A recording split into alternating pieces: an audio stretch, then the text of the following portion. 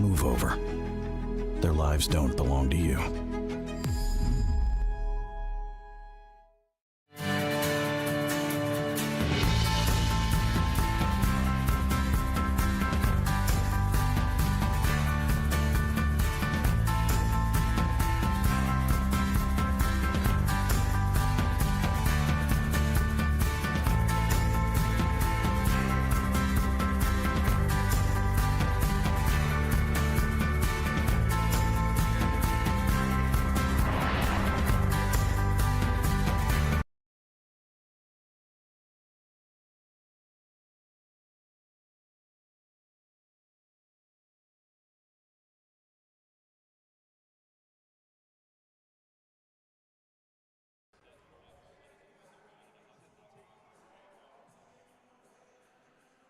So I guess I can unmute that.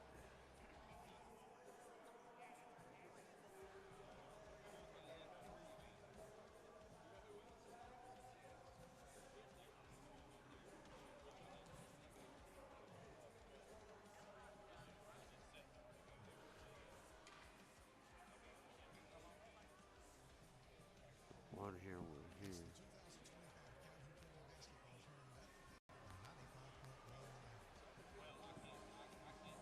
And good afternoon and welcome to the 2025 Calhoun County Basketball Tournament here at Pete Matthews Coliseum in Jacksonville. Hello everyone, I'm Grady Sapp alongside my partner Jackson View for game number 1 this afternoon. We'll start your 2025 edition of the tournament with a girls matchup. It is the Pleasant Valley Lady Raiders taking on the O.H.A.P Lady Indians this afternoon. And Jackson, so we're getting things started. We're getting things started a little earlier than anticipated on this Friday because we've had to make some changes because of the weather situation that's possibly going to be coming in on Tuesday. So we've added a game this afternoon, the O.H.A.P and Pleasant Valley game, and then we've added 3 games tomorrow night, from Average which will be Weaver taking on JCA and Welborn in the boys' side. Is there just one or they're going to have color and play-by-play? At 6:30, girls action tomorrow night. Alexandria taking on Welborn, and then the nightcap. Jacksonville will be taking on the winner of the radio's unmuted. You should be hearing it. Coming up later on this evening, so that gets us to Monday, mute the we'll headset. on an 8-game schedule, and then we will skip Tuesday, and we'll be going back to Saturday before we play again. So a little bit of a turnaround this time. Very weird schedule there, but like I said, I'm all for early basketball, Grady. I really am. Well, it's always one of the best events in Calhoun County each year, this basketball tournament. It's so well run, and the action's so exciting, and you get so many people in here. And the Pete is an absolutely fabulous arena to have something like this. The atmosphere is fantastic.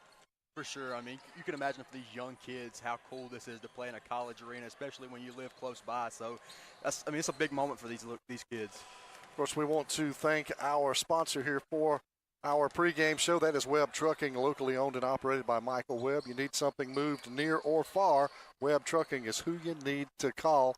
And to get this thing going, of course, these teams, you're looking just to advance right now. This tournament's set up where there's not big school, small school divisions. Everybody plays in the same division, so you're just looking to take it one game at a time, especially for the teams that are playing early and didn't get the buys in the early rounds. Yeah, for sure. And like you said, tournament play, nothing else matters here. This is, one win, you move on. Plus, these teams have already played each other twice, actually, this season. O.H.A.P coming out both times the victor, 70-28 the first time, then 47-26 the second time. So O.H.A.P with a good season going because this Pleasant Valley girls program is normally one of the better ones in the area year in and year out. Yeah, for sure. And like you said, this is going to be a very, very high-paced game, anticipated game, and I cannot wait to get it going.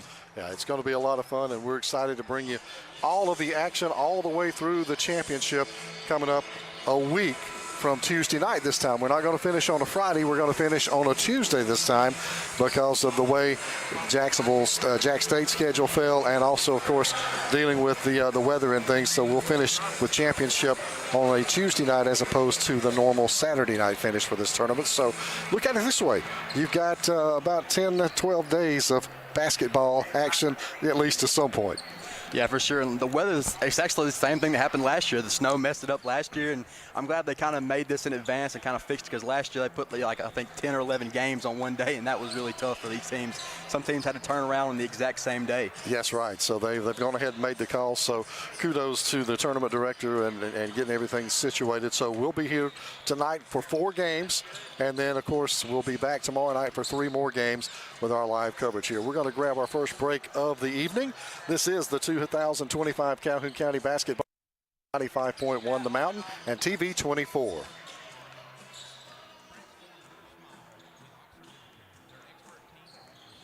Personalized dental services in a comfortable, friendly environment. From routine checkup to advanced treatment, here to ensure your dental health and confidence shine. They are located at 420 Snow Street in Oxford, Alabama.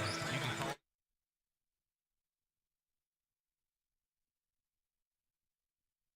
Your bank. We're your neighbors and involved in the community. We're the bank featuring the Southern Rewards checking account, a cashback account with no ATM fees. We are on the cutting edge and always have a smiling face to help you out. So come to Southern States Bank, where we are committed to great service and being a great neighbor. Let us be the bank for you and your business. I want to live. The leading cause of death of young Americans like me is gun violence, and oftentimes tied to substance misuse. NBA, NFL, NCAA, most of you look like me, and our communities need you now more than ever. Let's make I Want to Live more than just a hashtag. Let's make it a movement. I am a baller against bullets. Serving Calhoun County and the state of Alabama since 1994. Locally owned and operated, offering some of the most competitive interest rates in the mortgage industry, along with a wide variety of mortgage products. We are with you throughout the home buying process, offering you service before and after the close. Fast, reliable, local.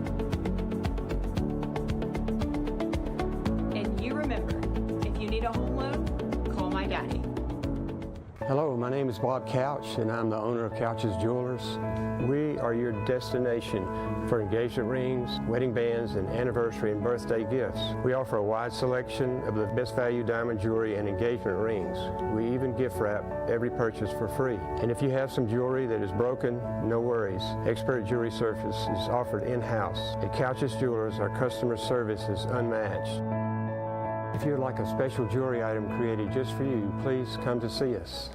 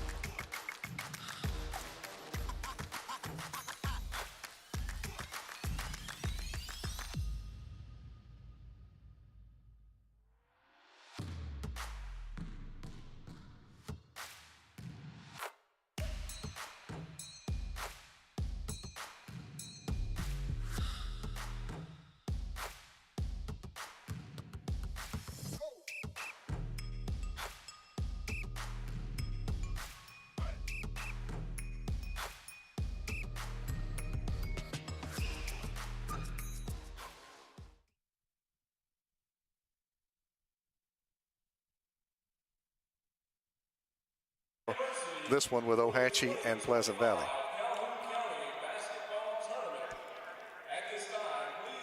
So right now we will pause as we're going to rise and have the playing of our national anthem before we get the festivities started.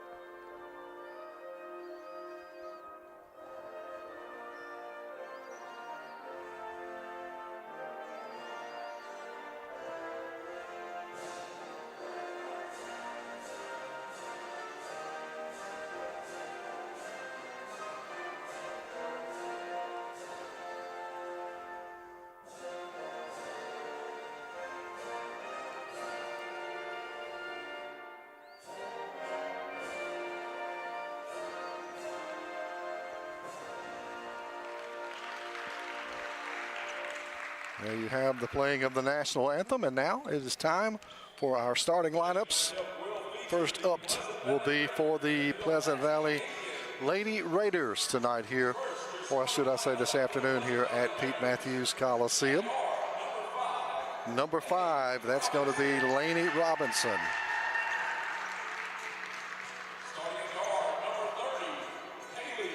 Haley Lee is number 30. She'll be starting at one of the guard positions this afternoon here for Pleasant Valley.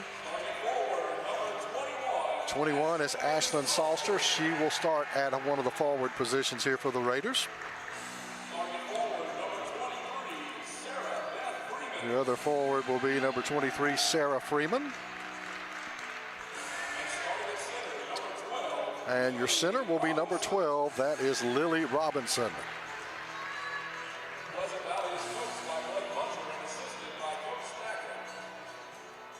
And now for the Ohatchee Lady Indians.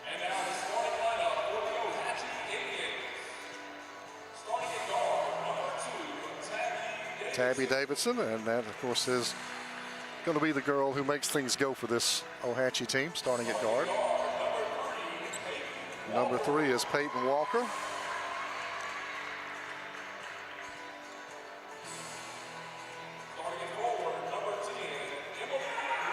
Emily Riddles, number 10. She will start at the forward position, one of the forward positions.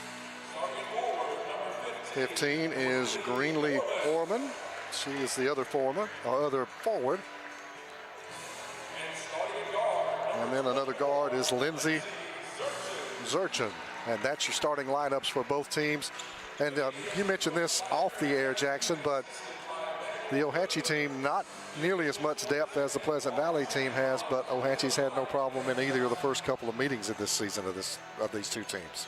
Definitely not. It's also kind of a shocking because, you know, Ohatchee a higher age and less players, but this, like you said, they've already played 2 times this season. Ohatchee coming out twice as the victor, so we'll see how that plays out today. Once had a wise man tell me, he told his coach, it's hard to beat a team 3 times in a season. And his coach told him, not if you're better than they are. Sage advice there. All right, it will be 2 teams gathering at midcourt now, ready to put this ball in the air and get this one underway.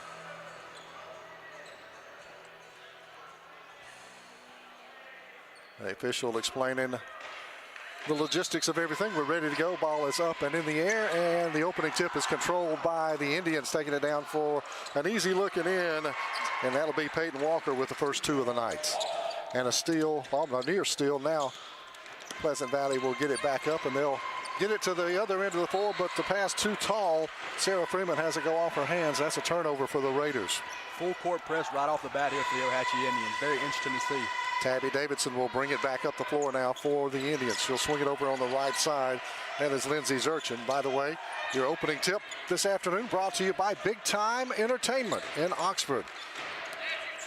Now the Indians move with it That pass, the shot by Walker was partially blocked, and we get a foul on the inside, and Ohatchee's going to go to the line and shoot a couple. At the line will be Greenlee Orman, number 15. That'll be the first team foul on Pleasant Valley. And one thing you notice so far, Greenlee Ormans definitely have the size advantage so far on this Pleasant Valley team. No question about that. Orman now will toe the line, looking to put her team up 3-0. That one a little strong off the back of the iron. The score stays 2-0. Just underway here, 7:26 to go in this opening quarter. That foul was on, let's see. We'll get that for you in a minute. There's the second free throw is no good as well. So 0 for 2 on the free throws, and the Lady Raiders will have it coming the other way. Haley Lee with the basketball. She's going to drop it off and leave it with Robinson. Robinson feeds it down inside. Shot up off the baseline by Salster is no good. Rebounded, though, by the Lady Raiders. Freeman pulls it down. Now back out top side to Laney Robinson. Robinson's going to hand it back out for Lee. Well beyond the top of the key now. Raiders move it around the perimeter. Robinson looking inside, and that ball's going to be tipped away, and there's another steal. That's Tabby Davidson coming away, and now she throws it away off the hands of Walker, and that's retrieved by Robinson. Quickly gets it back to Lee. Lee will fire down, three-pointer on the way. Too strong from the outside for Lily Robinson on the left wing. Ball is rebounded, and now it'll be Ohatchee with Lindsey Zurchin coming back up. She'll drop it off outside for Tabby Davidson. Her three is too long, but rebounded on the backside by Walker. She's going to be fouled going up on the shot, and it'll be another two-shot opportunity for the Ohatchee Lady Indians. Yeah, and so far Pleasant Valley is going to have to box out here. That foul was on number 12, Lily Robinson.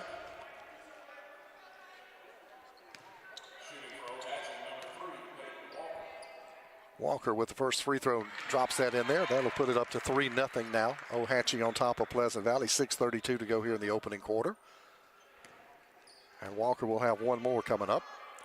Second free throw was up, and that one drops in after catching a little iron. So it's a 4-0 lead early for Ohatchee on the inbound pass. Knocked out of bounds off the hands of Tabby Davidson, so it'll stay Pleasant Valley basketball. And it seems like, Jackson, this full court pressure is giving the Lady Raiders a little trouble getting the ball in. Yeah, they're going to have to make adjustments here, but this full court press is 100% working for the Ohatchee Indians. And they're working the ball up. They'll get it in the hands of Laney Robinson, and now we're going to go to whistle and ball out of bounds. It'll stay Pleasant Valley. But like we just said, that full court press really paying dividends. Free throws this afternoon are presented by the D Ford Show.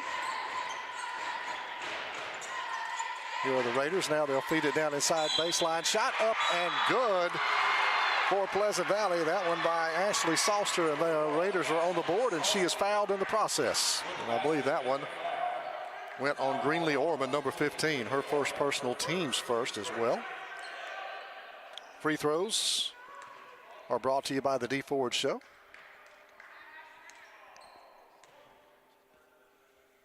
And Salster misses it. It's going to be rebounded, I thought, on the backside, but didn't handle it, was Orman, but now it'll go in the hands of Peyton Walker. She's quickly going to push it up the floor. It is knocked away from behind, and bodies are hitting the floor here, but no foul. It'll simply stay Ohatchee basketball. 6:06 to go, opening quarter, 4-2. Ohatchee leads it over Pleasant Valley. And Peyton Walker's just a sophomore, bright future for the Indians. Get it in the hands of Davidson. That three-point shot is no good. Three-point shots are brought to you by the Calhoun County Commission. And it's going to be Pleasant Valley basketball off the miss.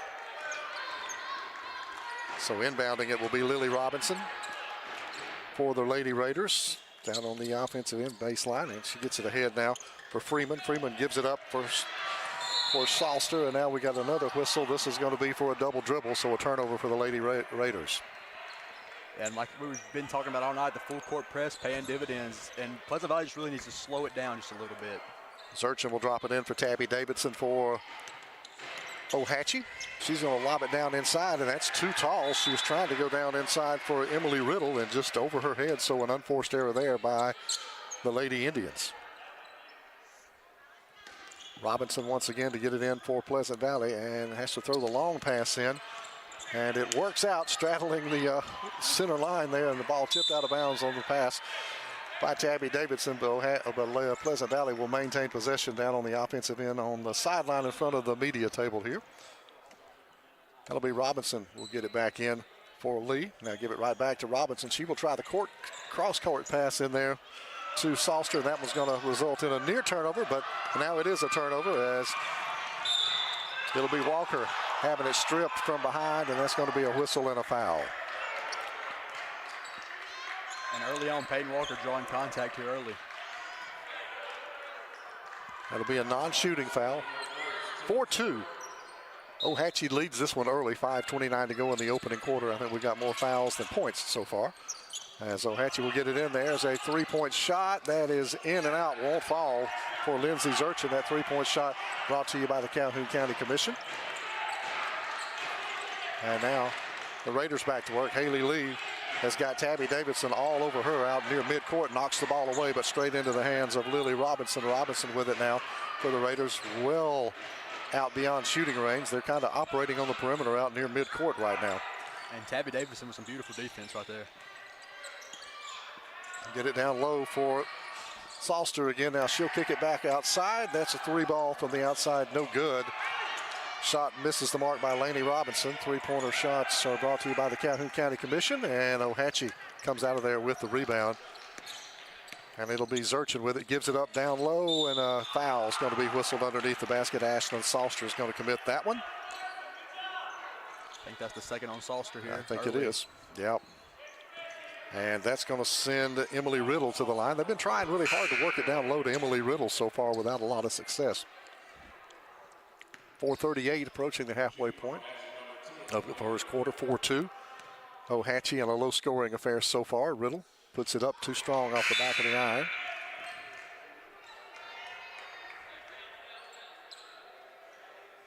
Second free throw coming up. Makes that one.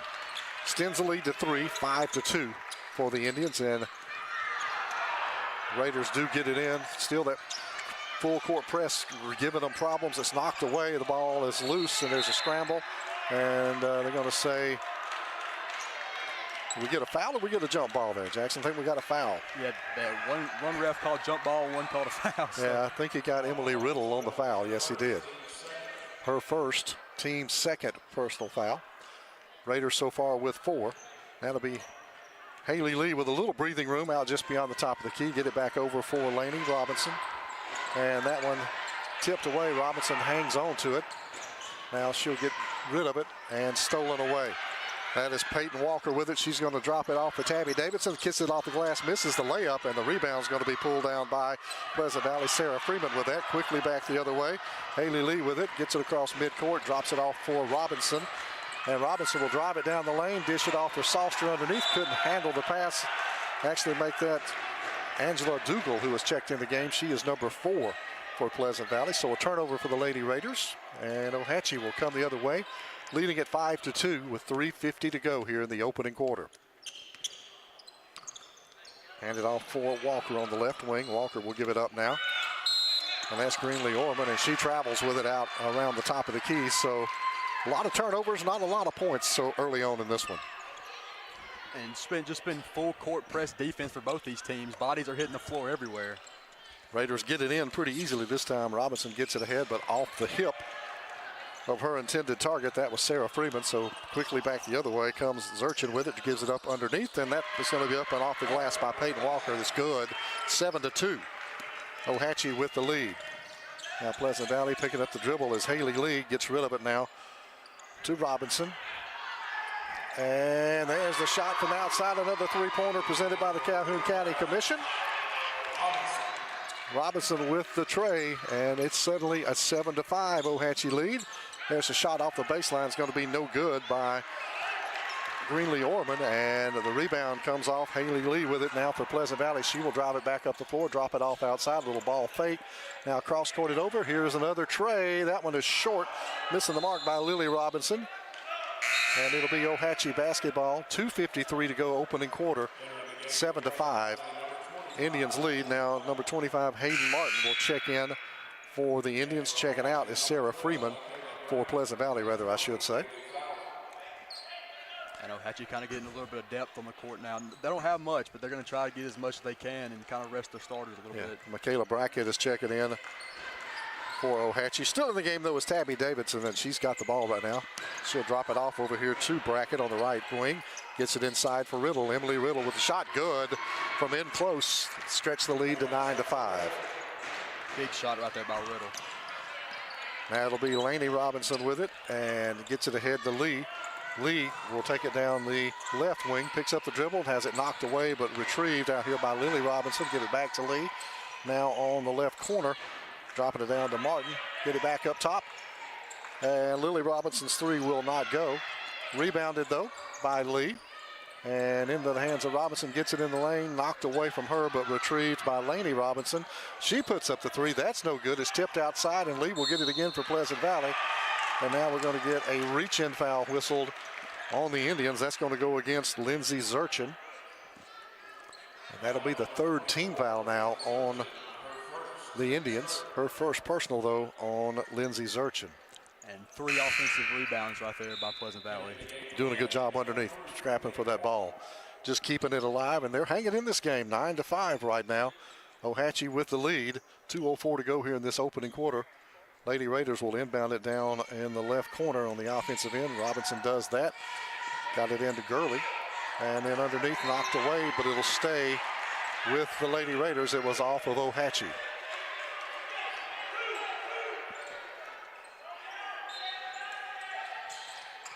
Well, now they'll get it in, and the shot, kind of a wild one underneath, going back up with a rebound, fouled underneath. And that will give the Lady Raiders a chance to cut into the lead. And I believe that was on Emily Riddle. And that'll be her second personal here early, and Ohatchee can't afford to get in foul trouble. Definitely cannot, especially when you don't have much depth. Free throws are brought to you by the D Ford Show. And Martin's first one is no good. She'll have one more coming up.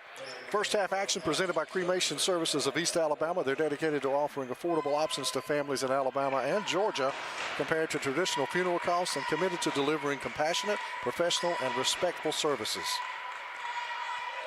Second free throw on the way. A little one-handed shot there by Martin is no good. The rebound is pulled down on the inside by Peyton Walker. And that ball is knocked away from her coming down. Quick hands in there for Ansley Dougal, but it'll stay Ohatchee basketball. So we've seen some substitutions here late in this first quarter. 1:48 to go, still 9-5 Ohatchee. Davidson looking to get it in.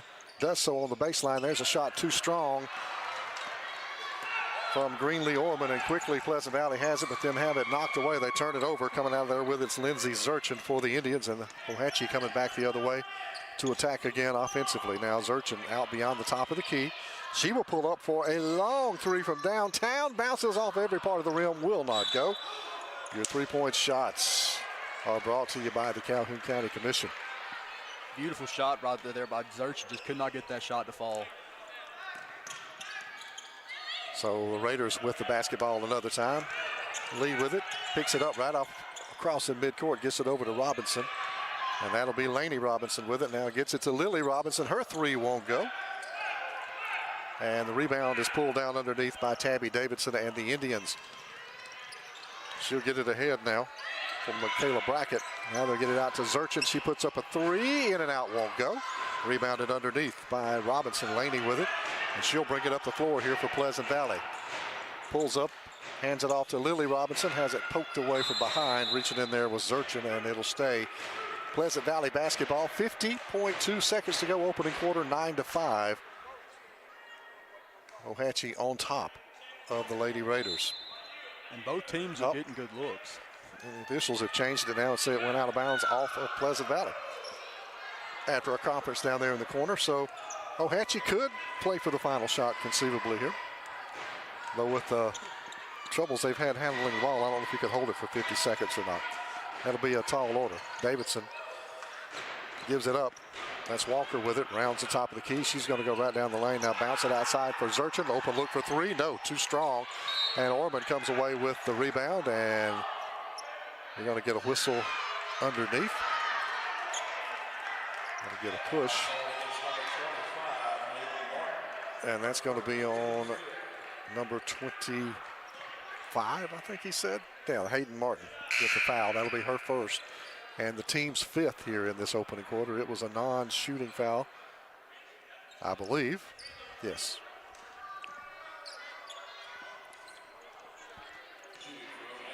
No, it is a shooting foul. Okay. So at the line is going to be Greenlee Orman for a two-shot opportunity. I did not see her taking a shot, but here's Orman. Toes the line, puts up the free throw off the back of the iron, no good. She'll have one more coming up.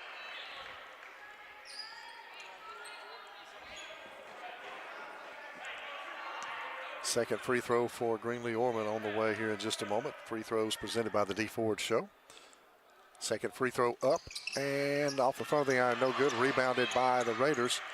Just going up there and getting it was Ansley Dougal, and now full court pressure by O-Hatchie forces the turnover. Walker's got it. Walker's going to give it up outside for Orman. She's going to give it up to Davidson. Her three on the way misses the mark, but the rebound and the foul. It's a good job by Peyton Walker grabbing the rebound, goes back up strong with it, draws the foul, goes to the line to shoot two. And that's her third or fourth offensive rebound here in this first period. Looks like they're going to get Lainey Robinson on that one. And it'll be a two-shot opportunity. And rattling the first one home is Peyton Walker. Free throws presented by the D Ford Show. Hope I don't jinx her, but Peyton Walker's been phenomenal from the free throw line here early. She has been. She's been steady, made a lot of plays early in this first quarter. Makes them both. You didn't give her the announcer curse. That'll stretch the lead to 11-5 for O-Hatchie now with 12 seconds to go in the opening quarter.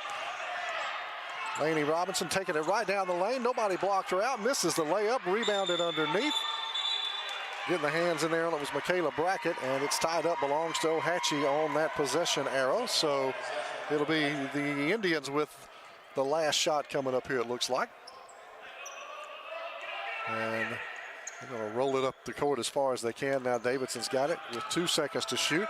Get it over on the side. Not going to get the shot off. The first quarter ends 11-5. O-Hatchie on top of Pleasant Valley.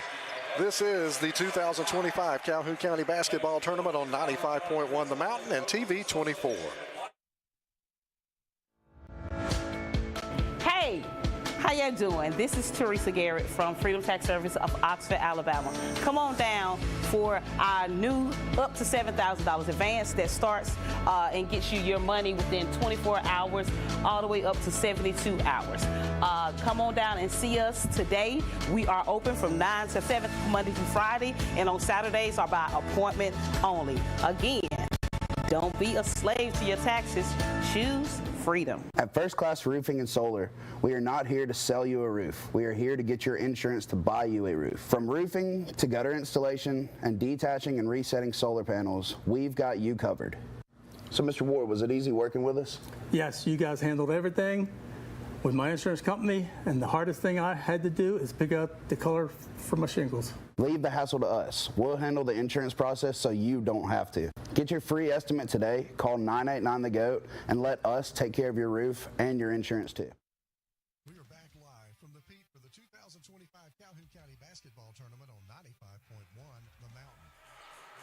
Second quarter action about ready to roll here. 11-5, O-Hatchie with the lead after quarter number one. I'm Grady Sapp alongside Jackson Few as we get set for second quarter action here on 95.1 The Mountain and TV 24. To be Pleasant Valley with the basketball to start this second quarter.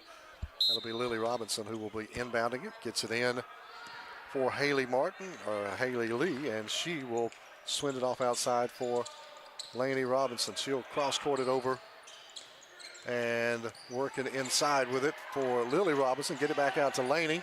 She'll give over to Lee. Haley Lee with the shot. Wild one off the wing. Will not go. Rebounded and quickly kicked out for O-Hatchie ahead to Walker. There's Peyton Walker again. Blocked down there.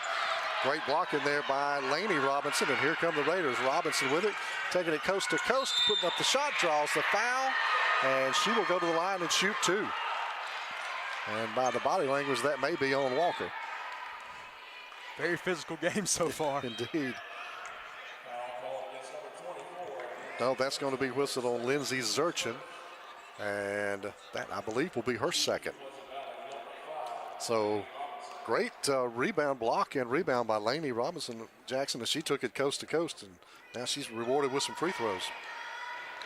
Did they call a foul? I think they called a foul. I think you did. I'm seeing one calling a possession and then one calling a foul. And I'm not sure who they got on that one. Jackson, did you catch the number? I think it was 15, if I'm not mistaken. Okay, so that'll be on Greenlee Orman. Here is Martin with it now. Well, Haley Lee make that. That shot off the baseline is no good. Rebounded underneath. Walker's got it for Ohatchee. And almost has her pocket picked there by Lee. Now she gets in the lane, free throw line. Shot good. Nice little drop, deuce there for Walker. And she just continues a torrid pace for this Ohatchee team. Long pass down the floor, and the shot up and no good for Martin. And now it's tied up, and that one's going to belong to Ohatchee on the possession arrow. First half action presented by Cremation Services of East Alabama. They're dedicated to offering affordable options to families in Alabama and Georgia compared to traditional funeral costs, and committed to delivering compassionate, professional, and respectful services. And Tabby Davis has not came off the court yet. No, she has been quiet. She puts up the shot there, contact, no foul. And the rebound pulled down. Here is Martin quickly for Pleasant Valley. Kick it off outside for for Robinson, and that one's buried. Lily Robinson buries the three. And that three-pointer brought to you by the Calhoun County Commission. Big shot right there by Robinson. And we have our first time out of the ball game. It looks like this one will be a 30-second, so we'll keep it right here on the floor at the Pete. So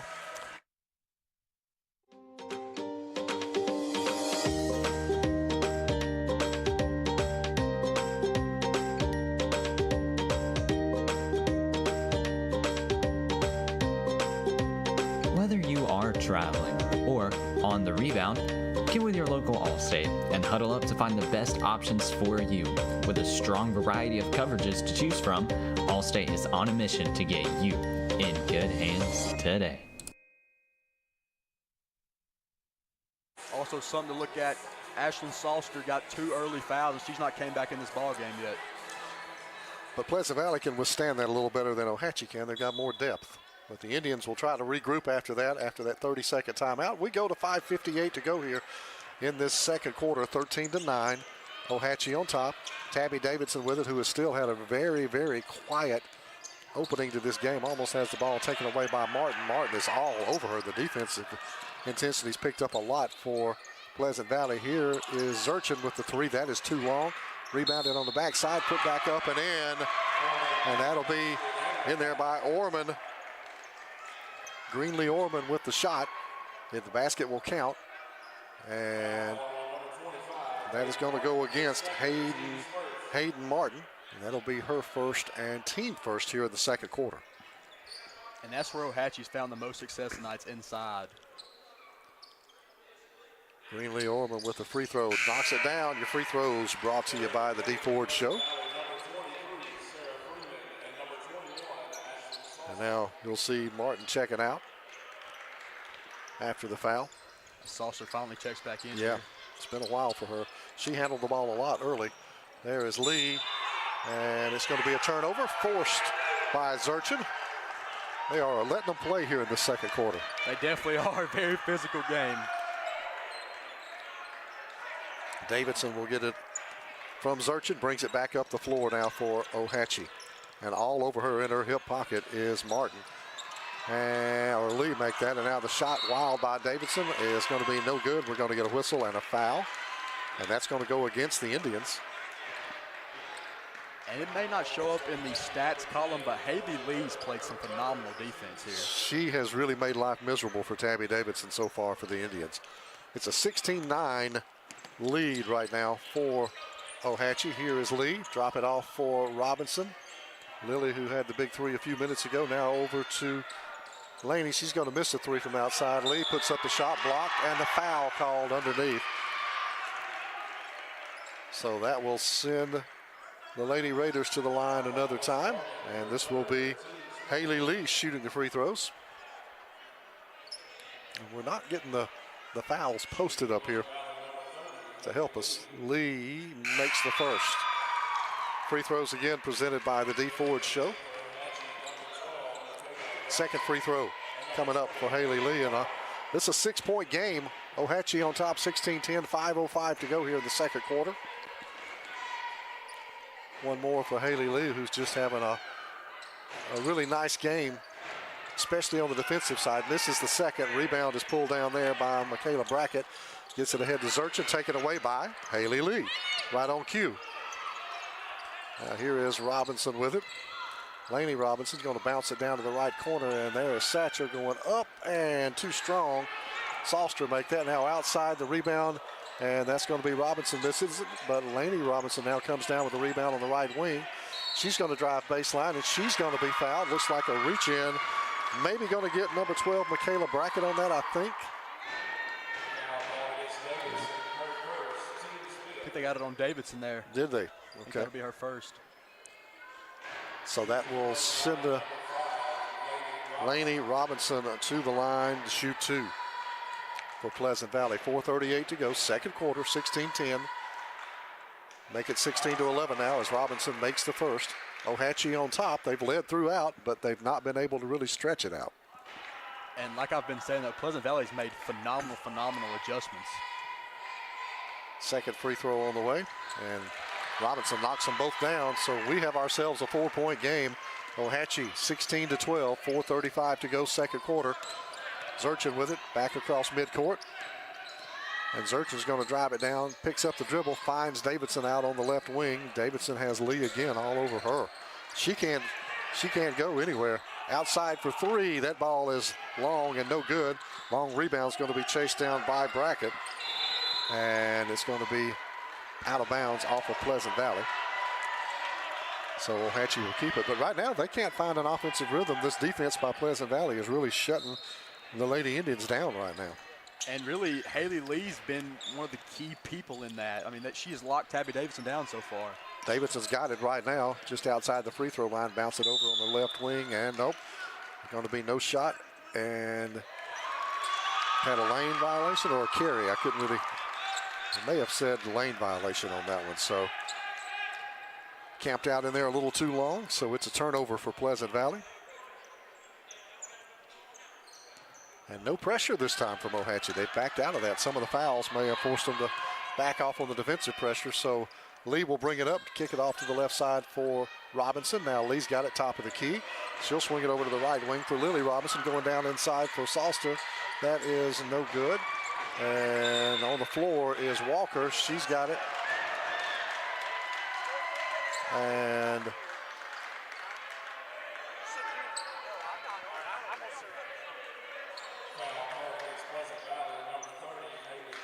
it's going to be O-Hatchie basketball. As well as the second foul on Haley Lee. Yeah. But you know, as tight as she's playing defense, that's not really too bad. You'll give up that. Zurchin hands it off back outside now for Michaela Brackett. Give it in to Walker, who's been the go-to girl tonight for O-Hatchie. Misses a shot, gets the rebound, puts it back up and in. And how many times has she done that tonight? And gets the and one. Peyton Walker's been the star of this game so far. Yeah, she's helped keep O-Hatchie on top. So she'll have a free throw coming up. Free throws presented by the D Ford Show. And rolls it home. Stretches the lead back to 7 now for O-Hatchie at 19-12. 3:26 to go here in the second quarter of this one. Outside for Robinson. That'll be Laney Robinson. Cross courts it over to Lily on the left wing. She's going to get it back over to Laney. And now she'll come back to Lily. Down around the baseline, feeds it inside. Good feed inside, but putting the ball on the floor. And getting tied up under there. That was Sarah Freeman. Can't put the ball down right there. You got to catch him and shoot or pass it back out. Dangerous passes by Pleasant Valley. So the Indians have it again. Zurchin will hand it off now for Walker, who will handle the ball. And she's going to come down the right side, hand it off outside for Brackett. Puts up the three ball. That is no good. Tipped away from Zurchin, who had it, to Davidson, who managed to keep it alive. Zurchin has it, reach in. Knocked away by Pleasant Valley with the quick hands again. Here's Lee. Lee coming down the left side, drops it off for Robinson. Laney with it, top of the key now for Lily Robinson. Come back over to Laney Robinson on the left side. And now she'll move with it. And she's going to get along the baseline, puts up the shot, drops it in. Beautiful shot out there by Robinson. Cuts the lead back to 19-14. Ohatchee on top with 2:20 to go here in the second quarter. Ohatchee with the basketball. Walker's got it well outside. She's going to find Brackett up beyond the top of the key. Here's Zurchin outside. 3 ball on the way. Off the front of the iron, won't go. Rebound is knocked out of bounds off of Pleasant Valley, so it will belong to the Ohatchee Indians. Once again, a lot of contact inside there. Indeed. Here's Davidson going to throw the ball in. Top of the key for Zurchin. She'll hand it down on the left side now for her teammate. There's Walker again. This one's a little too strong. There's a rebound on the backside, put up and in. That is number 20, who we don't have on the roster for Ohatchee. Stretches the lead to 21-14. A minute 42 to go here in the second quarter. Shot turnaround up and in. Nice little stroke there by Sarah Freeman for Pleasant Valley, and they're just matching Ohatchee shot for shot right now. 21-16, a minute 29 to go. Davidson touches it, gives it over to Walker, drops it down to Zurchin. Back to Walker, and Ohatchee forced to play around the perimeter. Tried a lot of long balls tonight. They've had the most success when Walker's got it in close, and there's a travel and a turnover there by Michaela Brackett for the Indians. And Haley Lee has Tavis Davidson in a straight jacket. She has. Been an outstanding defensive effort so far for Haley Lee. Robinson to Robinson. That's Lily from the outside for 3. Won't go. Tipped up and into the hands of Ohatchee. Again, we have a player that we don't have on the roster. That is number 20 off the bench. And there is Davidson and Laney Robinson tying her up, and almost a little shove there. I think Tabby Davidson a little frustrated by the defensive effort so far for this Lady Raiders team. Looks like refs having a meeting. 54 seconds to go here in this second quarter, 21-16. It's Ohatchee on top. But it's been anything but easy so far for the Indians, as the Lady Raiders are playing tough here at the Pete this afternoon. Now, into the Peyton Walker with it. She's going to hand it off for Zurchin. She'll go in low to our mystery girl. Now Zurchin has her 3-pointer blocked on the outside by Robinson. Now give it back to Walker, and we get a whistle, and it looks like it's going to be a foul.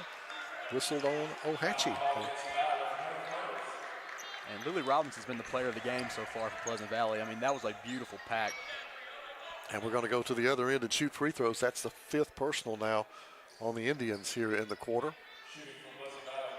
And that'll be Haley Lee, who drew the foul. Chance to cut it to one possession here. First free throw was up, and that's off the back of the iron, no good. Second free throw coming up for Haley Lee. Free throws presented by the D Ford Show. 21-16, you've got a 5-point Ohatchee lead. It has been kind of staying in that 5, 4 to 7, 8-point range this entire first half. Ohatchee's led all game, but they haven't been able to expand on that lead. And a conference going on with Pleasant Valley's head coach. We've got a wrist problem.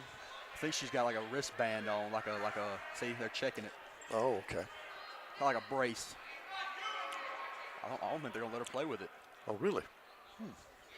They are looking at it and talking about it extensively while we await the free throws. Yeah, they're not gonna let her play with it.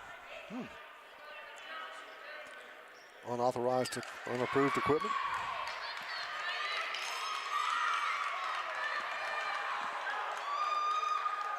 So they get that sorted out. Now we're ready to shoot free throws.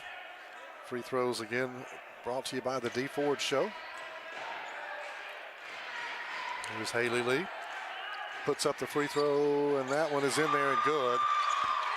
1 for 2, 21-17, 4-point game. Ohatchee on top, 37 seconds to go, second quarter. Here's Walker, almost has it knocked away. It is now knocked away on the pass. Davidson will retrieve it. Tabby Davidson looks to get free, and she is going to travel. Tried to catch herself and not able to do so, so Pleasant Valley will have it with 27.9 to go here in the second quarter, trailing by 4, 21-17. And all of a sudden, the Pleasant Valley bench is alive. Now all the Mo is riding on the ladies in the blue. And they're just going to play keep away and try to hold it for the final shot here. Go inside now. And putting the ball on the floor and losing it, but retrieve, shot up, foul on the inside. Sarah Freeman put the shot up, and she's going to get a free throw opportunity here again, and that one's going to be whistled on number 12, Michaela Brackett. I think that'll be at least her second. And it's very, like I've been saying though, it's very impressive how Pleasant Valley made adjustments in this game, because earlier on it looked like they were lost when O.H. put on that full court press, and they've turned things completely around.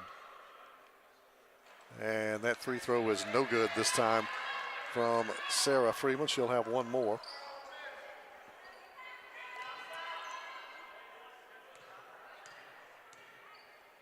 Second free throw coming up for Freeman.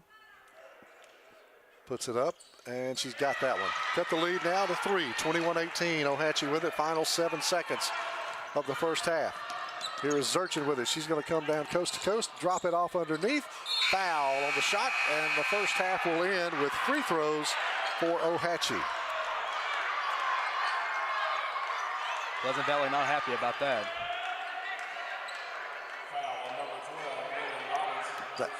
That was on Lily Robinson. That's her second personal. But that was good. There was a hack on the arm there. So the contact was there. Officials make the call. And we will head to halftime with a couple of free throws. And now did we just get a technical? I don't think so. I think this is just the last shots of the half. Fowler with the first free throw.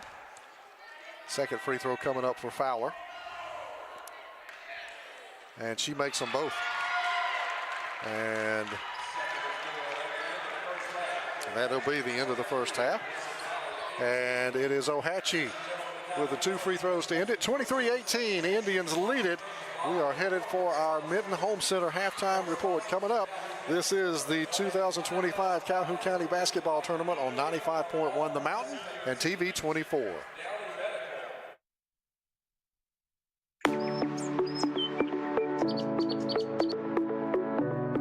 Hey, this is Jason at Reeves Insurance. Just want to say a quick thank you to all of our customers for your support over the years. We now have offices in Anniston, Alexandria, and Oxford in order to serve you better. So stop in and see me or any of our experienced staff and let us shop for you. We'll find you the best price and the best coverage available. Thank you.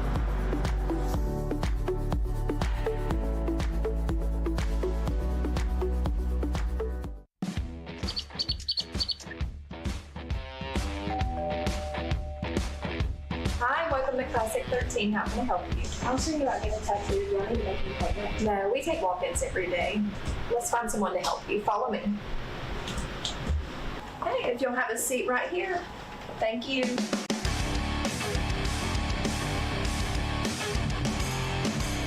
Come down to Classic 13, where good tattoos aren't cheap, and cheap tattoos ain't good. At Alexandria Brake and Muffler, we strive to perform exceptional service using premium quality parts to ensure your vehicle withstands the test of time. We do all automotive maintenance and repairs consisting of AC service, check engine light diagnostics, brakes, coolant, and exhaust. Give us a call today. Proudly serving our community to provide honest, high-quality service and repair at a fair price.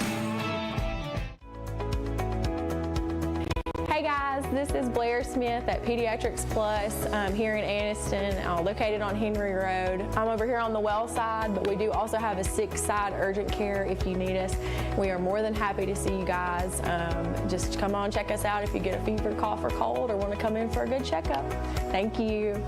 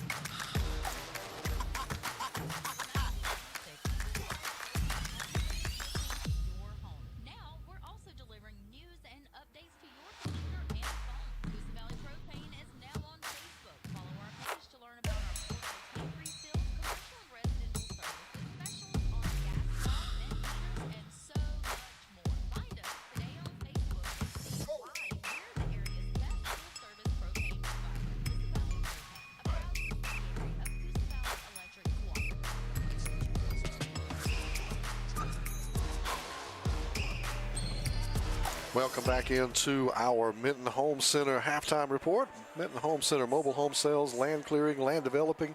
Minton Home Center is your one-stop shop. I'm Grady Sapp alongside Jackson Few.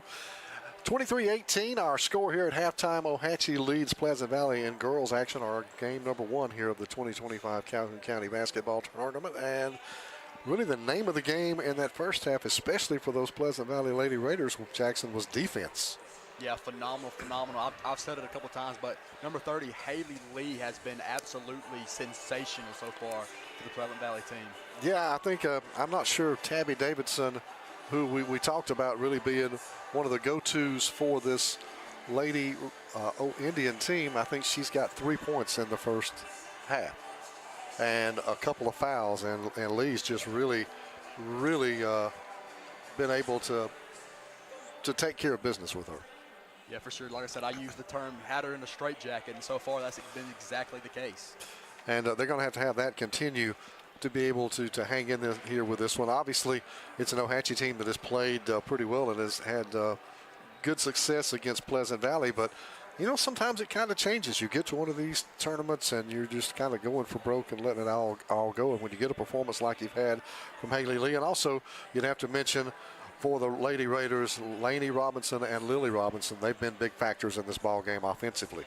Yeah, Lily Robinson's really been the MVP for them. She's hit, I think, 2 or 3 threes, big threes in key moments, so they're going to have to keep feeding her the ball. And on the other side of things for Ohatchee, it has been Peyton Walker who has been the go-to player in this first half, and she's really kept the Indians in front in this ball game. Yeah, for sure. I mean, like what I was saying, when Pleasant Valley would go on a little bit of run, she would kind of stop the bleeding, so to speak. They had a lot of trouble working the ball inside. Pleasant Valley's done a really good job protecting the middle. They really are forcing Ohatchee to play from the perimeter, and so far the three-point shots haven't fallen, and they haven't been able to get a lot going or any kind of rhythm going. You know, we saw Ohatchee open with that full court pressure, which gave Pleasant Valley a lot of problems. But toward the middle part of that second quarter on, they kind of backed out of that because we talked about it in the first part of the game. You don't have as much depth on Ohatchee's side, and the fouls were starting to pile up in that second quarter. Yeah, 100%. Like I said, I've said it a couple times, but it was insane to see how Pleasant Valley kind of adjusted to that full court press. I mean, they really started getting defensive breakdown, which is also why Ohatchee kind of pulled out of it, because they were getting clean looks and putting shots up, and that's kind of how they kind of battled their way back into this game. So for both teams, what are we talking about in the locker room? Let's start with the Raiders. What do you think you're talking about if you're the coach for the Pleasant Valley Lady Raiders right now? I just got to tell them to slow it down a little bit, you know, get good looks, try to stay out of foul trouble, and really you got to have Haley Lee on Tabby Davidson at all times. Yeah, I think I would keep that matchup going. It's been pretty successful. All right, well, let's flip it over and talk about for Ohatchee. What are you going to be talking about if you're in the locker room? Get the ball to Peyton Walker. I mean, she's been sensational tonight for them. There's been a couple times where she's put the ball up, missed, got her own rebound, put it back up, and got the end one. I think she's done that twice in this game. And what can you do to try to get Tabby Davidson untracked against this defensive effort by Lee? Maybe try to set some screens, get a little screen going for her. But like I said, Haley Lee's just been phenomenal. Yeah, she has been a great defensive game for her. Let's update you on the schedule again for us. Of course, this game was added to the schedule today because we got some potential weather coming in on Tuesday, so they had to juggle games around. So we've added the Pleasant Valley Ohatchee game. The rest of the night is on as originally scheduled. Sacs and Faith Christian in boys action will be the next matchup around 5:30. And then tonight around 7, it'll be Faith Christian and Welborn in girls action. And then JCA and Welborn will wrap up the night as scheduled. Now, originally there were going to be no games tomorrow, but now we've added 3. That'll be Weaver and taking on the winner of JCA and Welborn. That game will be at 6:30 tomorrow evening here at Pete Matthews Coliseum. At 8 o'clock tomorrow night, Alexandria will be taking on Welborn. And then to wrap it up tomorrow night, Jacksonville will take on the Faith Sacs winner at 9:30. And then that'll get us to Monday. We've got 8 games scheduled on Monday, and then we won't play Tuesday, Wednesday, Thursday, or Friday. We'll pick back up with the tournament next Saturday at 4 o'clock. In girls action. So that's kind of the changes to the schedule.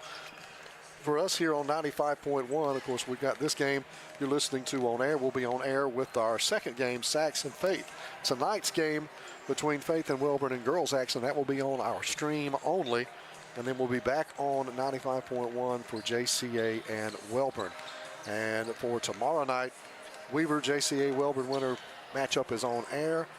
The Alexandria Welborn game, girls game, will be on stream only, and then Jacksonville and the Faith Sachs winner will be back on air here tomorrow night. So that's the schedule coming up from here at the Pete in Jacksonville. We're going to step aside for our final break of this Minton Home Center halftime.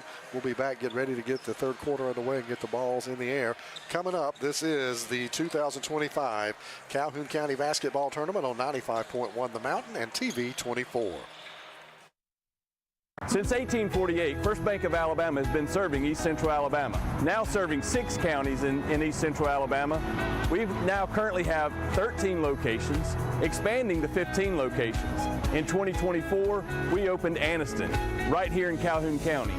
Whenever we first came to Calhoun County, it was 2019 in Oxford. Whenever we're expanding, we're now going to Jacksonville in 2025. We look forward to continuing to be in your local hometown bank right here in Calhoun County in East Central Alabama. The weather is warming up and spring is just around the corner at Miller Sand and Landscape Supply. I'm Craig Miller, and we've got something for everyone. From bulk materials like sand, gravel, and mulch to beautiful outdoor decor to make your outdoor living space the envy of the neighborhood. See our beautiful selection of Mazzarelli fountains, flowers to brighten your garden, and an outdoor center loaded with beautiful decor. Whether you need a little or a lot, visit Miller Sand and Landscape Supply.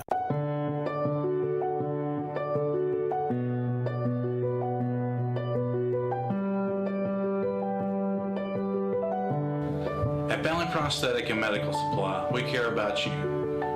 We offer custom prosthetics, orthotics, diabetic shoes, and durable medical supplies.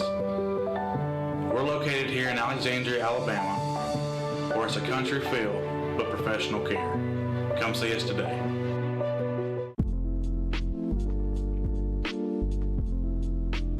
Cutter's Pizzeria is celebrating 5 years with 2 locations in Alexandria and Oxford, Alabama. Open Monday through Saturday for dine-in, takeout, and delivery. Y'all come on out for our popular 5-pound pizza, wings, salads, pastas, and more. You can find out more about Cutter's Pizzeria at cutterspizzeria.com.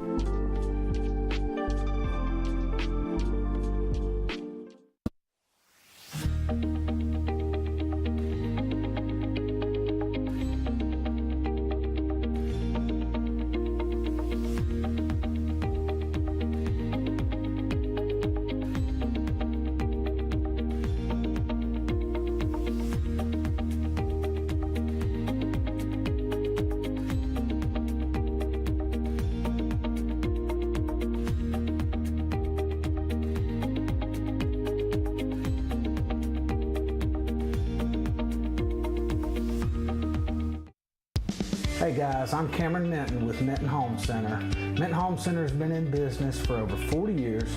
We are a family-owned and operated manufactured home dealership. We offer affordable housing for our customers as well as a multitude of different financing options to help our customers get into a new home. When you come to Minton Home Center and you start looking around our lot, the first thing you will notice is that we have the most competitive prices in the industry. I'm Grady Sapp alongside Jackson Few for game 1 here in the Calhoun County Basketball Tournament for 2025. And of course, next game up, boys action. It'll be the Sachs Wildcats taking on the Faith Christian Lions here for next game up. That one's slated for right around 5:30. Might run just a tick behind on that one. We're at 4:55 right now, and this one about to get ready to start the second half. Had a lot of fouls in that first half, and that kind of slowed progression down a little bit.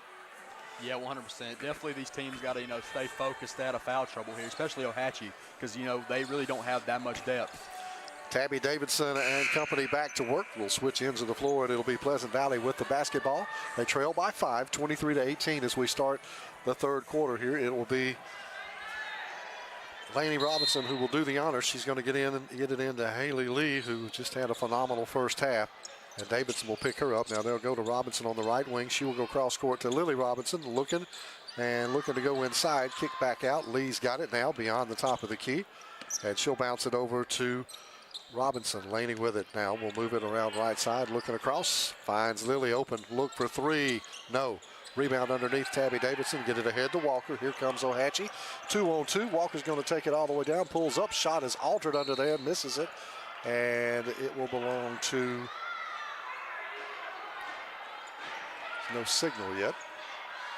I think they're going to say it'll be O-Hatchie basketball. It will. So Tabby Davidson will inbound it now. Baseline. I get it back out to Davidson. Pulls up for a three. That one's too strong. Rebounded on the backside by Orman, but knocked away and out of bounds. And it'll be Pleasant Valley basketball.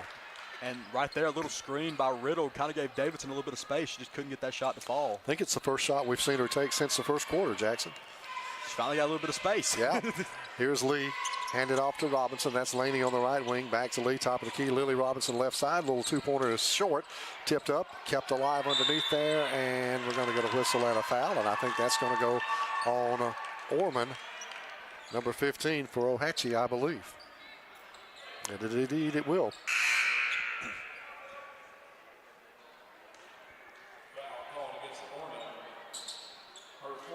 That'll be her fourth personal foul, and she's going to have a seat for an extended period now, and Fowler will have to come back in the game for O-Hatchie. Mishandling the ball there was Pleasant Valley, but Lee will track it down out near midcourt. Swing it over to Robinson on the right wing. Now she'll go over to Laney on the left wing. Laney with a long three ball. That's too strong off the side of the iron, and the rebound is pulled down by Fowler. Got away with a walk there, I believe, and the tie-up possession arrow belongs to the Indians. So Hatchie will have it. 23-18, just underway here, third quarter. 6:55 to go in the third. And Pleasant Valley's getting good looks. They just cannot get these shots to fall. Here is Walker. She's going to find Riddle out top of the key. And now Davidson's got it again, kind of on the left side.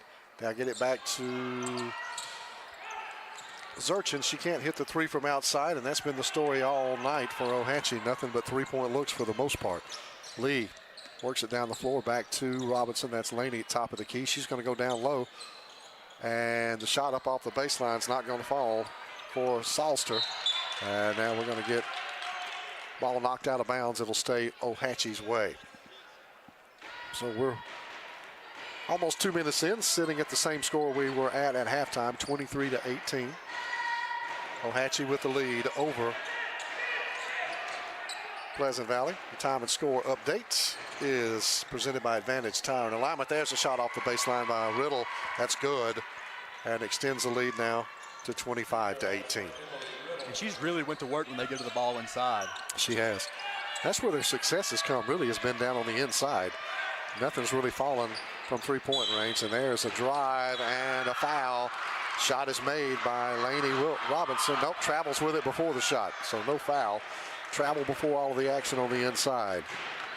So Davidson will get it in for Zurchin, give it right back to Tabby Davidson, and she will bring it up the floor for the Indians.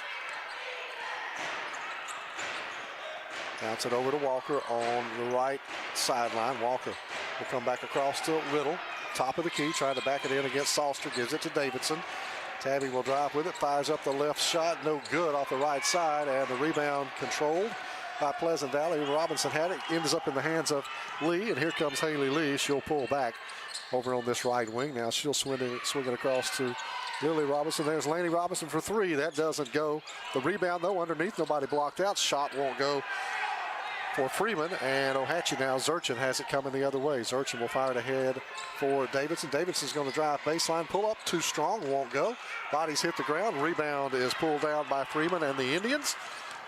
And now Robinson's got it again. She's going to drop it back off for Salster. Salster will drop it off, and there's a nice little drive. The layup won't go by Freeman, and the rebound by Salster. Shot up, no good, but we will get a whistle and a foul.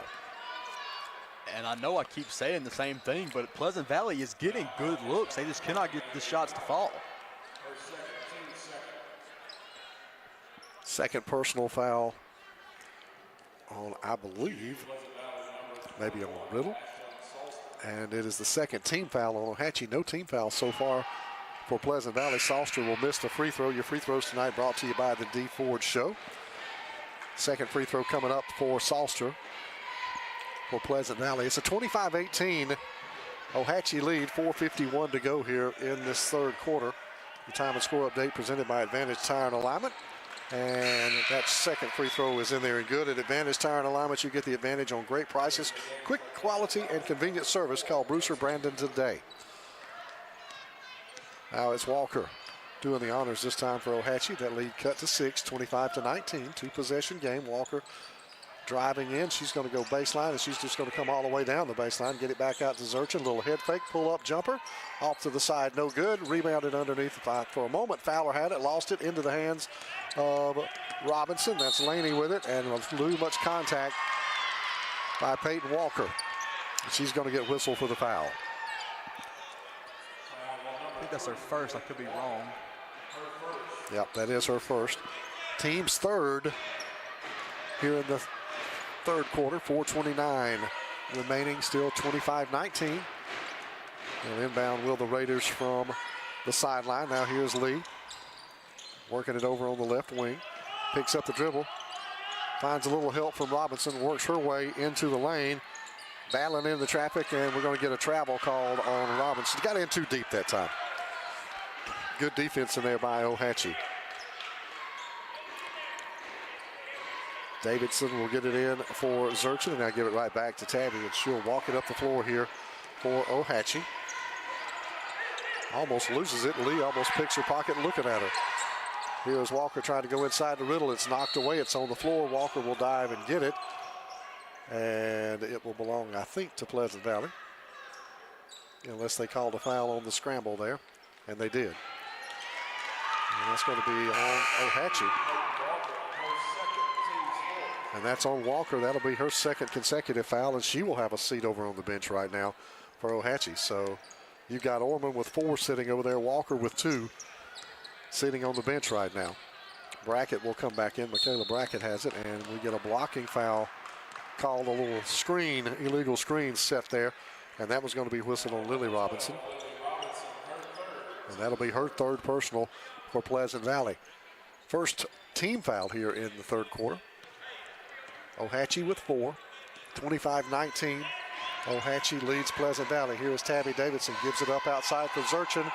Can't get the 3 to go. It's going to be tracked down on the long rebound, though, by Michaela Brackett. Brackett's going to give it to Davidson, tries to go inside for Riddle. It's taken away, and here comes Robinson. Lily will hand it back for Haley Lee. Lee, top of the key now for Pleasant Valley, pulls it back out. She'll come back over to Robinson on the right side. And now we'll get it back up top side for Lee, and the Raiders will reset. Showing patience here in this one. There they go inside, and that ball is going to be knocked out, but retrieved by Freeman. Freeman is going to be, well, they're going to get a timeout taken here for the Pleasant Valley Lady Raiders. So it is a timeout on the floor, and this one will be a full, so we'll take it as well. This is the 2025 Calhoun County Basketball Tournament on 95.1 The Mountain and TV 24. Team offers top-notch personalized dental services in a comfortable, friendly environment. From routine checkup to advanced treatment. At Dunn's HVAC Plumbing and Electrical, we know how hard it is to find a dependable company you trust. The time-consuming effort can be frustrating and overwhelming. We believe what matters is getting back to what's important to you. Dunn's HVAC Plumbing and Electrical is built upon honesty, integrity, and also trust. We are your local choice for all your HVAC plumbing and electrical needs, servicing Calhoun County, Jefferson County, and surrounding areas. Visit our website at callduns.com to schedule your appointment. Dependable service done right. I'm Alan Parnell, Parnell Insurance Agency. We've been here in Oxford and Alabama, Tallapoosa, Georgia since 1990. With Auto Owners Insurance, we're able to give customers competitive pricing along with excellent coverages. Parnell Insurance can handle all of your personal, commercial.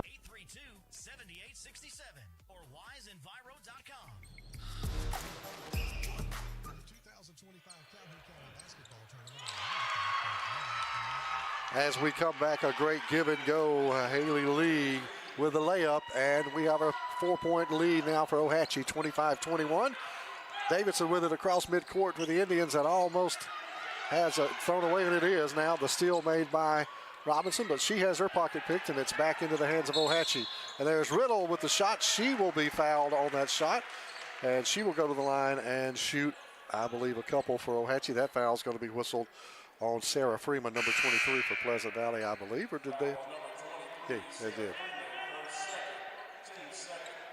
That'll be the second on Freeman. It'll be the team's second here in the third quarter. 2:37 to go here in the third quarter. Get it into Riddle. Shot is blocked on the inside. Was that Lee who went up and got a hand on that? Wow, she's everywhere. Right side for three. Robinson can't get it to fall. Rebounded by Riddle. Get it ahead for Walker. Back on the floor. Walker will take it down. She will go off the glass, no good. Robinson with the rebound. And that's going to be a reach in on Walker, and that'll be number 3 on Peyton Walker. 3 quick fouls at that. Indeed. All coming here in this third quarter. That'll be the 5th foul, so we're going to head to the other side, other end of the floor, and shoot free throws for Pleasant Valley. And that's huge. And that will be Lainey Robinson who will be shooting the free throws. Free throws brought to you by the D Ford Show.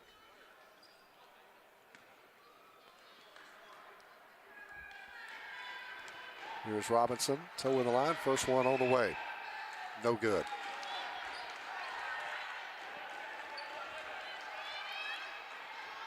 Second free throw coming up for Robinson.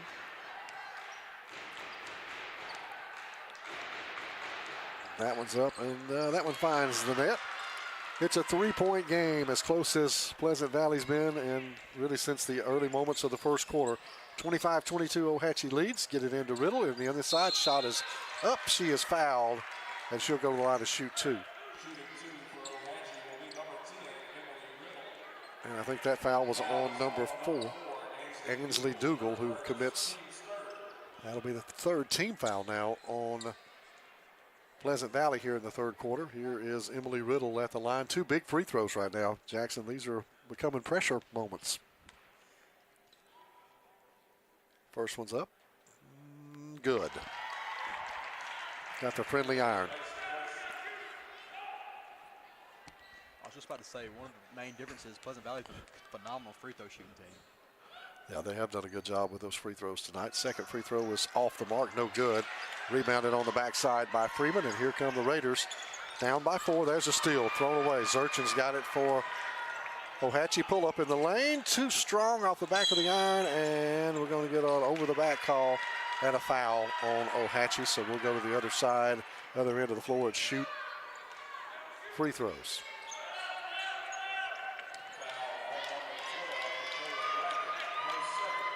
Second foul on Michaela Brackett. And very much in the bonus have been Pleasant Valley in this third quarter for a while. Here is Lee, who will be shooting the free throws. Trying to break this a 2-point game. First one is short, no good. And that might be the only thing she's done wrong tonight. One more coming up. Second free throw is no good as well. Missed them both. Riddle with the rebound. Give it over to Walker. Walker still in there playing with 3 fouls. She'll take it all the way up. Puts it up off the glass. No good. Tipped back out.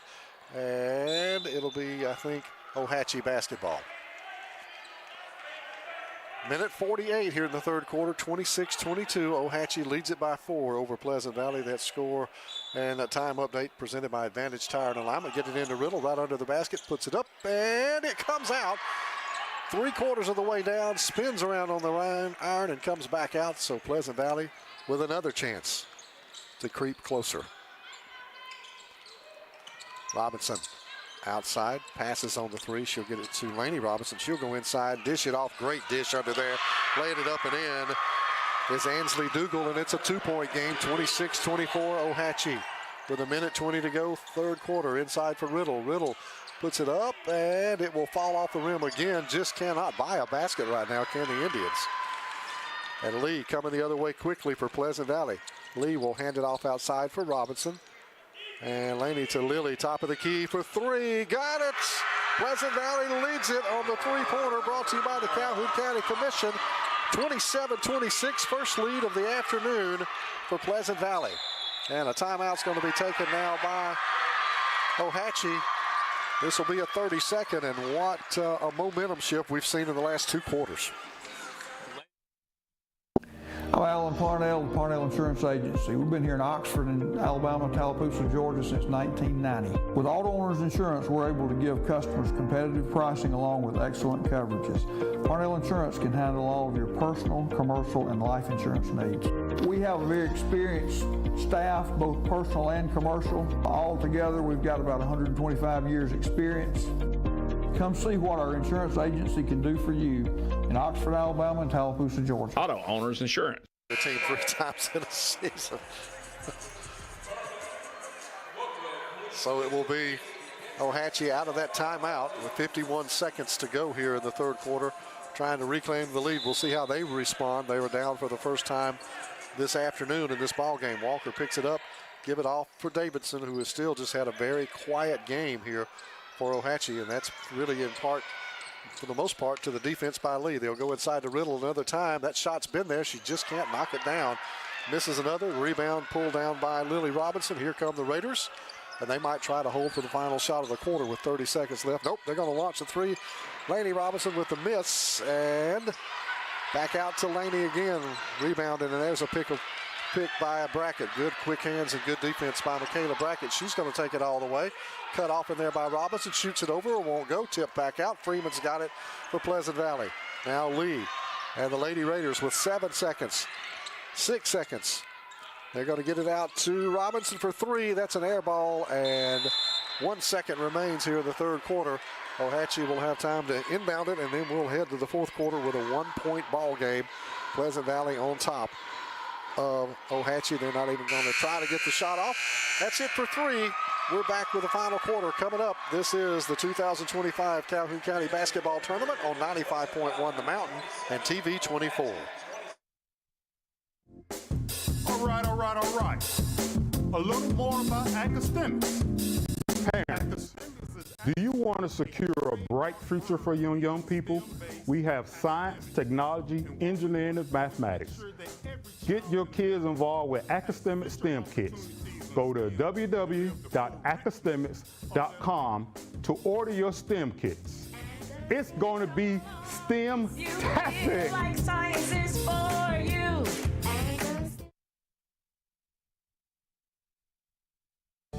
At Southern States Bank, we pride ourselves on being your bank. We're your neighbors and involved in the community.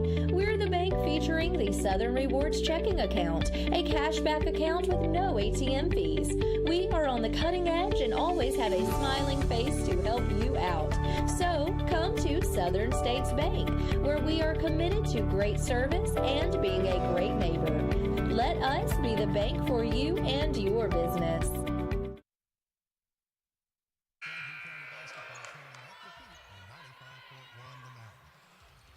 8 minutes remain in game 1 of the 2025 Calhoun County Basketball Tournament. Pleasant Valley opens the quarter with a 1-point lead at 27-26, and the basketball. Grady Sapp alongside Jackson Few. And let's see how the Lady Raiders will choose to play it. They're going to kind of camp outside right now. Robinson with it now. Top of the key, tries to go inside. It's tipped around. They get it in, and the ball knocked away. The official right in my view, Jackson. I think it's going to be O.H.A.P, yep. We're going to have to ask him to move. We're trying to see the ball game here. Here is Zurchin bringing it back up for O.H.A.P. She's going to go down inside. There's Riddle in the lane, puts up the shot. Finally got one to go. Indians go back on top by 1, 28-27.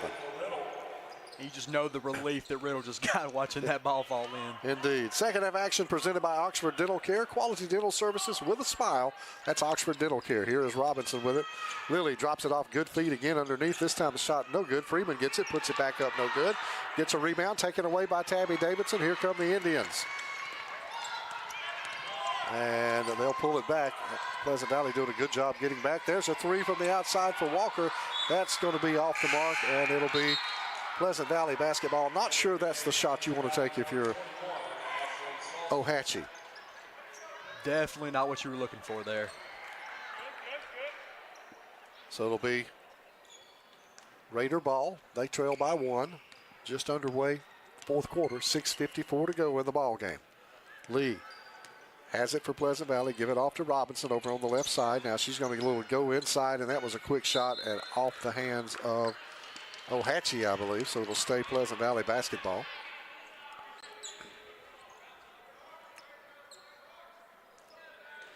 So Lily Robinson will again inbound along the baseline. And they'll do the long inbounds to Haley Lee. Lee will set it up now for the Raiders. Outside. Joe Medley bringing us a program. Outside shot, no good for Robinson. The rebound and a whistle and a tie-up. Possession arrow belongs to the O.H.A.P Indians. That was Ashlyn Salster who had the rebound, but quickly tied up there by the Indians.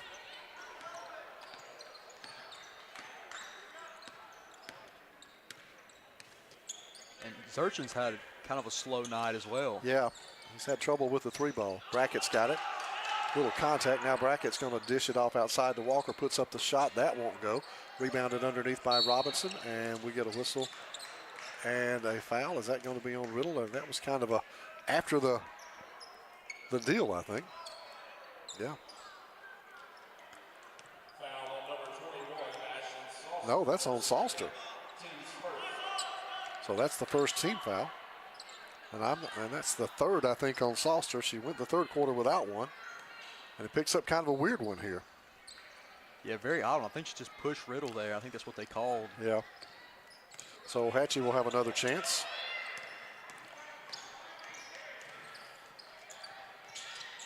Outside and inside. Now here's Riddle. Shot up off the baseline, hits the deck, misses the shot.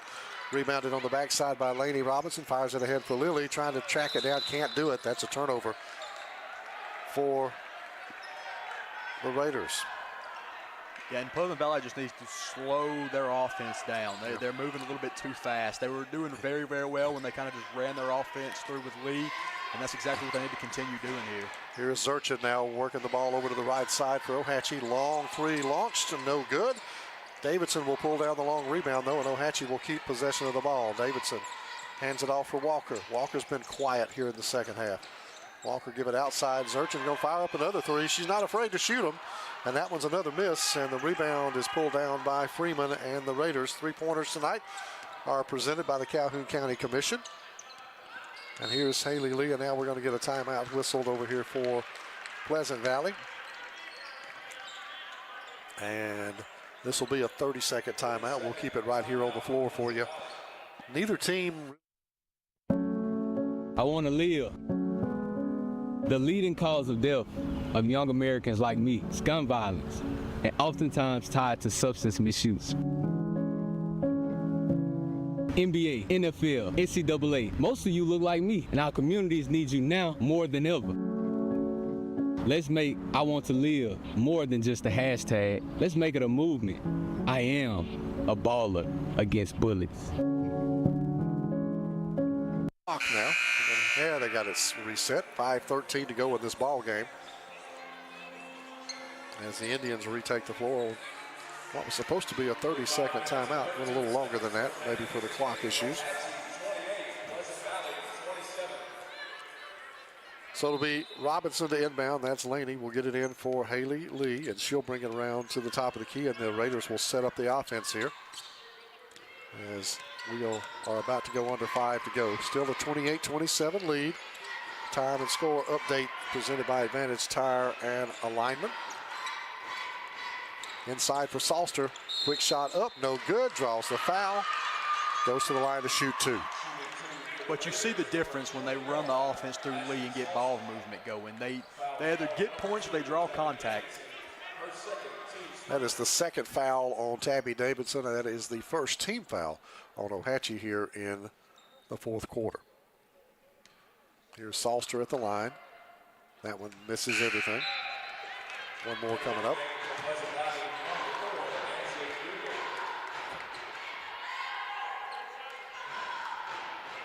Second one on the way for Salster, trying to tie this game up here.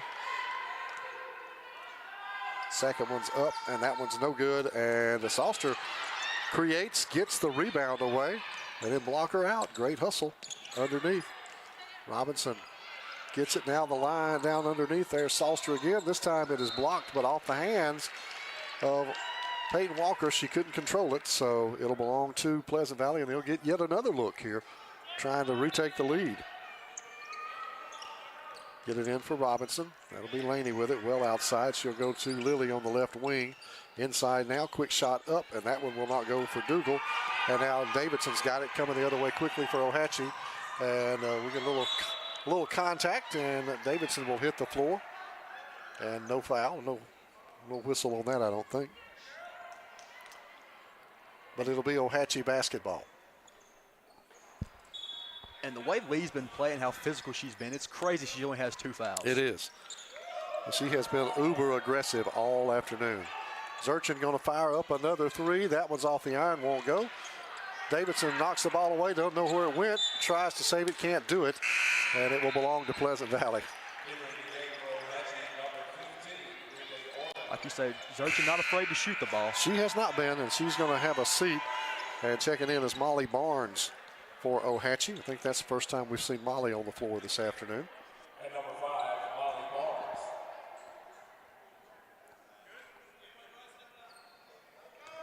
And now it'll be Pleasant Valley basketball again. They trail by 1. We're at 4:12 to go. Lee over to Robinson. Looking inside, looking for Salster. Taken away by Davidson. Davidson with a nice move. That time the contact's going to be called on Lee. That'll be her 3rd personal now. 2nd team foul on Pleasant Valley here in the final quarter. But that's a foul you'll take right there. Yeah, because that was going to be a breakaway layup for Davidson. Well, a frustrating night for Tabby Davidson continues here for Ohatchee. She's going to lob it in now for Walker. And the Indians will see if they can get something to fall. Trying to go into Riddle. Got her. Salster on her. Shot is good. Good shot off the baseline for Emily Riddle. And that will extend it to 3 for Ohatchee. 30-27. 3:45 to go. Inside, that's Salster. Good defense by Orman in there. Turnover coming the other way. Here's Davidson. She's going to go coast to coast. Shot no good. Rebound underneath. That's Dougal with the rebound. And Lee quickly coming back up the floor. Handed off now for Robinson. Shot won't fall. Chased down by Davidson and the Indians.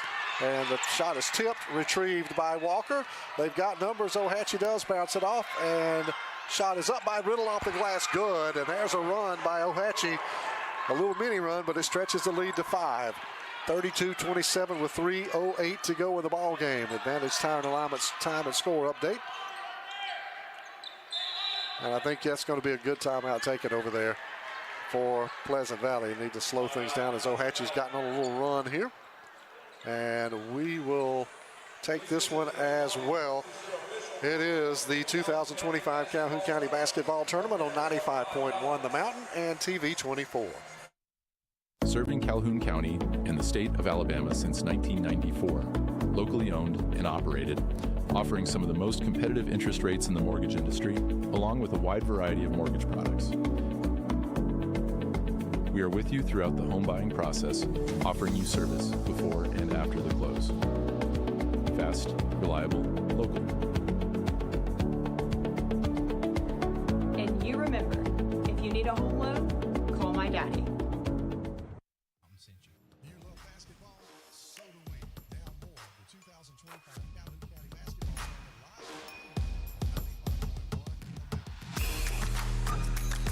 We've got, well, more than 21 seconds left. We've got something over 3 minutes left as the clock had a little error there again.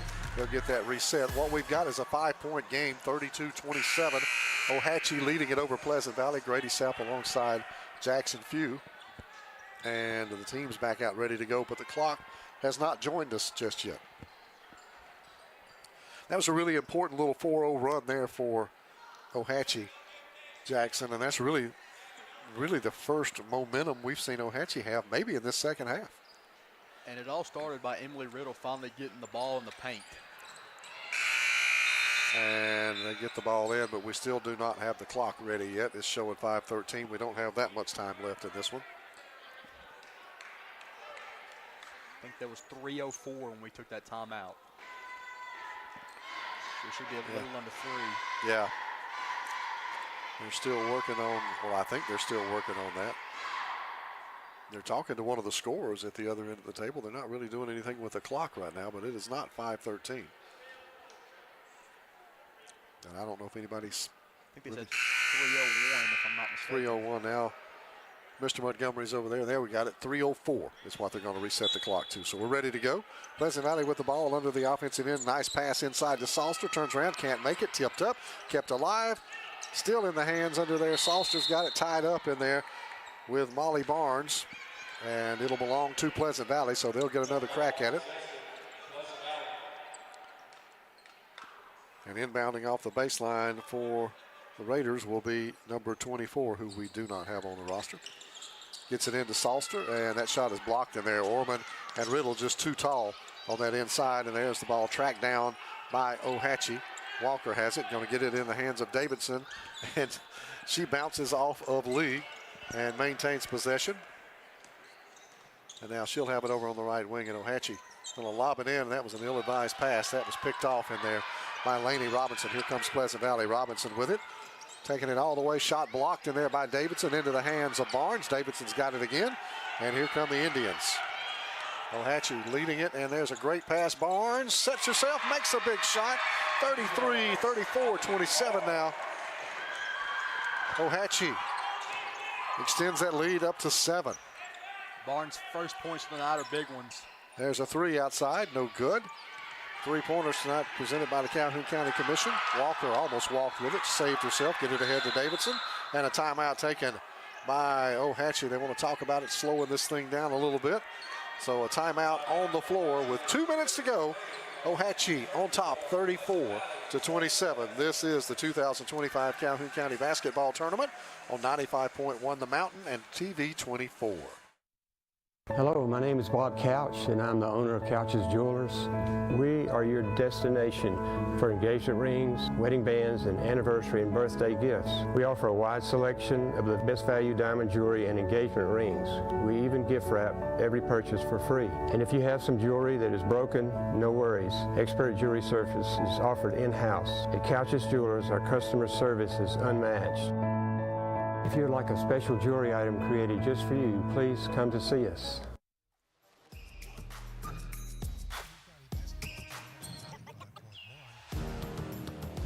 Final 2 minutes, 34-27. Ohatchee has stretched the lead back out to 7 points, and they have taken the timeout. I think, Jackson, just to kind of slow things down, and let's take care of the ball, and we'll get some free throw looks. But both teams with a lot of fouls to give. 2 on the Pleasant Valley here in the fourth quarter, only 1 so far on Ohatchee. Zurchin has it on the outside. Robinson will pick her up, hand it off for Walker. And Walker, a little trouble, but hands it off to Davidson. Tabby will give it off to Zurchin again, and they're just going to play keep away right now. As Walker is going to be fouled, and that's going to be the reach in on Laney Robinson. Whistle there. Like you were saying, though, have fouls to give. Yep. That's the 4th one on Laney Robinson. Get it back in for Zurchin, and I think Ohatchee's trying to get to the free throw line and run clock. And there is Davidson taking the handoff from Walker, go inside. And there's Riddle, fouled on the shot, blocking foul called on the inside, and Riddle will get to the line to shoot 2. And I think that one's on 25, Hayden Martin, I believe. 23 make that, Sarah Freeman. That'll be her 3rd personal. That'll be the 4th team foul now on Pleasant Valley with 1:34 to go. And Emily Riddle will be at the line shooting 2. Be a little moisture on the court. Yeah. You know, these are big free throws. Make one of them, you got yourself at least a 3-possession game. And you got to start thinking about that as time winds down here in this ball game. And not sure if they're going to look at may have a little blood on the leg of Emily Riddle, so they may take care of that before she shoots the free throw here. They're doctoring that up. And really, this whole run by Ohatchee was set up by her. Yeah. Yeah, she started hitting those inside shots, got some to fall. And she had great looks in the 3rd quarter, just couldn't get anything to go down and started hitting those. And so she's been, as you say, a key factor in this run by Ohatchee, and now has a chance to put her Indians up by 9. And Pleasant Valley hasn't scored a point in this period. shut down completely by the Indians. Then what was falling for 2 quarters with the Raiders has dried up a little bit on them. Now, I think we've got everything cleared up. And maybe we're ready to shoot free throws. Or apparently not. Confused what's going on here. I'm not really sure. I know that you had the blood on the leg for Riddle. They got that taken care of. And I think we've got a little bit, a drop or two of blood on the floor, so they're going to clean that up now. Got to get the whole kit out. You got to get the gloves and the bottle and the gauze, and then we got to get 2 different kinds of spray there, Jackson, and get everything fixed up here. Safety first. Safety first. So, and he's doing a fine job. He's getting that cleaned right up, and he's cleaning the spot around it and that. We'll just do a little play-by-play on the cleanup right now. So I think now we're ready to maybe shoot a free throw. And if you're Emily Riddle, that's a long time to stand at the line and wait to shoot these. And these are big free throws again, make it a 3-possession game. And she can make at least 1 of 2. Riddle stands in. And fires up the first one, and it comes in and out. She's seen a lot of that tonight. Free throws brought to you by the D Ford Show. Second half action presented by Oxford Dental Care. Oxford Dental Quality Dental Services with a smile. That's Oxford Dental Care. 1 more for Emily Riddle. Trying to make it in an 8-point game here with 1:34 to go. Second one's up and in. 35-27. O-Hatchie leads it. Here is Haley Lee. Back down the floor over to Robinson. She's going to go inside. And there's the shot around Orman. That's up and good. Good quick shot there by Freeman. Makes it 35-29. The lead back to 6. First points of this 4th period here for Pleasant Valley. Now Zurchin. And the Indians get it off in the hands of Davidson. Davidson going to hand it off to Walker. Walker loses it. Gets it back in the hands of Emily Riddle. Misses the shot. Put back up on the rebound. Won't go by Orman, and tipped back out, and Urchin's got it, puts up the quick jumper in. She finally got one, Lindsay Zurchin. Push the lead back to 8 at 37-29. Robinson outside on the other end. That 3 is off the mark, going to be tracked down by Walker. Peyton Walker's got it for O-Hatchie. Give it back to Davidson with 40 seconds to go. That's Zurchin outside. And give it back up to Davidson. Davidson over to Walker. Walker to Riddle in the lane. Riddle will get it back out for Walker. Back over to Davidson. Back over to Zurchin. And she fires up a shot. It won't go. And the rebound underneath, and we get a foul whistled. And I think that will be either on Orman or Riddle. And I think if you're O-Hatchie, you didn't want to see a shot taken. Yeah, that's what I think he's feeling right now. Hands on top of the head. Oh, what? 27 seconds left, 37-29. O-Hatchie on top.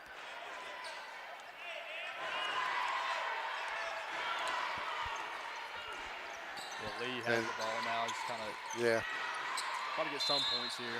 And we get a travel call, and that will be a turnover. Head coach Aaron Jackson for O-Hatchie, just he could do nothing but kind of grimace over there. We've been saying it all night, though. Zurchin's not afraid to shoot the ball. No, she is not. And now full court pressure applied by Pleasant Valley. Get it ahead to Zurchin, and now wide open shot underneath for Fowler. Off the glass, good. And that's going to do it. O-Hatchie's going to get out of here with a win. 39-29, our final. O-Hatchie wins it over the Pleasant Valley Lady Raiders. So they pull off the 3rd win of the season, Jackson, though it was anything but easy. And our post-game show is presented by Webb Trucking, locally owned and operated by Michael Webb. If you need something moved near or far, Webb Trucking is who you need to call. So a 39-29 win, Pleasant Valley getting it over the O-Hatchie Lady Indians, and that will be game number 1 in the books. And you'll be sliding out. Cordell Hunt will be sliding in next to me for game number 2, which we've got boys action coming up next. Sachs Wildcats will be taking on the Faith Christian Lions in action here. Jackson, I know you're going to hang around. You got a couple more games coming up later tonight as we get this first day in. And, you know, it's, again, we talked about at top of the broadcast, one of the really great events every season here is the Calhoun County Basketball Tournament.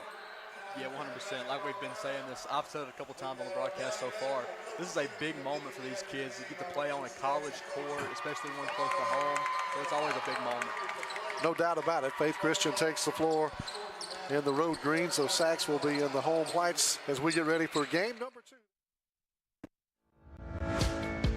Hey, how y'all doing? This is Teresa Garrett from Freedom Tax Service of Oxford, Alabama. Come on down for our new up to $7,000 advance that starts and gets you your money within 24 hours, all the way up to 72 hours. Come on down and see us today. We are open from 9 to 7 Monday through Friday, and on Saturdays are by appointment only. Again, don't be a slave to your taxes. Choose freedom. At First Class Roofing and Solar, we are not here to sell you a roof. We are here to get your insurance to buy you a roof. From roofing to gutter installation and detaching and resetting solar panels, we've got you covered. So, Mr. Ward, was it easy working with us? Yes, you guys handled everything with my insurance company, and the hardest thing I had to do is pick out the color for my shingles. Leave the hassle to us. We'll handle the insurance process so you don't have to. Get your free estimate today. Call 989-THE-GOAT and let us take care of your roof and your insurance too.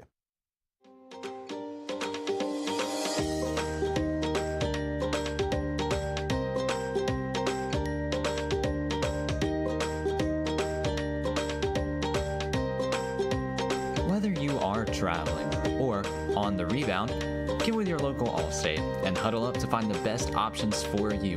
With a strong variety of coverages to choose from, Allstate is on a mission to get you in good hands today.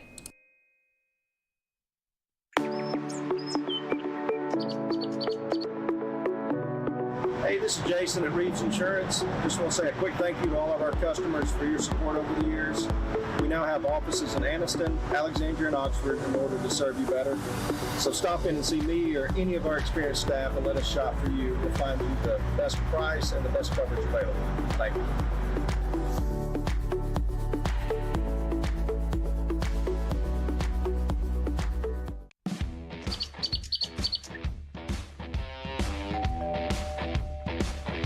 Hi, welcome to Classic 13. How can I help you? I was thinking about getting a tattoo. Do I need to make an appointment? No, we take walk-ins every day. Let's find someone to help you. Follow me. Hey, if you'll have a seat right here. Thank you.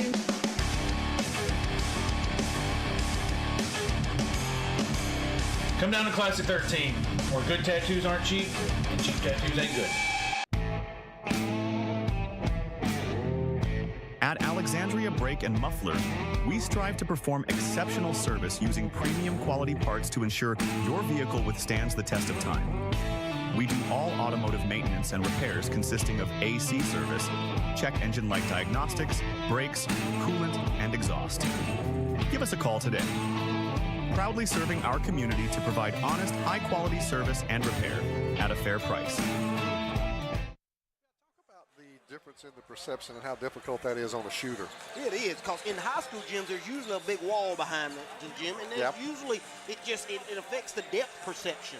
And so when you come in this JSU, the Pete Matthews, there's nothing behind it, and the depth perception is just not there. And a lot of times it takes kids a while to get used to it and shots to start falling. So there is a huge adjustment and a huge difference playing in this arena.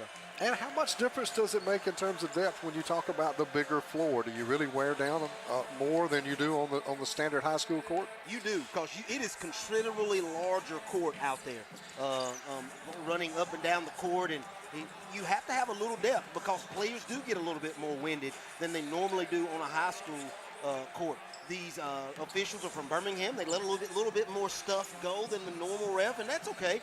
That's just how they call. Players got to get used to how they call. So players just got to adjust to everything, and hopefully we're in for a really good game tonight. Well, let's talk about these two teams. The Sacs Wildcats will be the home team this afternoon as they look to advance and get into game round 2 tomorrow night. They're going to have to turn around and play tomorrow night because of the weather, because we've added 3 games tomorrow night. They'll be in the late game, the 9:30 game tomorrow night, taking on the Jacksonville Golden Eagles, your defending tournament champions. But Sacs comes into this one with just looking, we talked about this, looking just to advance in round one. Yeah, they just looking to it, like you said, just looking to advance, and they're looking to just play well. But they've got a pretty good opponent. This Fake team got some depth. I'm looking at them. They got some athleticism. They're in for a ride. And this Sacs team's always been a really good team ever since Coach Miller had them, and now Coach Ginn's got them. They try to play fast pace, and they just try to get layups. So, and that's what you want. Layup, so they hoping to get their game going and hopefully have a good game. Now you mentioned officials sometimes will officiate differently out of the Birmingham area as opposed to some of our officiating associations here. How long does it take you as a coach, as a team, to adjust to a crew that you're not familiar with? Yeah, it's really, sometimes as a coach, it's frustrating, Grady. It's frustrating because you don't get those calls you normally get. You know the officials that you normally play with, and you know what they'll put up with. You just know the pace of the game. With these guys, it's a little different. They're used to maybe a little faster pace. They're used to a little bit more contact. They expect players to play through contact a little bit more. So it's frustrating for a coach, but as a coach and a player, you just got to adjust and play ball. Now, I got to talk about something completely unrelated, but we got Chandler Tyree sitting over here to your right. We call him the Golden Boy there at the station. Is that who you call him? We call him, but look, I just gave him the hat this morning, okay, the mountain hat there, the blue. Would you look, he's already got a vest that matches it perfectly. This boy is the best-dressed guy I think I've ever seen because— Best-dressed guy? Yeah. I mean, he matches the hat perfectly this afternoon. Oh, that's— He's been looking at it on the shelf in my office. Well, you look good, Tyree. You do look good. I won't even try to fight you for best dress. I won't even try to fight Not you even for gonna that. try today. Not even going to try. Just remind you that this will be the second of 4 games on the docket for this afternoon and tonight. Coming up after we finish here, it will be Faith Christian and Welborn playing in girls action. That one's going to be on our stream only. And then we're back with the last game, JCA and Welborn tonight. We'll be back on the air tomorrow. We've added the 3 games to help with the weather situation. Weaver and JCA. Weaver will take on the JCA Welborn winner at 6:30. You'll hear that game here on the air. And then on 95.1 The Mountain and TV 24 as well. Then our stream only for Alexandria and Welborn tomorrow night and TV 24. And then Jacksonville will take on the Faith Sacs winner of this game coming up tomorrow night at 9:30. We're going to step aside. We are back with more tournament action coming up. It's the 2025 Calhoun County Basketball Tournament on 95.1 The Mountain and TV 24.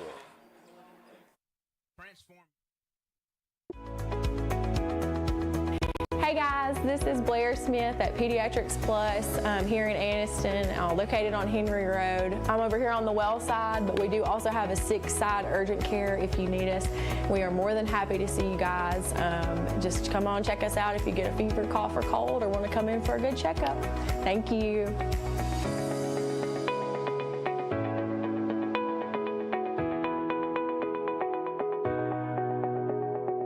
Since 1848, First Bank of Alabama has been serving East Central Alabama, now serving 6 counties in East Central Alabama.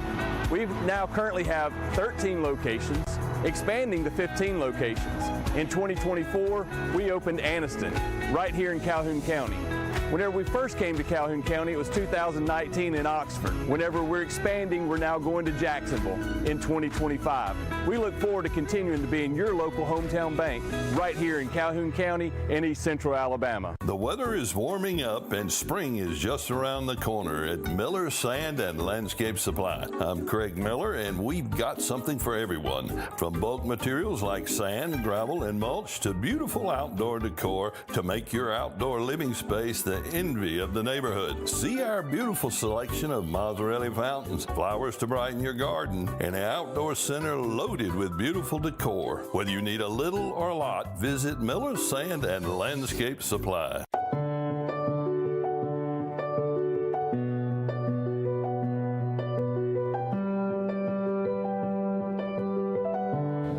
At Bellin Prosthetic and Medical Supply, we care about you. We offer custom prosthetics, orthotics, diabetic shoes, and durable medical supplies. We're located here in Alexandria, Alabama, where it's a country feel but professional care. Come see us today.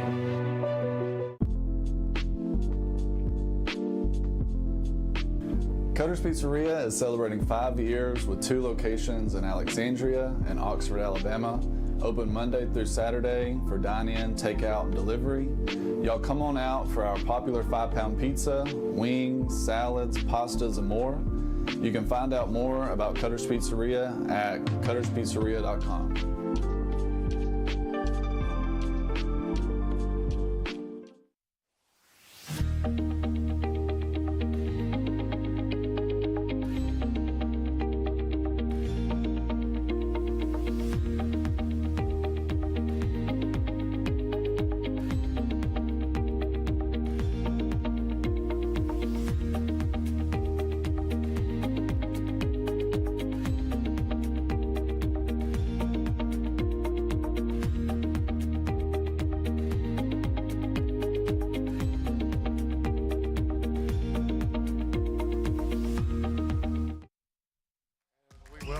Starting lineups underway here at the Pete. For the Faith Christian Lions, number 2 is Parker Robertson.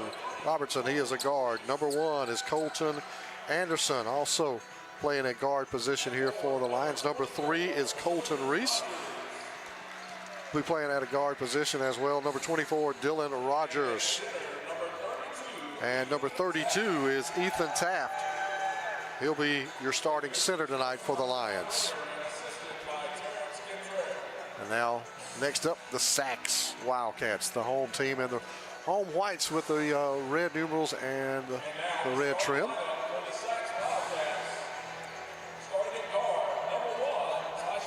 Tyshawn Toney will be a guard tonight for the Wildcats. Lawan Curry will be starting at a guard position. DeLandis Allen will play out of a forward position here for the Wildcats. At forward, number 10, Eli Wills, you're another forward. And that's center, number 13, Christian Hall is your center tonight for the Sachs Wildcats. And Cordell, we're about ready to get the first boys action of this tournament underway. Yes, and I ended up finding out some records here. I got Sachs Wildcats, they're 2-7 coming into this game. I got Faith Lions, they're 8-12 coming in this game. So it'll be an interesting matchup. Should be a pretty evenly matched ball game. Yeah, I think it'll be a really, really good ball game. I see both teams about the same height. And man, it is loud in this place right now. It is already. In our ears anyway. Yeah, indeed. All right, we're about ready to go here in this one. It'll be Ethan Taft jumping at center for the Lions, and I think that's Eli Wills for Sachs. Opening tip will make that 13. That was Christian Hall, and it's controlled by Parker Robertson and the Lions. Robertson will send it down to Anderson outside for 3. That ball's too strong. Rebounded underneath by the Wildcats. That's pulled down by Lawan Curry. Ahead for Wills. Wills will take it all the way, lay it up and in. Yeah, man, he just got that rebound and he just attacked the basket. Really nice basket by Sachs. Your opening tip tonight brought to you by Big Time Entertainment. It looks like Sachs is in a full court 1-2-2 full court press. And going coast to coast and having the ball knocked away, Parker Robertson, but I think he's going to pick up the foul underneath on Sachs. And I think that's going to go on DeLandis Allen, number 5 for the Wildcats. And like I said, Sachs started off in a full court press, but on the other possession, they was in a 2-3 zone. So looks like Sachs wants to zone them a little bit, see if they can shoot a little bit. Free throws presented by the D Ford Show, and Parker Robertson knocks down the first one, and the Lions are on the board. They trail 2-1. Second free throw coming up. And that one's good as well. Tied at 2 with 7:27 here early in this one in the first quarter. Wildcats with their second possession of the game. Lawan Curry has got it. Now over to Toney. Tyshawn will back it back out. Now pulls back, puts up the jumper from outside. That will not go, kept alive underneath by Allen. And it'll be out of bounds off of Sachs. So Faith will have the basketball with a chance to claim their first lead. They'll face a full court pressure again from the Wildcats. Yeah, and they're trying to get some turn. When you get in a little press like this, you're trying to get some quick turnovers, just like that right there. And it's scrambled, and Faith comes back and gets it. That is Tapp that comes away with the ball quickly underneath the basket. Pump fake shot up and good. Colton Reese gives the Lions a 4-2 lead. It looks like Faith is going to be in just man-to-man set, looks like. Now Tony has it for Sachs back out at mid the top of the key. He'll swing it off to Wills over here on the right side. Wills, little crossover move in the lane, kick it back outside. 3-ball on the way. That is off the mark, off the glass, and the rebound pulled down now by Curry. Sachs, and he puts up a 3. That won't go. And a rebound again for the Wildcats to Allen. Now another 3-ball outside. That one won't go. That one put up by Hall, and now we get a whistle and on the floor. And I think we're going to call a ball tied up, and it'll belong to Sachs. And Sachs got about 4 or 5 possessions on that one. You can't do that. If you're Faith, man, you want to limit that because your chances of scoring go way up. That is too many possessions allowed by the Faith. Yeah, Toby Ricard is going to check in early, and Ethan Taft will have a seat over on the bench. So substitutions early for this Faith team. Sachs inbounding off the baseline. They're going to swing it in now for Curry. Curry's going to get it outside to Tony, and he misses everything. Rebounded underneath, and now we get a whistle and a foul. It'll belong to Faith Christian. Yeah, it looks like Sachs likes that 3-ball. They've shot quite a few threes and hadn't one of them fall just yet. 3-pointers brought to you by the Calhoun County Commission. And Faith quickly back on the other end, kick it out. They're going to try a 3-ball of their own. That's going to be off the mark. That one outside from Colton Reese. Sachs has it coming the other way quickly. Tony with it. Tony will bounce it down inside. Great feed underneath. Ball fake. It's blocked as Curry puts up the shot. It'll stay with Sachs as Wills will make that. Christian Hall has it now beyond the top of the key. Hall will move with the ball. Picks up the dribble. Off-handed layup is good by Christian Hall. Yeah, nice of him to just get to the basket, use his pivot foot, use his left hand, and got to the basket. And we've got our first timeout of the ball game. It is a 30-second timeout taken by the Lions. We're tied at 4 with 5:32 to go here in this first quarter. First half action presented by Cremation Services of East Alabama. They're dedicated to offering affordable options to families in Alabama and Georgia compared to traditional funeral costs. Committed to delivering compassionate, professional, and respectful services.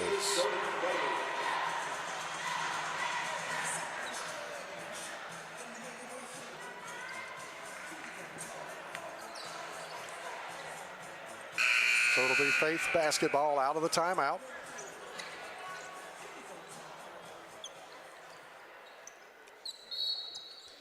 And they'll get it in, work against that full court pressure from Sachs. Little cross-court game. Robertson throws it across midcourt, and there's a hard foul.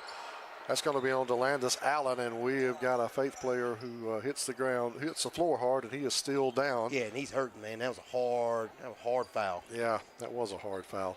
I think that may be Toby Ricard. Nope, there's Toby, so I'm not sure. Didn't get that number, Cordell. Looks like it's number one, Colton Anderson. Yeah, Colin Anderson. So he is still down. That was a hard foul early in this one. 5:26 to go in this first quarter. Tied at 4. I hope that young man's okay. You never want to see that in a basketball game. No. And the trainer there talking with him, holding him still to kind of check on everything when you go down that way. Sometimes you bang the head. You have to make sure that he's okay. They're going to let him roll over now, and he's still obviously in some discomfort right now. He's definitely in some pain. Yeah. And I don't know if it's his back. I don't know if it's his neck or his head. I'm not sure what it is. And I think he's okay. He's going to be able to get up, sit into a setting position, so that's good to see. And he will head over to the Lion bench. Colin Anderson. That'll be 2 team fouls now on Sachs. DeLandis Allen picks that one up. Foul called against number 5, Allen. Unfortunately, basketball, that happens sometimes. You hate to see it, but it does happen. Yeah. Inbounding the ball will be Dylan Rogers. He'll get it in now to Parker Robertson. Now Colton Reese has it on the left wing. He's going to drop it down for Ricard. Ricard gets it back outside now. A nice little move. Just went around him. Great little dipsy-do by Colton Reese. And that will put Faith back on top 6-4. Yeah, that was a really good move by him. And they're in that zone, and there's so many open spots in that zone. You just got to find it. So now it'll be Wills with the basketball for the Wildcats. He's working against Rogers. Now gives it up. That'll be Tony with the basketball. Tony goes around the card, drops it down underneath. Pump fake off the baseline, shot high off the glass. Goes in for Jacoby Borden for the Wildcats. Yeah, nice move by him to use that glass. You don't see a lot of people use the glass to their advantage, but he did just that. Here come the Lions. That was a near throwaway. Ricard saves it. Nice feed underneath, laying it up and in. Easy basket for Ian Taft. Yeah, and you hope Sachs is just not getting those tip balls, what you want to get in when you get in a full court zone. They're not getting any tip balls, and man, Faith is finding those holes in that zone. Now Hall with it, drives off the glass, won't go. Rebounded underneath by Borden, put up, won't go. Rebounded now on the miss by Taft. And here comes Faith Christian. They lead by 2, 8-6. And taking it all the way and missing the layup underneath is Colton Reese. We get a whistle and a foul underneath. Or actually a jump ball. It'll belong to Faith Christian. 4:01 to go here in this first quarter. 8-6. Faith on top of Sachs. Your score and time update presented by Advantage Tire and Alignment. At Advantage Tire and Alignment, you get the advantage on great prices, quick, quality, and convenient service. Call Bruce or Brandon today. Rogers. And it looks like Sachs is going to stay in, keep staying in that zone. And if that's what they true to it, that's what they stay in. And the 3-ball outside by Robertson is no good. Rebounded by Wills and the Wildcats. And now we're going to get a blocking foul whistled in there on the Lions. Yeah, reached in and got a lot of body, number 3 did. Number 3, Colton Reese. I believe that'll be his first and the team's first as well. Tony will inbound it over on the sideline, gets it in for Hall. Now Hall will bring it back over to the right side here for the Wildcats. Hall's going to drive, cut off in there by Reese. Get it back outside, top side now for Wills. Get it back over to Hall. Right wing puts up the 3, no good. Rebound is going to be grabbed underneath there by Lawan Curry. And a whistle and a foul on the Lions. Yeah, and I'd like to see Sachs get a little bit more screening action going on. Right now, they're just kind of moving in space and trying to find, and they're getting some good looks, but right now they're not getting a lot of screening action going to even get some better looks. Get the ball in for Curry. I thought that was an up and down over there. Curry gets away with it. Colton Reese with the steal, though. He doesn't have numbers, but that's not going to stop Reese. He'll take it all the way. Finger roll layup, won't go. And the miss is retrieved outside by Rogers. And now bouncing it off the foot is Parker Robertson. That's a turnover. Here comes Sachs. Get it in the hands and off the baseline. Wild shot from Curry won't go. It is out of bounds. Sloppy basketball right now. Isn't it very. Somebody needed to say it, and I will. You'll just throw it out there, won't you, Cordell? Sachs will maintain possession. They'll get it back in for Curry. Curry will come right side for Tony. Tony with a ball fake in the lane. Puts up the shot, won't go. And we're going to get a foul whistled in there. You know another good thing about the county tournament, man, you got ex-coaches that come and watch this thing. You got current coaches, man. It's just a spectacle to see, honestly. It is. Ricard picks up his second personal, 3rd team foul now on Faith. And Ricard will check out, and good to see Colin Anderson back on the floor. Yeah, it is. Sachs will get it in for Curry. Curry outside with it.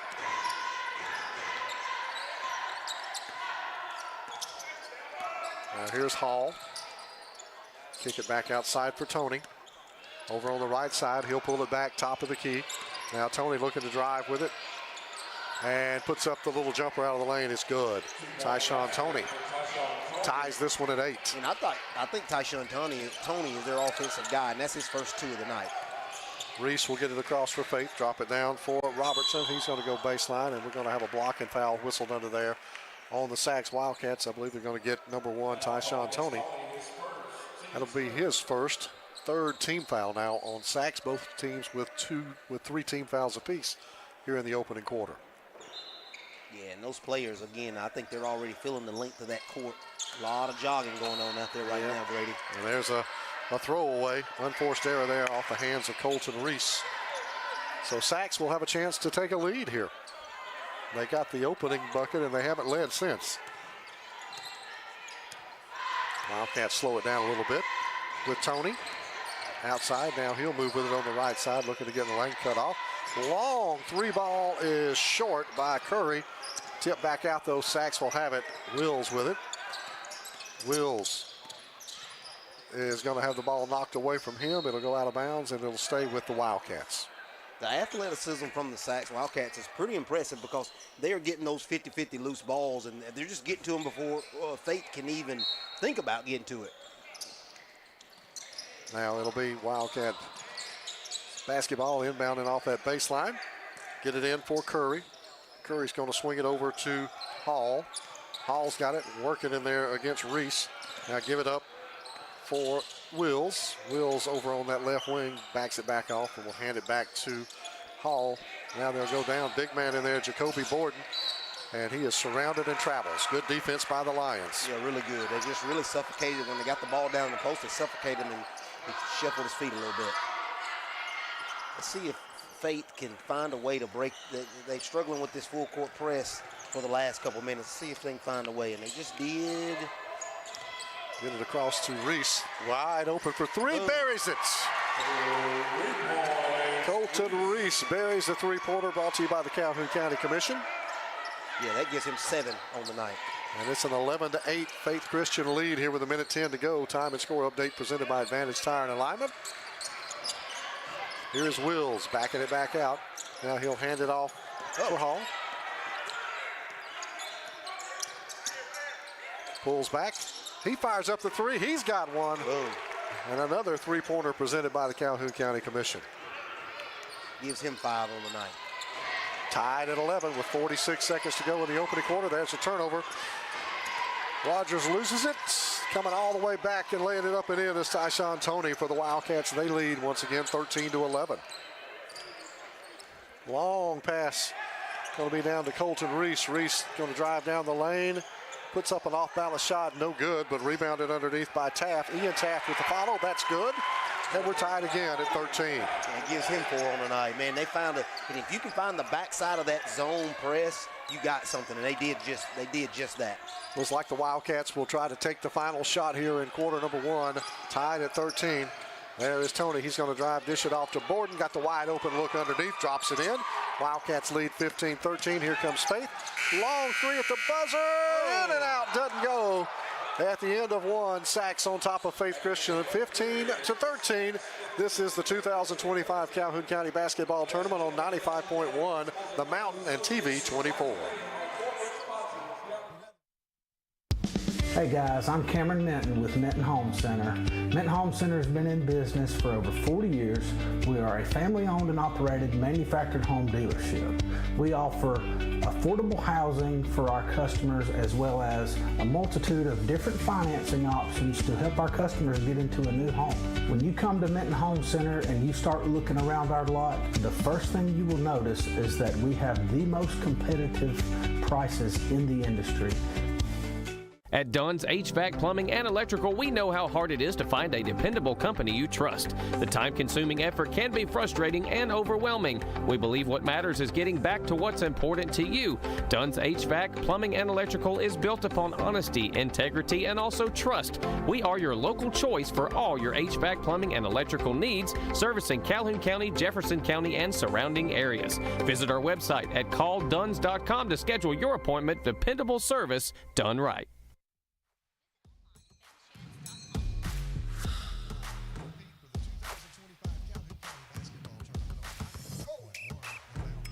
Second quarter action about ready to go here at the Pete. It's 14-13. Sachs on top of Faith. I think that should be 15-13, shouldn't it? I don't know. I thought we were tied at 13. But Sachs will have it to start the second quarter. Grady Sapp alongside Cordell Hunt. Back together again. First time in a while. Yeah, you got Toney for the Sachs Wildcats have 4. Christian Hall has 5. And Jacoby Borden has 4 for the Wildcats. Tyshawn Toney will start with the basketball in his hands. He'll kick it back outside for Curry. Curry moves with it, kick it back up to Toney, well beyond the top of the key. And now Sachs will reset. There's Curry over on that left wing. And he's looking to drive, and we're going to get a whistle and maybe a reach in here on Faith Christian. That's going to be on Colin Anderson, number 1. His first, team's first here in the second quarter, just underway. This Sachs Wildcats team can get to the rack. They're just not finishing once they get there a lot of times. Get it back in now for Curry. He'll come back up top side for Hall, and the Wildcats will set the offense. They lead by 1, at least according to the scoreboard, 14-13. And driving the ball, shot up and off the mark from Corey Clark. And the rebound pulled down by Ethan Taft and the Lions. Now here's Anderson. Anderson outside for 3, in and out, won't go. Rebounded underneath by the Wildcats. That's Christian Hall. Hall will push it back up the floor quickly for Sachs, and the ball taken away on the steal by Faith. That's Parker Robertson quickly coming back the other way, fires through the defense, lays it up and in. Sliced right through there and got him 2, didn't he? Yes, he did. 15-14. Faith back on top with 6:50 to go here. First half service presented by Cremation Services of East Alabama. Outside look for Sachs. 3-ball. Tyshawn Toney drops it in. That's presented by the Calhoun County Commission. Yeah, those shots starting to fall now for Sachs. Indeed. They're up by 2, 17-15. Here is Robertson. Off the hands of Ethan Taft, and there's a turnover for Faith, and Sachs will have it with a little momentum right now, Cordell. They do have a little bit of momentum, and they're doing a good job of shooting their way, making Faith come out, which is going to open the paint up for them if they can keep hitting shots from outside. Wildcats leisurely take a stroll back up the floor with Toney. He will hand it off for Hall. Hall will back it back out beyond the top of the key now. Now he sets up, wide open look for 3. That was too strong off the back of the iron for rebound for the Wildcats, and they'll have another look at 3. That one's in and out. That shot from Clark, no good. And it belongs to the Faith Christian Lions. Looks like got number 3, Lawan Curry. He's limping off for Sachs Wildcats. And that'll get Eli Wills back on the floor now for Sachs. Faith Christian will inbound it. A little full court pressure again picked up by the Wildcats. Faith is going to handle that with ease. Here's Anderson. Kicking it back outside for Reese. Reese will drop it off right wing. Long 3, air ball. The miss, though, was put back up and in by Colin Anderson off the Dylan Rogers miss. And it's tied at 17 now with 5:37 to go here in the second quarter.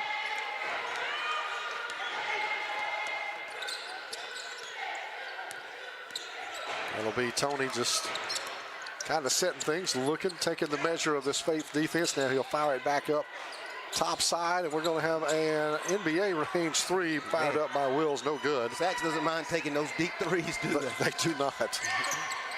Faith Christian quickly back on the attack and slicing through the off-balance layup attempt by Robertson. No good.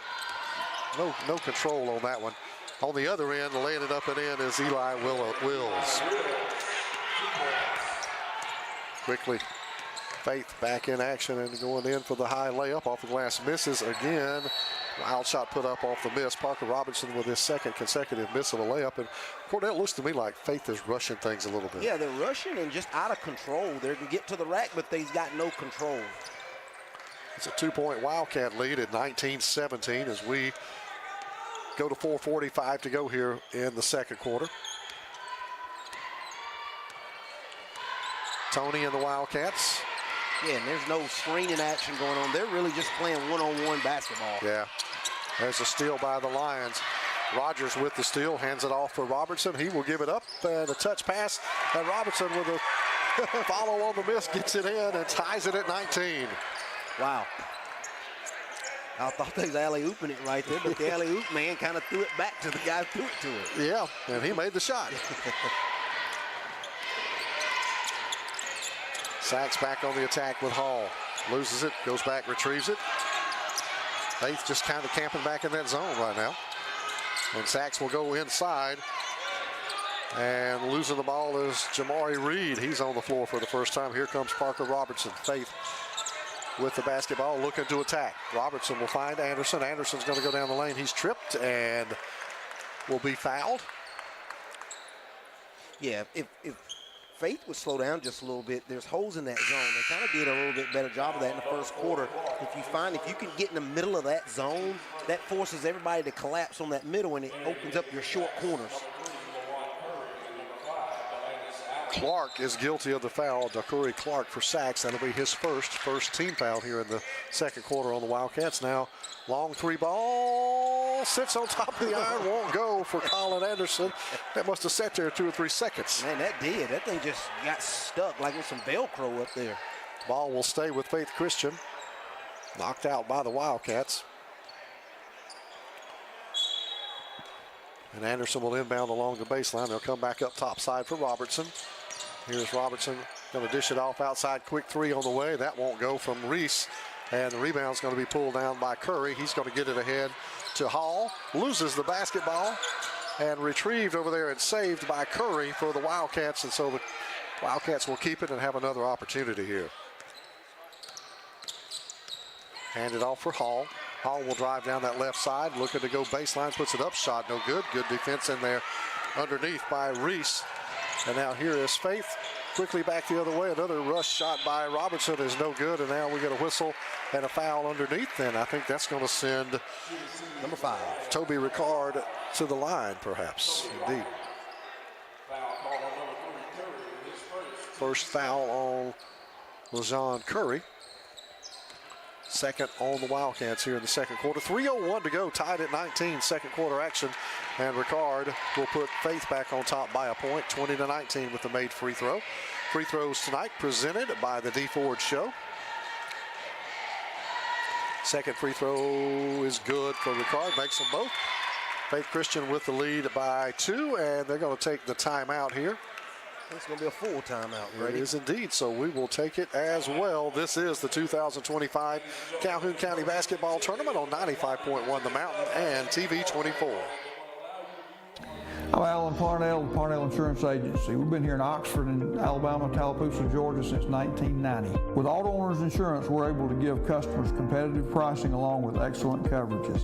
Parnell Insurance can handle all of your personal, commercial, and life insurance needs. We have a very experienced staff, both personal and commercial. All together, we've got about 125 years experience. Come see what our insurance agency can do for you in Oxford, Alabama, and Tallapoosa, Georgia. Auto Owners Insurance.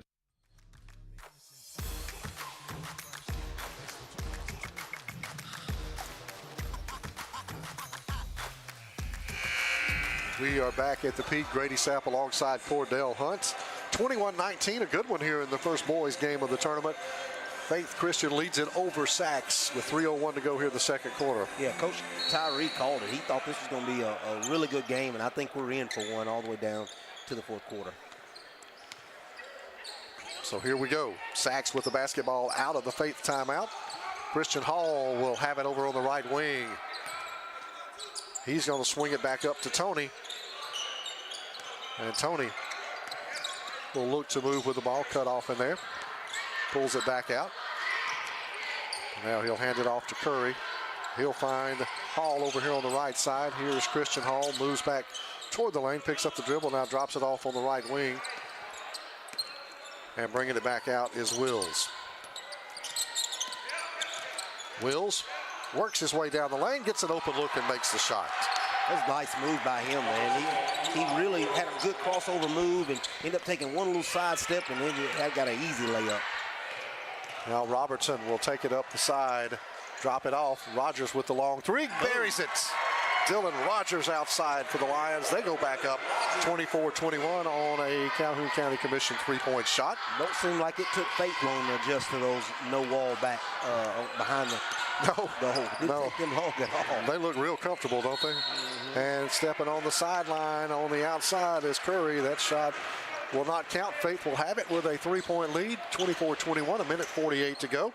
First half action presented by Cremation Services of East Alabama. They're dedicated to offering affordable options to families in Alabama and Georgia compared to traditional funeral costs, and committed to delivering compassionate, professional, and respectful services.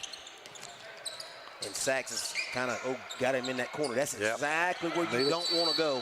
And we get the quick timeout taken by Faith. It'll be a 30-second just to save the possession right there. Yeah, you don't want to get in that corner. That's the worst corner you can get in, right past the half-court line because you get that extra defender then. Yeah.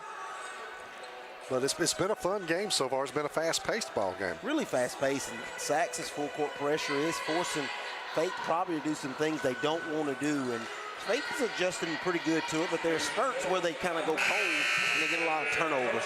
Sachs, again, they're really just 4 out, 1 in set and 1-on-1, and I'm trying to get it to the rack. And right now it's been successful. They're down just 3. For Faith, when they take a little more time and set up that offense, they've had good looks and they've made the shots. Yeah. It's when they've kind of rushed things, it seems to be when they've gotten in trouble. Parker Robertson will have it. He'll hand it off to Anderson now. Robertson will get it back. And now drop it off to Reese on that right side. Drives baseline. Comes right back outside to Rogers. Anderson with it. Anderson will move. Now puts up the outside jumper. That won't go. Rebounded by Sachs. That is going to be Allen with it. And that pass will be out of bounds. It'll belong to Sachs down on the offensive end.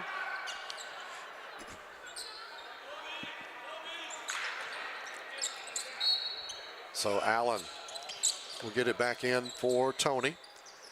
Tyshawn Tony will look for an opening inside, just not one right there. Faith's very content to camp out there. They are. Again, they've got that 4-out set. One guy's going short corner. No screening action going on. And a near turnover, and it's tied up, and it'll belong to Faith. So that will result in the turnover. Just good, solid defense. It was. The Sachs player, that was really slick of him. He tried to put his foot on the ball so the other guy couldn't get it either. Kickball, you can't do that. Yeah, this isn't kickball, it's basketball. Yeah, that's right. Here comes Faith back to work. And there's an open look 3 ball for Rogers. That's too strong. Saved underneath by Ricard. Wisely kicks it back out. There's Anderson with a 3. That won't go. And Sachs will get the rebound. Tony pulls it down for the Wildcats. Final 30 seconds here in quarter number 2. 24-21. Faith on top of Sachs. Looks like they'll hold for the final shot. Impressed with Faith, though. They've hung in this one and just kind of played. And they've made some big shots the reason they were able to stay in it. So defensively, though, they're getting a lot of turnovers, and that's a good thing for this Faith team. Indeed. Here's Tony. Kick it back in the corner. Looking for 3. That's too strong from the outside, but the rebound pulled down, and Allen with the shot off the glass is good. Cuts it to 1 at the buzzer. No, and Faith will go into halftime with a 1-point lead over the Sachs Wildcats. 24-23 our score as we head to the Minton Home Center halftime show, brought to you by Minton Home Center, mobile home sales, land clearing, land developing. Minton Home Center is your one-stop shop. This is the 2025 Calhoun County Basketball Tournament on 95.1 The Mountain and TV 24. At Southern States Bank, we pride ourselves on being your bank. We're your neighbors and involved in the community. We're the bank featuring the Southern Rewards checking account, a cashback account with no ATM fees. We are on the cutting edge and always have a smiling face to help you out. So come to Southern States Bank, where we are committed to great service and being a great neighbor. Let us be the bank for you and your business. I want to live. The leading cause of death of young Americans like me is gun violence, and oftentimes tied to substance misuse. NBA, NFL, NCAA, most of you look like me, and our communities need you now more than ever. Let's make I Want to Live more than just a hashtag. Let's make it a movement. I am a baller against bullets. Serving Calhoun County and the state of Alabama since 1994, locally owned and operated, offering some of the most competitive interest rates in the mortgage industry, along with a wide variety of mortgage products. We are with you throughout the home buying process, offering you service before and after the close. Fast, reliable, local. And you remember, if you need a home loan, call my daddy. Hello, my name is Bob Couch, and I'm the owner of Couch's Jewelers. We are your destination for engagement rings, wedding bands, and anniversary and birthday gifts. We offer a wide selection of the best value diamond jewelry and engagement rings. We even gift wrap every purchase for free. And if you have some jewelry that is broken, no worries. Expert jewelry service is offered in-house. At Couch's Jewelers, our customer service is unmatched. If you'd like a special jewelry item created just for you, please come to see us. Hey, how y'all doing? This is Teresa Garrett from Freedom Tax Service of Oxford, Alabama. Come on down for our new up to $7,000 advance that starts and gets you your money within 24 hours all the way up to 72 hours. Come on down and see us today. We are open from 9 to 7 Monday through Friday, and on Saturdays are by appointment only. Again, don't be a slave to your taxes. Choose freedom. At First Class Roofing and Solar, we are not here to sell you a roof. We are here to get your insurance to buy you a roof. From roofing to gutter installation and detaching and resetting solar panels, we've got you covered. So, Mr. Ward, was it easy working with us? Yes, you guys handled everything with my insurance company, and the hardest thing I had to do is pick out the color for my shingles. Leave the hassle to us. We'll handle the insurance process so you don't have to. Get your free estimate today. Call 989-THE-GOAT and let us take care of your roof and your insurance too. Report here on 95.1 The Mountain and TV 24. And of course, Minton Home Center offering mobile home sales, land clearing, land developing. Minton Home Center is your one-stop shop. I'm Grady Sapp alongside Cordell Hunt. Exciting first half, 24-23. Faith leads it here at the halfway point of this one, Cordell. And it was two teams trying to get it done two different ways, and both of them had their share of success. Yeah, Sachs is trying to do a full court, little 1-2-2 press, and effective at times, not effective at times. And then Faith is finding those soft holes in that zone. And then offensively, Faith's doing some good things. They're breaking that zone, and then they're a little rushing some shots when they get there. Really, offensively for Sachs, man, they just really go a 4-out, 1-in set, and they're just attacking the basket. Hoping their athleticism can get them to the rack, and they're doing a pretty good job of that, man. But I think both coaches will make a few adjustments to really fine-tune, because I think this game's going to really come down to the last couple possessions, who's going to win this game. You know, I've been impressed with Faith's athleticism and being able to get it to the rack and move it inside on this Sachs team, and they've done a good job of that. Save for some of the rushing when they get that look, they've had a lot of open looks in close that they haven't made. If they'd have made some of those, it could be a bigger lead here at halftime. Yeah, I think the coach for Faith, he'll probably go in and say, guys, if we'll keep that one-on-one, if you're one-on-one with the top guy, they're doing nothing. They're not screening or anything. If you'll keep them in front of you and let's force Sachs to hit outside threes, I like our chances in this game. Faith, the 8-12 Faith Lions right now, Colin Anderson has 2. Parker Robinson has 6. Colin Reese has 7. Toby Richard has 2. Dylan Rogers has 3. And Eden Taft has 4 for the scoring for the Faith Lions. And have you already done the scoring for the Sachs? Sure. Right, let's do it. 2. I got 7 for Tony. I've got 2 for Allen. I've got 6 for Elijah Willis, 5 for Christian Hall, and 4 for Jacoby Borden. You know, and the one scary moment we saw was the hard foul where Colin Anderson hit the floor so hard in that first quarter. And really good to see that young man able to be back up and on the floor. It kind of looked like that might not be the case for a while. Yeah, and I look, maybe really neither team subbed a lot, Grady, but eventually they're going to have to rely on who's the 6th and the 7th and the 8th man to help them maybe get a defensive stop, maybe get some points. Because, again, the depth of this floor is a little longer, and those players already look a little winded, honestly, if we're watching this game. Now, Cordell, do you think that really either team was able to establish their style completely in the ball game, or has it been kind of really more kind of split evenly? They're both doing what they want to do, but neither one has dictated that to be the flow of this game. Yeah, I mean, looking at it, by this point in the season, Grady, most teams are doing what they do.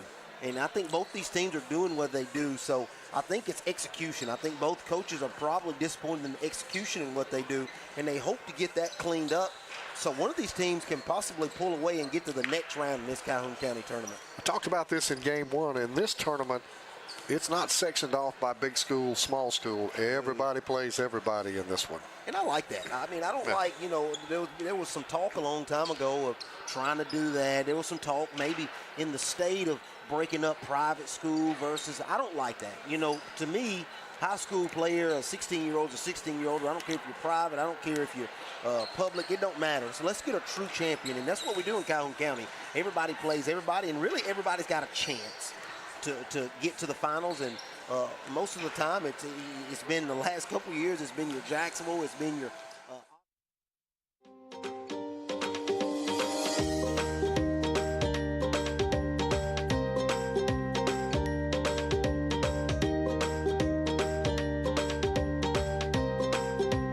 Whether you are traveling or on the rebound, get with your local Allstate and huddle up to find the best options for you. With a strong variety of coverages to choose from, Allstate is on a mission to get you in good hands today.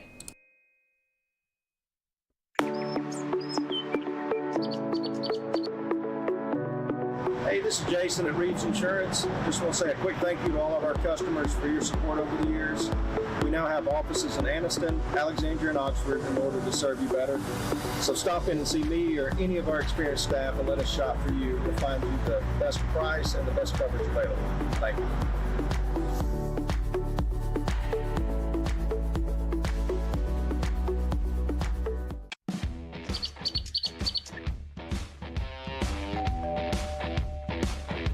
Hi, welcome to Classic 13. How can I help you? I was thinking about getting a tattoo. Do I need to make an appointment? No, we take walk-ins every day.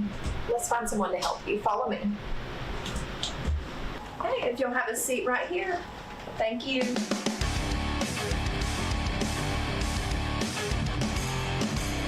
Come down to Classic 13, where good tattoos aren't cheap and cheap tattoos ain't good.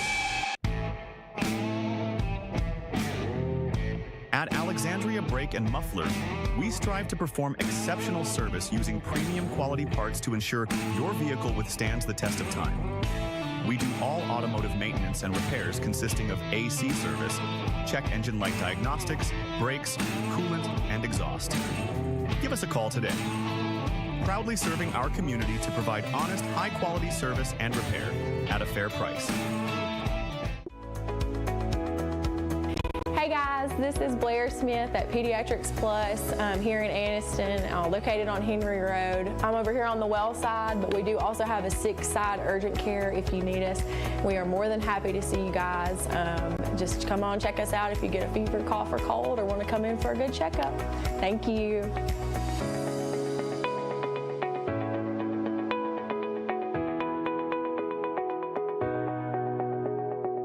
Since 1848, First Bank of Alabama has been serving East Central Alabama. Now serving 6 counties in East Central Alabama. We now currently have 13 locations, expanding to 15 locations. In 2024, we opened Anniston, right here in Calhoun County.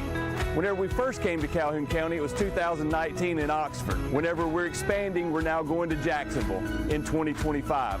We look forward to continuing to be in your local hometown bank right here in Calhoun County in East Central Alabama.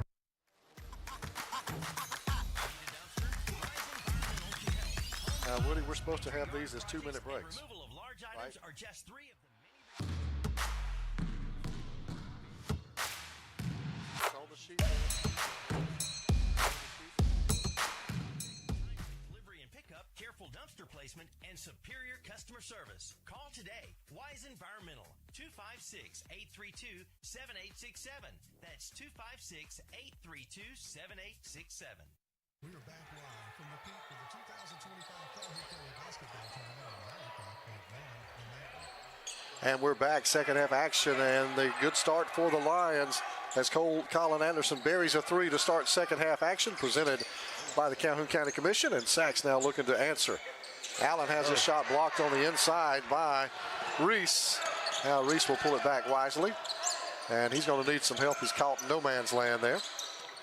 Gets it back over on the left wing, comes back top side. And there is Anderson with another 3. That one doesn't go. The rebound by Hall. Hall will dish it off outside. Here's the long 3 for Curry. That misses everything. Rebounded on the backside by Ethan Taft, and he throws it away. It came out of his shoot. He did, and shoots a 3 anyway. Tyshawn Tony can't get it, and now we'll get a timeout, and he will get to put the equipment back on there. Yeah. I can tell Colin Anderson is the shooter on this fake team. He's got 5 on the night, but, man, he likes that 3 ball, and I bet normally he gets a lot of those to fall because he's got really good form. So Sachs will have it. They'll throw it in for Christian Hall. Hall will have it now over on the right side. Wildcats will set the offense. They trail by 4. Long range 3 off the glass. Count it. Open. Bank's open, Grady. Indeed. 3-pointers brought to you by the Calhoun County Commission. Here's Curry in trouble. Fights his way through, but a travel. Yeah, and they've got to get somebody in the middle. If they can get somebody in the middle of the court and get it to him, man, that opens up this floor great. Also on this backside, if they can get that ball backside on this zone, it's wide open. Nobody can cover that. So Reese with the turnover, and now 27-26. Faith leads it over Sachs, but Sachs with the basketball. Chance to go back on top. Here's Hall. Hall will move with it, drives right down the lane, found an opening, kiss it off the glass, won't go. And Anderson comes out of there with it for the Sachs Wildcats, or rather for Faith Christian, excuse me. Robertson gives it up for Anderson now. He'll drop it back off as Reese tripped and goes down hard, and they're going to call the travel. And I don't think they seen the guy kick him down. He didn't just fall down on his own. No, banged his head, and good sportsmanship there. Tyshawn Toney checking on him. He might have been the one that tripped him. I'm not sure. Somebody tripped him. The guy just didn't fall. No, he just didn't face plant intentionally there. Gosh. Is that new meaning of let them play? I guess so. Again, that's what I was talking about before, though, man. They let some stuff go sometimes.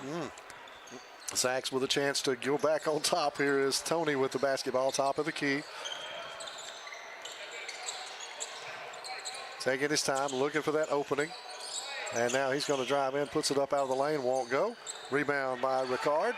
Get it back out, and here come the Lions. That'll be Robertson with it. Robertson hesitates in the lane, and he's going to get 2 shots out of that. I think he is. Bailed him out. And that's what I was talking about. You talked about it earlier, Grady. They're so out of control. If they could get some control, I think they get some good look layups. That foul was on Christian Hall, his first team foul here in the third quarter. 5:46 left in the third, 27-26. Sachs trails Faith Christian. Here's the free throw dropped in there by Parker Robertson. Your free throws tonight presented by the D Ford Show. Now, I hate that. I'm going to say it, but they're almost 100% on the free throw line. That means he's fixing to miss this one. Did you do it to him? Right, you did. on cue. Poor Dale. It happens, Grady. It happens. Here's Hall, right side now for Sachs. Going to give it up. Long 3 ball for Curry in there. That is another buried 3 presented by the Calhoun County Commission. And we're going to have a quick timeout taken. And this one's going to be a 30, I believe. 30. So we've got 2 more to go tonight. Reminding you that the next one up is Faith Christian and Welborn. That'll be on stream only along with TV24. We'll be on our stream. And then we'll wrap up the night with JCA and Welborn in boys action. And that one will be here on 95.1, The Mountain, and TV24 as well. And you and Jackson will have the next one. Yes, sir. I'm going to retire to the recliner. Is that where you're retiring? I'm retiring to the recliner for the rest of the evening. Yes.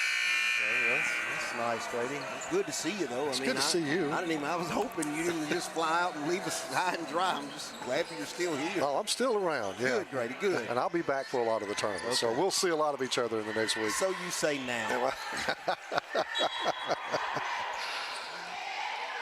Faith on the short end of the score now, 29-28, and the Lions will look to answer. There's a nice no-look pass. Rogers outside, open look for 3, can't get it to fall. Ricard battling for the ball, and it's loose on the floor, and it'll be tied up, but it belongs to Sachs on the possession arrow. What a kick ball on that. Yeah, a lot of kick balls going on. So Wildcats will have it. Toney will bring it up the floor. Hand it off to Hall. Christian works it outside top of the key, looking to drive in there on Robertson, and there's a basket made by Christian Hall. Might have been a little bit of a foul there by Colton Reese. Didn't get a whistle. Absolutely, there was a foul. And there's a throwaway. Did that get tipped by Sachs? It did, so it'll stay with Faith.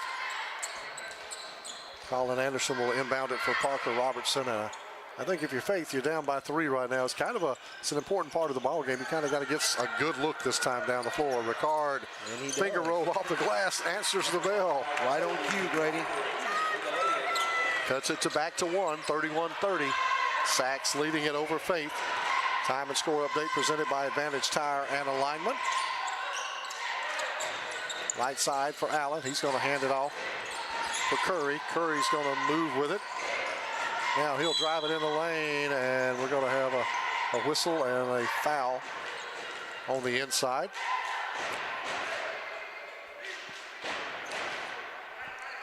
Sometimes you look at NBA officiating, you're like, what was that? Yeah. That foul is on 13. 13. Is there one out there? There's not one out there that I know of. Maybe they meant 3. Yeah. A shot off the baseline, no good for the Wildcats. And that's going to be Reese losing the basketball. Now Sachs is going to fire it back down under the basket. Shot is good by Tony. Almost didn't have enough over the rim, but he got it in there. Get it to that guy in that middle, and if they turn, he's wide open. Yeah. Here's Ricard, drop it down. Rogers, quick 3 from the outside, won't go. Rebounded underneath by Christian Hall and the Wildcats. Hall and the Cats working their way back up the floor. He's going to go baseline. Now they'll come back topside for Tony. Bang. 3 ball off the back of the iron, no good. Rebounded, put back up and in by Hall, and Sachs on a run right now. They lead it by 5, 35-30. I believe that's the largest lead of the game for either team. That's 12 for Christian Hall, man. He's really doing a good job for this Sachs team. Ricard off the glass, answers again, draws the foul. The end one to Landis Allen with the foul for Sachs. And that will be the 3rd team foul on the Wildcats here in the 3rd quarter. That'll be his 3rd personal. We'll see if Coach Ginn's going to elect to leave him in. And boy, Toby Ricard has been the guy here in the 3rd quarter for this Faith Christian team. Yes, sir. If he can hit this thing, this will give him 9. Officials. What's the discussion right now? Maybe who the foul was on? Maybe. I think it was pretty obvious. It was on Allen. Now they're going to bring in the 3rd official, and we're going to discuss this some more. Y'all come over here. We'll tell you who it was on. Yeah, it was on 5. Number 5. Yeah.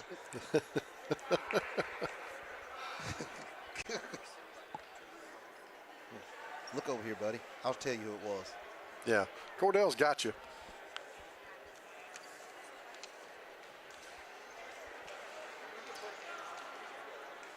Oh, I thought he almost looked at me, Grady. Did you think so? You thought he was going to be paying attention to you, Cordell? 5. Did you really?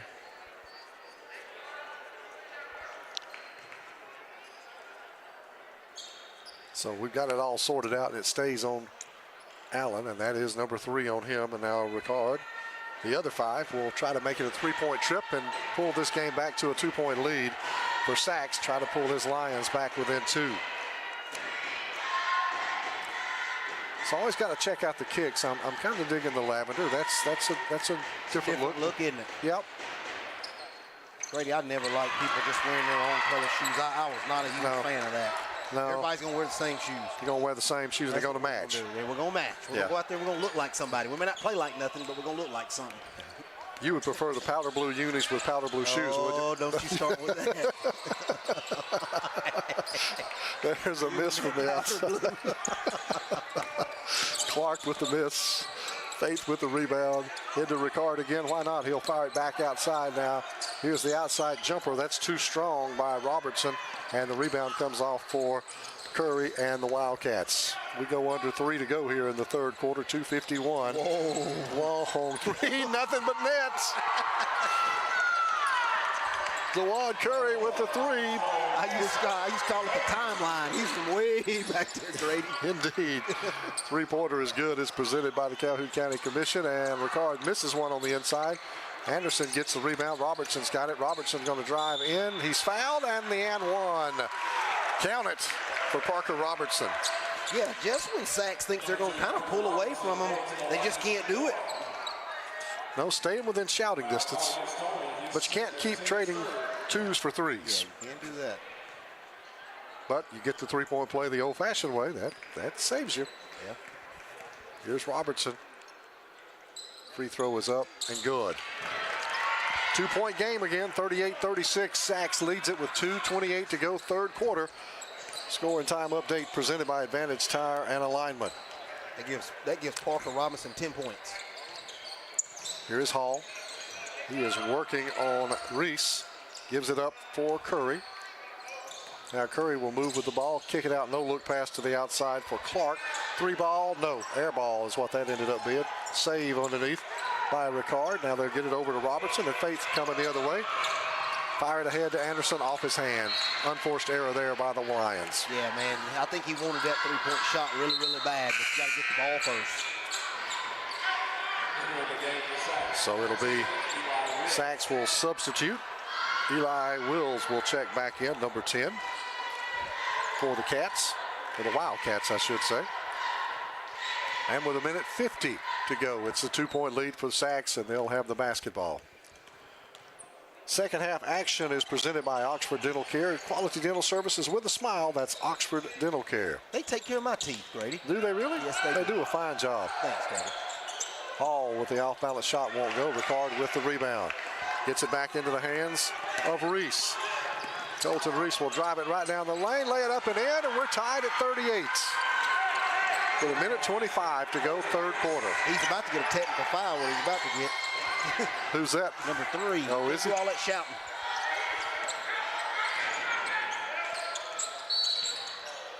Shot is up. Foul on the shot. Yeah, official's going to talking to him right now, man. You got to settle down. Hit a shot, act like you hit one before. Yeah. He's kind of laughing. So yeah. I guess I got a little carried away. I'm sorry. He did get carried away. He's lucky. Official cut him a little slack there. He did. And that's okay, as long as he don't do it again. That foul was on Dylan Rogers, his first for the Lions. Second team foul on Faith here in the third quarter. First free throw is good by Tyshawn Toney. Puts the Wildcats back up by 1, 39-38. Good ball game here in this first boys action of the tournament. If he can hit this free throw, that'll give him 11 on the night. But I just jinxed him. You did. Second one's up, and again, the jinx works. Tipped up and kept alive by Hall, and Sachs will have another look. Here's Toney, traveled with it. Shuffle those feet. So the turnover by Sachs, and Faith will have another crack at it now, down by 1.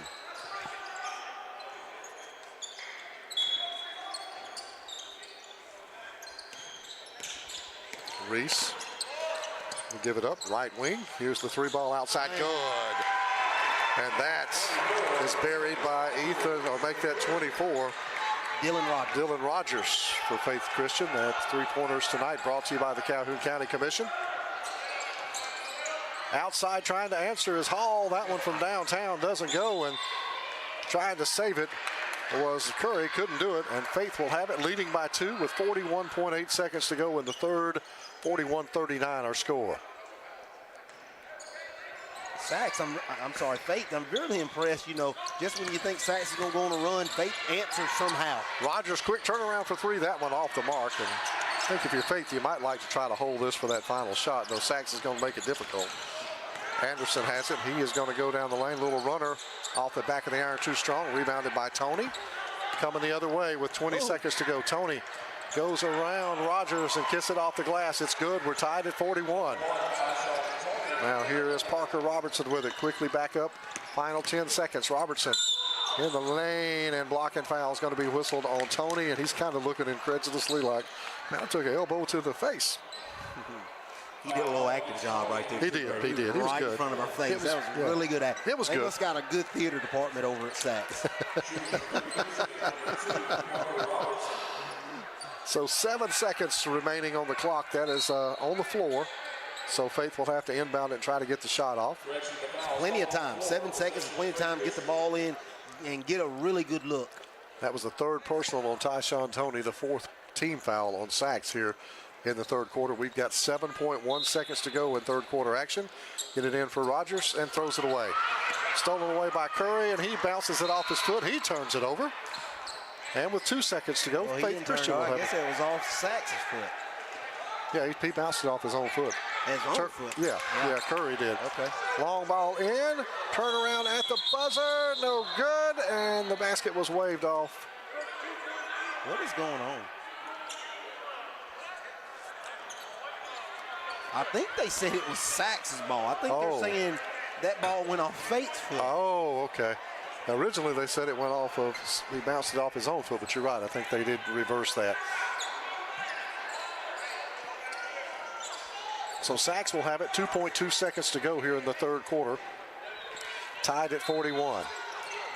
Cross courts it in. Hall from the sideline for three. No, off the front of the iron.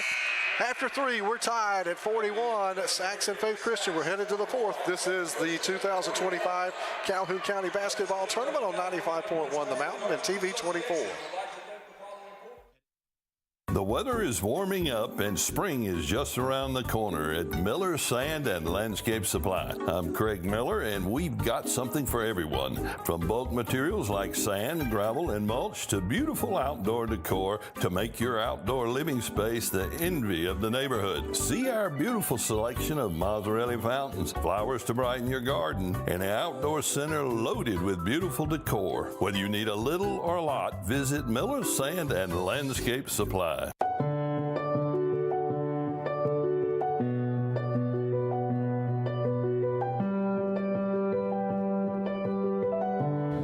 At Ballant Prosthetic and Medical Supply, we care about you.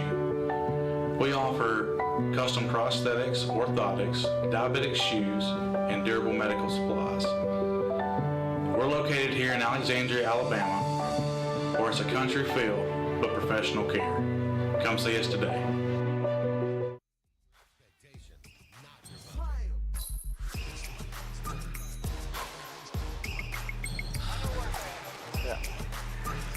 Fourth quarter action about ready to roll here at the Pete. We're tied at 41. Sachs and Faith Christian ready to decide it in the final 8 minutes. Second half action is presented by Oxford Dental Care. Quality dental services with a smile. That's Oxford Dental Care. Sachs will have it to start this fourth quarter. Tony with it. And starts it at a leisurely pace. Curry's got it over on the left side. Spots up for a three. Air ball. And rebounded underneath by Anderson. Throws it away. Allen with the steal. Give it back for Tony. He's going to drive down the lane. Goes through everything. Shot a little altered under there. Maybe Reese blocks it. Throws it away again. Curry loses it out of bounds. And a rather sloppy start to the third quarter. Really sloppy of Fate. And Sachs is going to turn it up, man. They're really athletic. They're going to turn up that defensive pressure. Fate better find a way to get the ball down the court. Yep. And here comes Robertson with it. Spins and just a wild, out-of-control move. He travels, and that's a turnover on the Lions. And I can remember, Grady, a long time ago where, you know, the principals met to kind of decide on how can we make the first couple games exciting. And I don't know if we tried something and we went back to what we normally do, but this game's been really good for a first-round game. It has been. It's been outstanding, so enjoyed this one. 7:13 to go in the ball game, tied at 41. Neither team has scored here so far in the first minute of this fourth quarter. Curry works his way down the lane. He's going to kick it back outside now for Wills. Wills not going to shoot it. There's a 5-second call. Yep. Never mind. Well back outside now for Tony. Sachs will reset the offense. Tony going to take it himself down the lane. Little floater won't go. Rebounded by Rogers underneath for Faith. Here come the Lions looking to reclaim the lead. And they throw it over here in front of us. Almost got Chandler. And he was diving. Chandler's trying to get this computer working over here. Yeah. So it'll be Sachs. Timeout. Basketball. We got a timeout on the floor by Faith, and I think this will be a 30. Full. Well, yep, just a 30. Nope, it's a full. So they've changed it to a full timeout. We'll take it as well. This is the 2025 Calhoun County Basketball Tournament on 95.1 The Mountain and TV 24.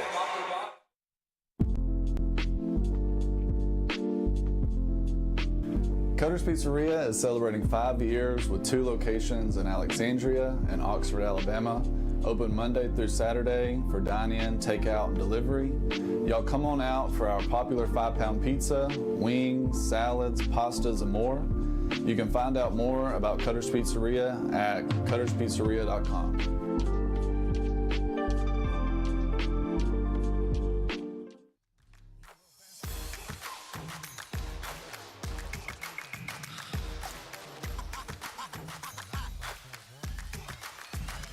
Out of the Faith timeout, it is still tied at 41. Sachs will have the basketball with 6:35 to go in the ball game. Time and score update presented by Advantage Tire and Alignment out on Highway 202 in Anniston. Wildcats working it over Hall, working on Reese. And now we're going to get a foul. Still scoreless in this fourth quarter. Yep. That's on Colton Reese. That'll be his second personal. Team's first. Sachs will inbound it along the sideline over in front of the scorers table. Yeah, we've played almost 2 minutes, Cordell, and nobody has gotten anything to fall. Hadn't had many shots go up. Not really. More turnovers than shots. Yep. I like this. If you're Sachs, just kind of set it up and look for your opening. Yeah, now they're starting to use some screening action going on. Now they'll kick it outside for Wills. And shot up, won't go. It was into Reese's hands. He lost it. Ricard will rescue it. Another turnover. And now they'll kick it over Anderson up and down. They didn't call that. And another turnover on this end.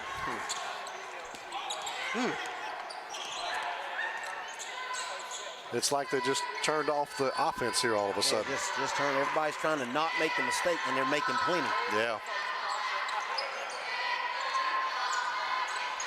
So the Wildcats will go back to work with 5:20 to go, tied at 41. Allen will give it off and give it up to Tony. He is well beyond the three-point arc, the college three-point line. He'll pull it back out. Give me a shot clock in high school. Give it to me, Grady. Give it to you. Make it move. Make it interesting. So we're just going to go into a stall with 5 minutes to go. I think they're trying to pull Faith out of that zone. Like, we holding for the last shot with 5 minutes to go? Yeah, I don't know. And they're really wanting Faith to move out. I think Faith's going to be content to stand there for a while. It's I'm Faith. I'm standing there too. Yeah, tied at 41. So. This is the reason. He's checking the watch. Talk for 4 minutes. Let's mean you talk for 4 minutes. 4 minutes. The advantages of a high school shot clock. Indeed. There are games that finish 3-2 in Birmingham all the time. Yeah. Here we go. Yeah, 3-2. Yeah, we don't want a 3-2 basketball game. Nobody wants to pay. What is it? $8-10 to pay to get into a basketball game now? It's pretty expensive. And I'm going to come to see a 3-2 game? Nope. No, I wouldn't be happy with that. No. We'll talk about declining attendance at high school sports and basketball. This is it. Yeah, Faith is kind of joking around, having a little fun with it, is Colton Reese, but still standing there. So, I'm at least coming out, at least making him pick up his dribble or something. Faith content to sit back there, so we kind of got a stalemate going on. Has anybody been to the hospitality room? I have not been there yet. Have you not been there yet? I've not been there. Somebody said there was some cheeseburgers up there. You getting a report? Yeah, they've got it in a different place. Oh, here we go. We're going to play basketball. We got action. Hey. We'll go back. Outside shot for Hall. Off the back of the iron, won't go. The rebound pulled down by Allen. Baseline, picks it up. And he is caught in there. There's a turnover. Good defense by Ricard. And here comes Faith Christian. And finally the action picks back up. Handed off. There's Anderson with the three. That's off the iron, won't go. Rebounded by Sachs. That's Wills with it. Wills behind the back dribble, pulls it back out with 3:02 to go. Now outside, there's Curry. He's going to move with it, dish it back off. No look for Hall. Buries the three from the right sideline. That's what I'm talking about. Let's get some action going, Grady. Absolutely. Calhoun County Commission three-pointer. Now here's Faith trailing by 3. Ricard down the lane. Foul. Did he do it again? No, it didn't fall, but he'll have a chance for 2 free throws.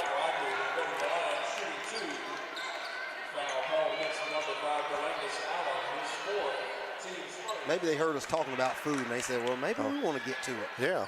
4th personal now on Allen. Did we find out about food? Yeah, hamburgers. Hamburgers over in the hospitality room? Yeah, it's not at the bottom anymore. It's at the top now. At the top? Yeah, they moved it. Oh. They said they're going to make you earn getting up there. You earn getting that cheeseburger. Oh, Rickard makes the first one and misses the second. Rebounded by Allen. And here come the Wildcats. They're up by 2 with 2:40 to go in the ball game.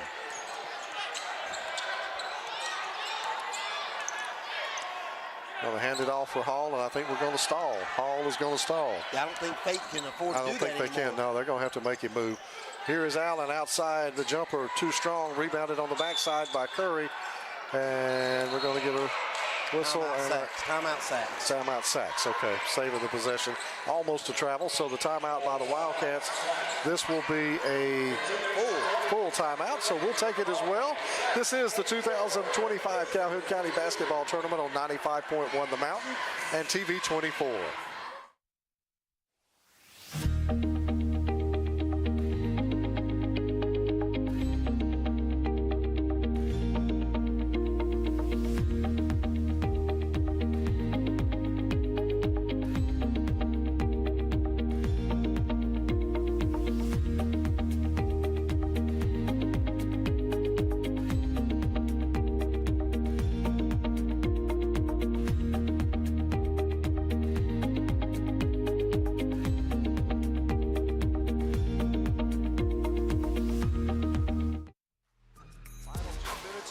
Seconds coming up. It's a 2-point ball game. Sacks with the lead, 44-42 over Faith Christian, and the Wildcats will also have the basketball.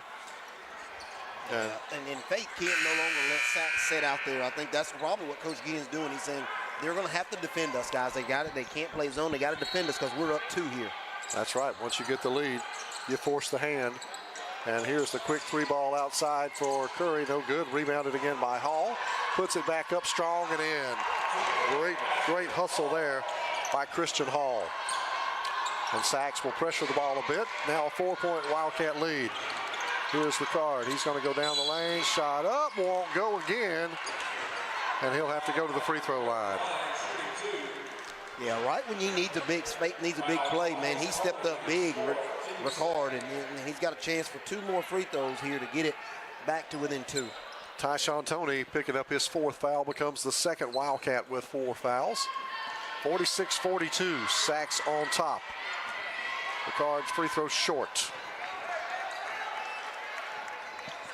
2:05 to go in this one. Sacks with the lead. Ricard makes 1 of 2. 3-point game now, 46-43 for the Wildcats. They're not going to be in any major hurry here.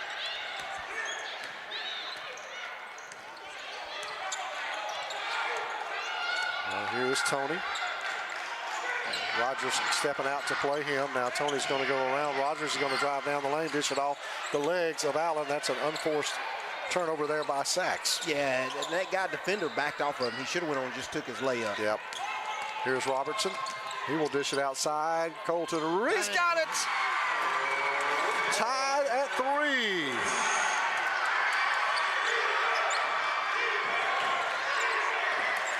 And what a game. It's been fun. It's been a great game. Coach Tyree over here, Chandler said it may come down last possession. He may be spot on. He may be. He just traveled. Curry with the basketball, 1:10 to go, tied at 46. Faith and Sacks. Wildcats with the basketball. Give it back inside for Curry, puts up the shot, draws the foul, goes to the line to shoot 2. Yeah, that's a good foul, though. If you're Faith, that's a really good foul. You don't want to give him a layup this late in the game. Make him earn it at the free throw line and at least stops the clock. That'll be on Reichert. That's his 3rd personal. That is the 2nd team foul. Team fouls even at 2 apiece here in the 4th quarter. So each team with some fouls to give. Big free throws for Curry. Drops the first one in. Free throws presented by the D Ford Show. That gives him 7 on the night. This could make it 8. Second free throw on the way. In and out. Tipped. And Sacks gets it. Allen with the putback. Good. Hoop and the harm for DeLandis Allen. Yeah. What a big trip for Sacks. That was a big trip. 49-46. He could make it a 2-possession game if he could make the free throw, the and 1 here. DeLandis Allen, free throw up, no good. Tipped around. This time Anderson comes down with it, so still a 1-possession game to Rickard. Now going to tipped away out of bounds off the hands of Eli Wills. Yeah, if you're Sacks right now, you don't want to give up the 3-point shot. If you force them really to a turnover or just a 2-point basket, you're still up here with less than a minute to go. Yeah, we go under 50. Parker Robertson has it for Faith. They're going to be looking for Colton Reese. He's hit some big 3 balls. Got a lot of confidence. And the turnover. Knocked away by Curry. On the other end, laid up and in by Hall. And that is a huge basket. 2-possession game with 34.5 seconds remaining. Sachs leads it 51-46. A 30-second timeout taken by, I think, the Wildcats, so we'll keep it right here. Yeah, Christian Hall, man, has been very powerful here in the fourth quarter. He's got 7 for Sachs in the fourth quarter, so really big impressive by that young man to step up and really take the lead for this Sachs and maybe try to seal it here with 34 seconds left. Yeah, you're going to have to get something up quick if you're Faith, and then you may have to start looking at fouling, and you still got to give. In this game, yeah, you still got to give 2 before you can put them on the line. Yeah, maybe go ahead and get those. You need to go ahead and get those too, pretty quick. So you slow this game down, extend it, give yourself a chance. So they'll have to go the full length of the court. Will the Lions? Sachs is going to put full court pressure on the basketball, make them work for it, take a little more time to come down. Get it in the hands now of Reese. Hand it back for Anderson. Sachs will pick up pressure at midcourt. Ricard's got it. And he's going to find Reese. Reese is going to move with the basketball. Pulls back, spots up for 3. That's off the iron, no good. Rebounded, put back up for 3 off the back of the iron again by Rogers, no good. And the rebound pulled down by Allen and the Wildcats, and they've got it with 10 seconds to go. And there's the foul from behind by Ricard. But that will be... That's probably going to do it right there, Grady. Yep. Man, that was a good basketball game to watch, though. It was. It was a lot of fun. It was a good back-and-forth game, and Sachs is going to advance, and that'll bring up the very interesting matchup with Jacksonville tomorrow night at 9:30. Yeah, late game. Late game, yeah. You know, Cordell, I didn't know 9:30 came twice a day, except during football season. Grady, I'm just waking up at 9:30 p.m. Here we go. Looking to get it in front of us. They do. Get it into Curry. He'll be fouled immediately by Robertson with 8 seconds to go, and that'll be team foul number 5. And that'll be 2 shots with 8.4 seconds to go, and leading it by 5. Sachs is going to get the win tonight. They are going to get the win, and like you said, play a really good, we know very well, a really pretty decent Jacksonville team. Yep. That ought to be a pretty good ball game, and we've seen Jacksonville do some Coach Chandler here seen Jacksonville do some different stuff the other night, so should be a good matchup. That'll be coming your way at 9:30 tomorrow night. Missed free throw there by Curry. Zloan Curry, yeah. He's got one more coming up. And that one's good. Yeah, if you're Sachs, don't foul, don't foul, don't foul. Yeah. Yeah, no way to lose this one, just don't foul. Robertson in the lane, 2-pointer is good. And that's going to do it. Final. Sachs wins it by 4, 52-48. Good ball game in the first boys matchup of the tournament. 52-48, our final as we just head into a quick post-game show presented here by Webb Trucking. Locally owned and operated by Michael Webb. You need something moved near or far, Webb Trucking is who you need to call. And fun stuff. Good start to the tournament. As you kind of recap the scoring here, Cordell Hunt adding that up real quickly. I'll be turning it over to Jackson Few and my man here, Cordell, for game 3. And then Jackson and Chandler will bring you game 4 a little bit later on tonight. Sachs was led by Christian Hall, man, 19 points, and you had Tashawn Tony had 12. Very powerful play by those 2 men to get them in. Fake Christian had some really good plays too, man. Colton Reese ended up with 12 points, and you had Toby Richard, who, man, was big when he needed to be. He was getting that and one when he needed to go. He had 2, 4, 6, 8 points for Faith Christian. Faith Lions, I'm sorry. For Faith Lions. Well, that's going to do it for this one. We'll step aside, grab a break, and then it is time for another edition of the pregame show presented by Webb Trucking as you get set for Faith Christian and Welborn in girls action. I enjoyed it, my man. Thank you. Good to see you, Grady. We'll see you soon. See you on Monday. Yes, sir. For the first 4 on Monday. Yes, sir. All right, we're going to grab a timeout. We're back. Jackson here will join Cordell Hunt for around the next game, and this is the 2025 Calhoun County Basketball Tournament on 95.1 The Mountain and TV 24.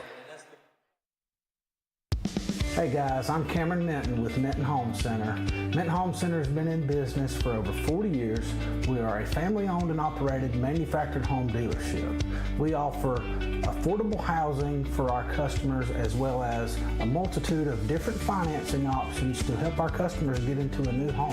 When you come to Minton Home Center and you start looking around our lot, the first thing you will notice is that we have the most competitive prices in the industry. At Dunn's HVAC, Plumbing, and Electrical, we know how hard it is to find a dependable company you trust. The time-consuming effort can be frustrating and overwhelming. We believe what matters is getting back to what's important to you. Dunn's HVAC, Plumbing, and Electrical is built upon honesty, integrity, and also trust. We are your local choice for all your HVAC, plumbing, and electrical needs, servicing Calhoun County, Jefferson County, and surrounding areas. Visit our website at callduns.com to schedule your appointment. Dependable service done right. I'm Alan Parnell with Parnell Insurance Agency. We've been here in Oxford and Alabama, Tallapoosa, Georgia since 1990. With Auto Owners Insurance, we're able to give customers competitive pricing along with excellent coverages. Parnell Insurance can handle all of your personal, commercial, and life insurance needs. We have a very experienced staff, both personal and commercial. All together, we've got about 125 years experience. Come see what our insurance agency can do for you in Oxford, Alabama, and Tallapoosa, Georgia. Auto Owners Insurance. All right. A little more about academics. Parents, do you want to secure a bright future for young people? We have science, technology, engineering, and mathematics. Get your kids involved with academic STEM kits. Go to www.academics.com to order your STEM kits. It's going to be STEM-tastic. Like science is for you. At Southern States Bank, we pride ourselves on being your bank. We're your neighbors and involved in the community. We're the bank featuring the Southern Rewards checking account, a cashback account with no ATM fees. We are on the cutting edge and always have a smiling face to help you out. So come to Southern States Bank, where we are committed to great service and being a great neighbor. Let us be the bank for you and your business. I want to live. The leading cause of death of young Americans like me is gun violence, and oftentimes tied to substance misuse. NBA, NFL, NCAA, most of you look like me, and our communities need you now more than ever. Let's make I want to live more than just a hashtag. Let's make it a movement. I am a baller against bullets.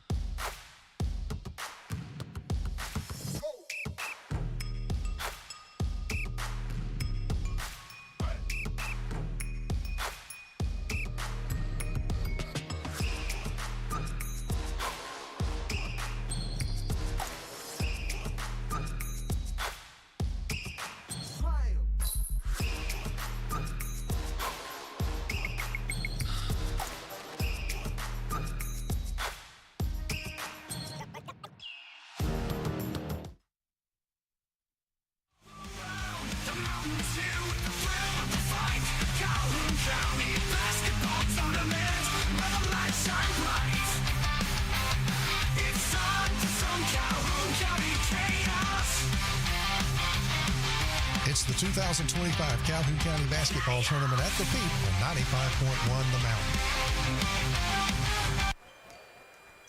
And welcome in here. We are live from the Peak Coliseum with about 4 minutes left before game time here between the Walter Wellborn Panthers and the Faith Christian Lions. I cannot wait for this game. It's going to be a great game. I'd like to see the girls step up, man, and play. Man, the girls' action in this area has really picked up. Going to see two teams just play basketball. And then you get, again, we're at the county tournament. You just never know what might happen. You've got Wellborn Panthers against the Faith Lions. Yeah, it's going to be a phenomenal game here. And some of the key players here for these teams is going to be number 10, Destiny Benefield for the Walter Wellborn Panthers.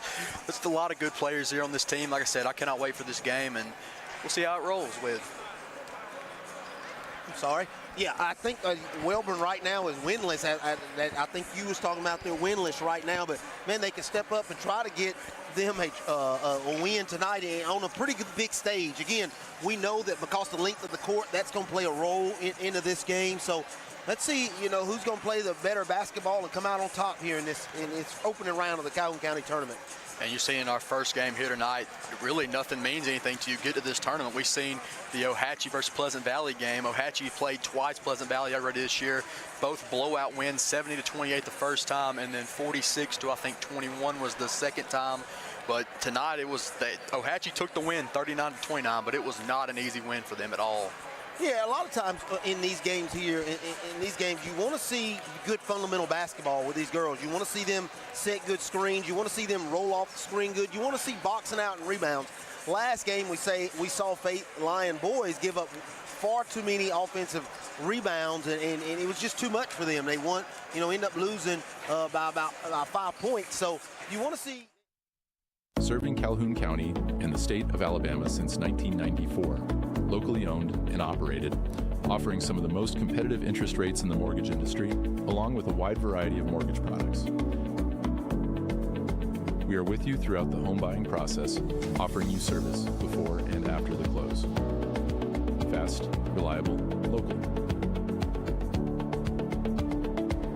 And you remember, if you need a home loan, call my daddy. Hello, my name is Bob Couch, and I'm the owner of Couch's Jewelers. We are your destination for engagement rings, wedding bands, and anniversary and birthday gifts. We offer a wide selection of the best value diamond jewelry and engagement rings. We even gift wrap every purchase for free. And if you have some jewelry that is broken, no worries. Expert jewelry service is offered in-house. At Couch's Jewelers, our customer service is unmatched. If you would like a special jewelry item created just for you, please come to see us. Hey, how y'all doing? This is Teresa Garrett from Freedom Tax Service of Oxford, Alabama. Come on down for our new up to $7,000 advance that starts and gets you your money within 24 hours all the way up to 72 hours. Come on down and see us today. We are open from 9 to 7 Monday through Friday, and on Saturdays are by appointment only. Again, don't be a slave to your taxes. Choose freedom. At First Class Roofing and Solar, we are not here to sell you a roof. We are here to get your insurance to buy you a roof. From roofing to gutter installation and detaching and resetting solar panels, we've got you covered. So, Mr. Ward, was it easy working with us? Yes, you guys handled everything with my insurance company, and the hardest thing I had to do is pick out the color for my shingles. Leave the hassle to us. We'll handle the insurance process so you don't have to. Get your free estimate today. Call 989-THE-GOAT and let us take care of your roof and your insurance too.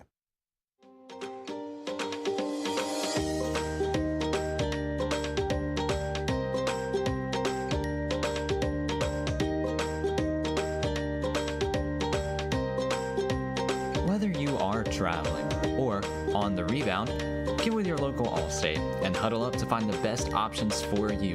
With a strong variety of coverages to choose from, A.S.A.P is on a mission to get you in good hands today.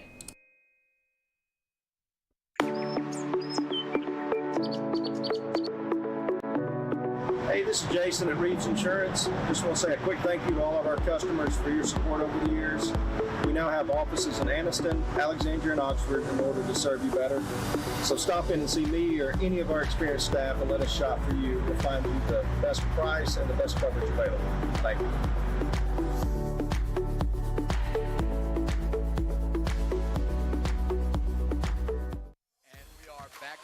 here, getting ready for our starting lineups coming up now.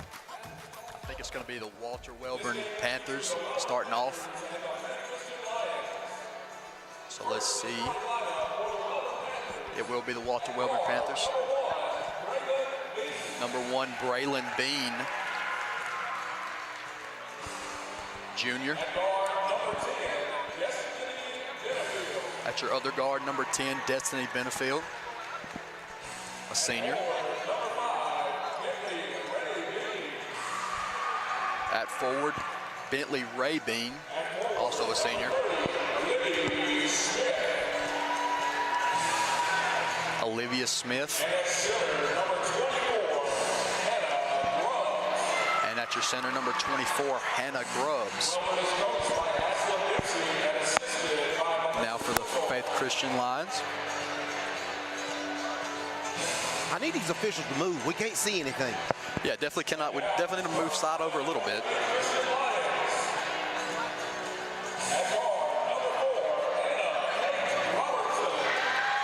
Anna Kate Robertson.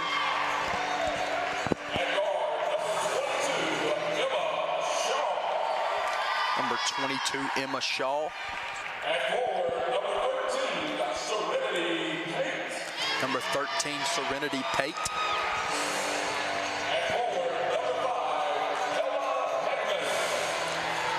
Ella Hegman, the 7th grader.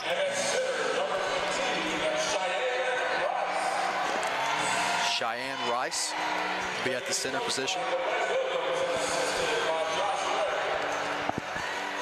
So Faith Christian's got a 7th grader starting. Yeah, and that's impressive right there. That means she's special, and you'll have her for good many years, so you want to develop her into a really good player.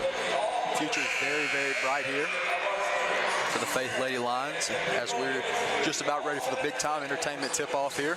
Yeah, as a school, you like when both teams kind of can play both nights, because then you can get your fans there, a little bit more fans, a little bit more students there to support your team when they play back-to-back like Faith Lions has just done. As we get ready here, and the tip is in the air, and it will be run by the Faith Lady Lions. As that's Anna Robertson now with the ball. She gets it stolen away, and it's going to be called a travel, I think. So it'll be a turnover right off the bat. Yeah, it looks like Welborn is opening up in a man-to-man defense. Good put it back inside. Play. Couldn't get that shot to fall, though. Rebounded there by number 5, Bentley Bean, going the other way. Benefield with the ball. Pass midcourt here. Pass it off to Braylon Bean. Gets it inside. I think she's going to be called for a travel, and it will be. So 2 travels back-to-back for Bentley Bean there. Yeah, it looks like Faith was trying to get in a little zone there. I'm not quite sure. It was a little sloppy, so I'll let you know what they are in defensively for Faith. As Anna Robertson now with the ball. Top of the key. Pass it off to Pate. Pate to Shaw. Shaw back to Pate. I think it's going to be a reach-in called there on Bentley Bean. So her first. Got to clean up play here early on. Yeah, for sure. Got to clean it up and try to get. They got a good look on the inbound play, just couldn't get it to fall. Robertson out, gets it to Pate. Pate out to Robertson. Robertson takes the 3. Bang! Big shot right there to start off this game. Anna Robertson. And I think it's going to be, is it going to stay with the Faith Lady Lions here? We'll see. Actually, it will not be, so it will be a turnover. Yeah, it looks like on a make, Faith jumps in a full court press, but on a miss, they'll probably drop back into, looks like a man-to-man, maybe. Benefit with the ball. Pass it over to Smith. Smith inside to Bean. Bean trying to get it up there. And it just couldn't get that shot to go. Out of bounds play, so another turnover there by the Walter Welborn Panthers. It's going to be Robertson now with the ball, and she's, so to speak, the quarterback of this team, the true point guard. Yeah, and the girls, that's very important. Get the ball down, get everybody in the right set. That's so important in a girls game, especially when you got a 7th grader playing a little bit of inexperience there. It's a 3-second call. Yeah, 3-second call. So it'll be a turnover by the Faith Lady Lions. Scrubs inbound the ball, gets it to Benefield. Full court press here for the Lady Lions. Gets it to Braylon Bean. Back to Benefield. Benefield at the top of the key, gets it to Grubbs in the corner. Back inside the benefit is tipped, though. Pate with the steal. Now Pate going the other way. One-on-one. Pate and Bean. Pate, and she is fouled, and she'll go to the line to shoot, too. Yeah, nice, strong. Got a little steal right there in the end. Tried to go coast to coast and get her a layup and got fouled on the shot. Draws contact here early, so we'll see how good the Faith Christian Lady Lions free throw shooting is. First free throw's up and off the mark there. It's kind of off the side of the iron. So let's see if she can bounce back here with this second one. I'm not saying anything, but I just did, so she's probably going to miss it. Your free throw up and good. Broke my streak. Broke his streak there. So 4-0 here with 6:18 left in this first period. As benefit now, dangerous pass. Somehow gets it to Bean, though. Bean now going the other way. Bean trying to drive inside. Bean puts it up off the mark there. Pate with the rebound. Now Pate going the other way. Pate, like smart, just kind of battle for the ball there. Gets it inside to Robertson. Robertson fighting for it. It's going to be a loose ball, and it will stay with the Lady Lions here. A lot of contact right there. Lots of contact. And Grady and I hit upon it. It takes some adjusting of these officials from this Birmingham crew. They let some things go that they normally don't in this area play. Robertson for three. Bang, another one. 2 for 2 so far. And right now, Anna Kate Robertson's heating up. As Benefield, long rainbow pass there. I think she steps on the line. So it'll be another turnover by the Walter Weldon Panthers. Got to clean it up here early. Yeah, for Faith, you like what you got. Maybe get some more layups. Right now, you've got 2 threes. Put your head. You want to get that ball inside, especially with Welburn playing man-to-man. Get some screens going. Get some people open, and get them to the basket. As Pate now passes to Shaw. Robertson in the corner. She's going to drive in. Little floater. Couldn't get that shot to fall. Rebounded by Bean. Bentley Bean. There's a battle for the ball, and I think there's going to be a timeout call. I think it'll be a 30-second timeout. Yeah. 30-second timeout. Well. And we're just going to keep it here. It's 30-second timeout. So far, really what I've noticed is that Anna Kate Robertson's really is the go-to player here for the Faith Christian Lady Lions. I mean, 2 for 2 from 3, a beautiful shot. Definitely going to have to keep getting the ball in her hands for sure. Yeah, they got to do that. And Welburn's got to get the ball down. They got to get the ball down in the basket. Get it down court, and then set up some type of offense. Right now, they haven't been able to set up any kind of offense, and if they can get a set up offense, they've got some pretty good-sized players to be able to turn around, make some post moves, and get some layups. So we'll be Walter Weldon basketball as we come out of here of our on-time fashions timeout. It's Grubbs inbounding the ball to Benefield now. Full court press for the Lady Lions. Dangerous pass again. Somehow gets it to Braylon Bean. Braylon Bean has a lane. Braylon Bean puts it up, and she is fouled. She'll go to the line to shoot, too. Yeah, that's what you need right there. They got it across court in the little full court press, and she attacked the basket, got fouled, got a chance to get 2 points. So Bean will go to the line here early, try to get Walter Weldon Panthers on the board. As we get ready set up here. And the first free throw's up and off the mark there. A little bit too much on it. Just a little bit too much, and she may want to try to bank it. I don't know. Looked like she tried to right there, but anything to get the ball in that basket, Jackson. Hey, whatever works. Whatever works. Points, points, no matter what. Second one's up and good. So Walter Weldon's officially on the board, 7-1 here. 5 minutes and some change left in this first period. Is Robertson now over to Shaw. Shaw kicks it back to Pate. Pate. Over to Shaw, Robertson, back to Shaw now. Pate, good ball movement so far here for the Faith Christian Lady Lions. Tries to get inside of the paint, stolen away there. So it'll be another turnover by the Faith Christian Lady Lions. Yeah, no coach, I don't care if you're on girls' side, boys' side, junior high, it doesn't matter. You got to limit your turnovers. If you can limit your turnovers, you really give yourself a chance to win because you get more chances at that basket. Benefield lose ball. She puts it up, almost got that to fall. Rebounded, and that's what we're calling here. Jump ball. It'll stay right here. Possession arrow stays with the Panthers. So Bean inbounding the ball. Bean inbounds to Benefield. Benefield had a look there. Little loose ball right there, trying to pick up her dribble. Gets it inside to Grubbs. Grubbs puts it up, and she is fouled, and she'll go to the line to shoot, too. Yeah, she made a pretty good little post move right there. Got that ball inside, tried to turn around and and hit a little jump shot, but she got fouled. She got a chance to get 2 points. And that's exactly what the Walter Wellborn Lady Panthers got to do there. Yeah, I think so. Get the ball down low, slow this game down a little bit, and hopefully your big guys can take you over the edge, top. First free throw off the back iron there. Let's see if she can bounce back here with this second one.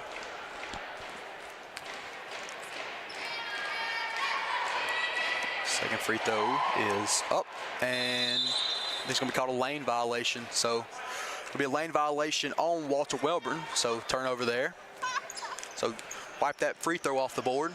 Man, needed that thing too, didn't it? Definitely needed that. As Robertson now comes up the court, hands it off to Shaw. Trying to get it inside here. Got a lane though. As Hegman back to Robertson, and I think she's going to be called for a double dribble there. Yeah, 15 came across the lane right there, the little elbow right there. Man, she should have had that jump shot. A nice little 8-footer. I think the shot she probably can hit. So next time she'll probably take that shot because Wilburn was definitely giving it to her. And Biffle does not look comfortable with the ball in her hand so far here. As Bean now with the ball, trying to make something happen. Gets in the paint. She's getting surrounded by Lady Lions here. Gets it off to Benefield again, though. Benefield puts it up, and she's going to be fouled. So I think they would call that a shooting foul, and she'll go to the line to shoot too. Yeah, it's got to be frustrating for Faith because right now, those shots, they're bailing Wilburn out with getting in there fouling. If they get up there and get straight and allow them to shoot over it, I like their chances. So they're just bailing them out right now, giving them free throw opportunities.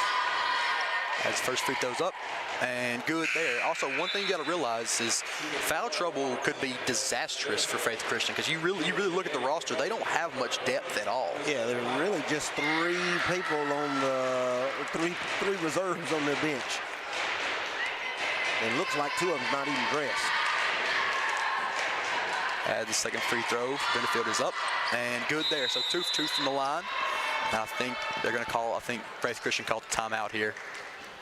Yeah, it looks like I think it'll be a 30. So we'll stay here. And so far, really, once again, one of the main things that I've noticed is that Walter Wellborn's really done a better job. They've locked in a little bit more as this game's gone on. They got to make sure that, keep it full. The full court press by Faith Christian worked there early. They got to make sure to, minimize the turnovers. And so far, what Faith Christian's got to do, they got to stay out of foul trouble because that's really the main concern here for them early. Yeah, not bailing them out, I think, is the key. I think their coach is telling them that right now. Let's quit giving them opportunities on the free throw line and let's make them beat us by making shots. Free throws, what do you say about free throws, Jackson? They're called free throws for a reason. Yeah. So if you keep letting them get free throws, they'll have an opportunity to win this game.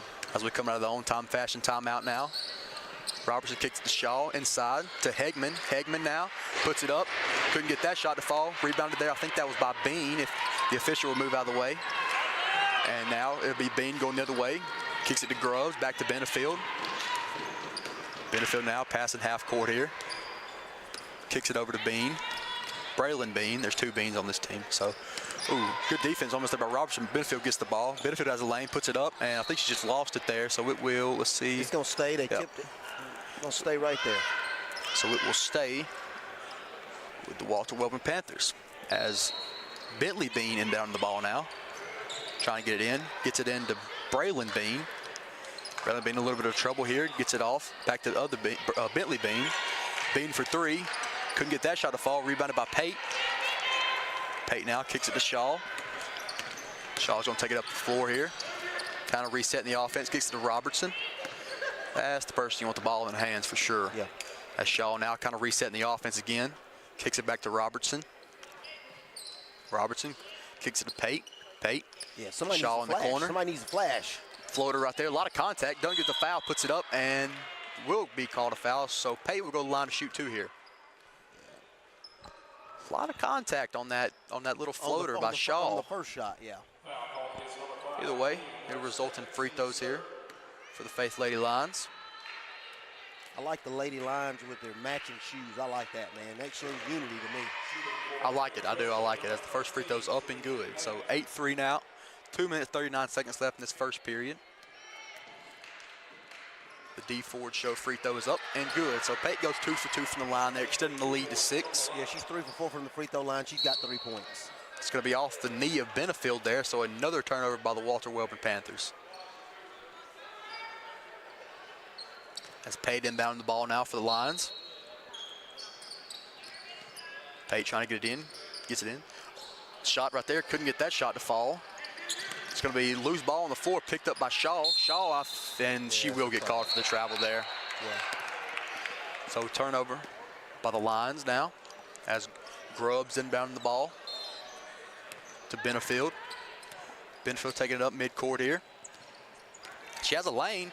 She takes the lane, puts it up, little floater. Couldn't get that shot to fall. Rebounded by Robertson. Battle for the loose ball. Bean picks it up.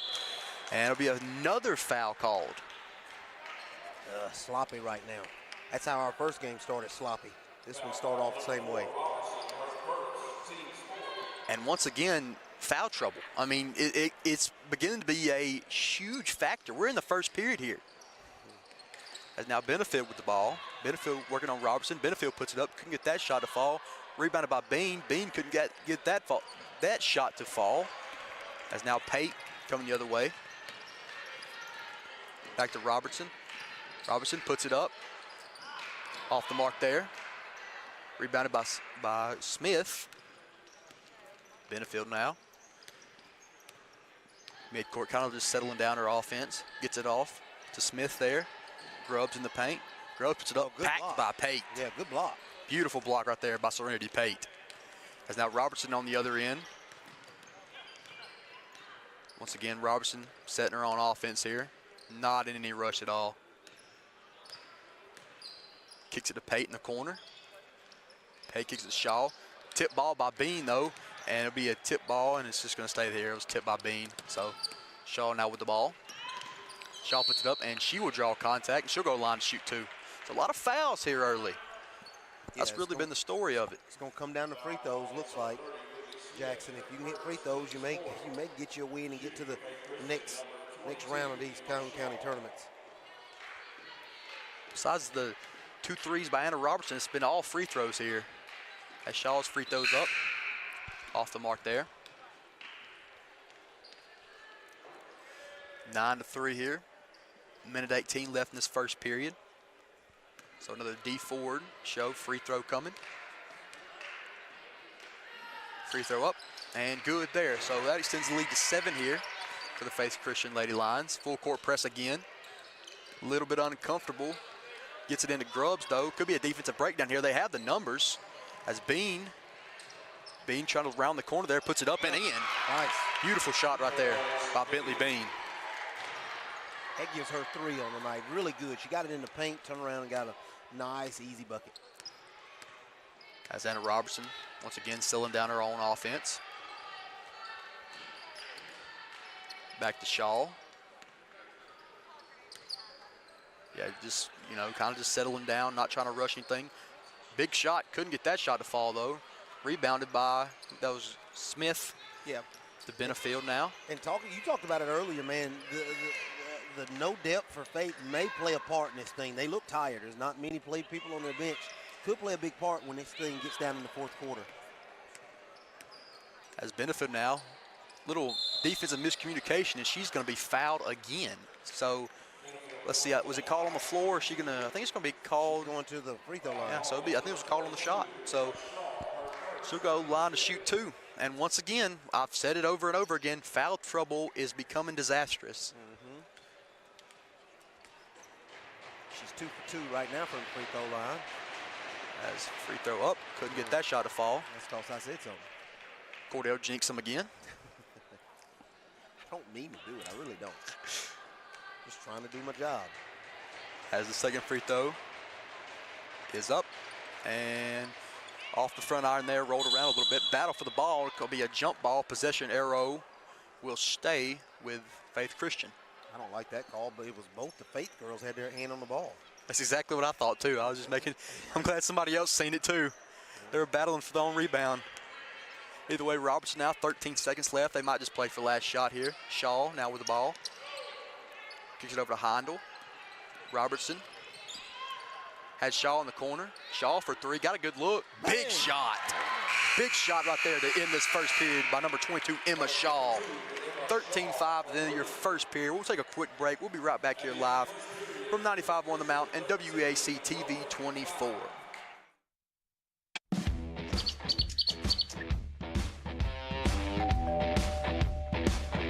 Hi, welcome to Classic 13. How can I help you? I was thinking about getting tattooed. Do I need to make an appointment? No, we take walk-ins every day. Let's find someone to help you. Follow me. Okay, if you'll have a seat right here. Thank you.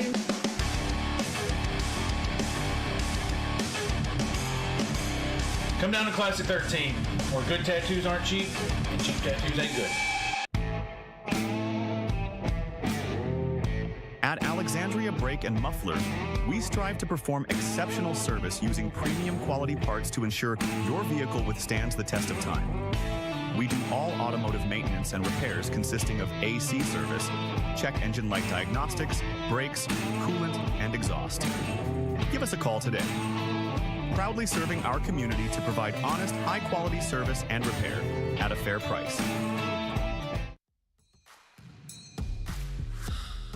We're back live from the peak for the 2025 Calhoun County Basketball Tournament on 95.1 Mountain. And we are back live here to start off this second period. As Benefield inbounds the ball.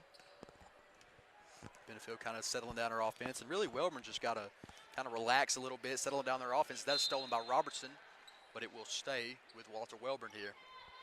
Yeah, right now you got Anna Robinson in the first quarter for Fate, had 6 points. You have Serenity Pate with 3 points, all home free throws, and Emma Shaw, big three right before the half, right before the quarter, end of the quarter. Has Benefield now with the ball for Walter Wellborn. Working on Shaw there, almost lose the ball. Benefield puts it up, couldn't get that shot to fall, and see what the call is here. They call I think they called a foul. They did. On number 5, they called a foul there on Bentley Bean. I think that's her second. So as Smith checks back in for Walter Wellborn. It's actually her third. Third, yeah, I knew it was getting close. It was either second or third. As Robertson now passes midcourt here. Pass it off to Pate. Pate loses the handle there. Kicks it over in the corner, gets it inside to Pate. Pate puts it up, and she's going to get called for the travel there. So another turnover. Got to put the ball down. Get the ball down on the floor before you take some steps. Actually, let's see what the call was here. Yeah, I was fixing to say, it looked like she was like she was trying to inbound the ball. I was like, they just called a travel. Wellborn's coach knew who ball it was. She let them know real quick. Wait a minute, it's our ball. And Benefield steps on the line, so another turnover as they get it right back. So got to settle down these turnovers, and now Pate will get the chance to inbound the ball. Yeah, a little sloppy right now. As Pate now pass it off in the corner. Tries to get it inside to Pate. Pate trips, and it will stay with Faith Christian. Interesting. 7:16 left in this second period. Faith leads 13-5. Pate now trying to inbound the ball. Kicks it into Robertson. Robertson is fouled. I think they're going to call. Let's see if they got that on. They call it on 3 there. Number 3. That's her first one. Gabby Tignor. As Robertson inbounds the ball, beautiful little floater right there. She is 3 for 3 so far tonight from the field goal. Gives her 8 points. It's going to be off Wilburn's foot. Ooh, it looks like they're going to call it off of Faith Christian there. Nope. Oh, actually, sorry, that is my bad. And so now, it'll be Pate now. Pate inbounds the ball. Robertson. Robertson once again working on her own offense. Kicks it to Pate. Pate passed it off. Thought about the shot. She puts up the shot. Couldn't get that one to fall. Rebounded there by Gray. Back to Benefield. And Benefield is really the point guard of this team so far. She's always the one that's got the ball in her hands. It's Bean now. Bean has a good look. Bean takes a 3, but she will be fouled on the 3 ball. Whoa. So that's rough right there. Give people 3 free shots. And like I've been saying, another unnecessary foul there. As she'll go to the line to shoot 3 free throws. Yeah, and that gives Serenity Rice, Cheney Rice, 3 fouls in this half. Cheyenne has the first free throw, and she banked it in there. You're talking about either way, points are points. So 6-15 here as the first free throw's up. She's got 2 more coming. Free throw up. One more. Yeah, one more.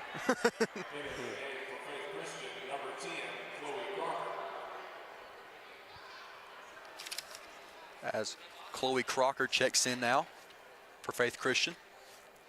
As the third and final D Ford Show free throw is up and off the mark there. Crocker with the rebound over to Robertson. Robertson taking it up the floor here. Kicks it over to Shaw. Shaw now working on Bean. A little bit of trouble there. Tries to get it inside. Stolen away though. And it's going to be a fast break. Pate one-on-one.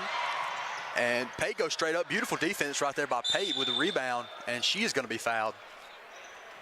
Yeah, that was, she took off Wilburn, number Tigner. Man, she took off like a rocket, and I thought she was going to get an easy layup, but Faith was able to recover and get in good defensive position and allow her to just turn the ball over, really.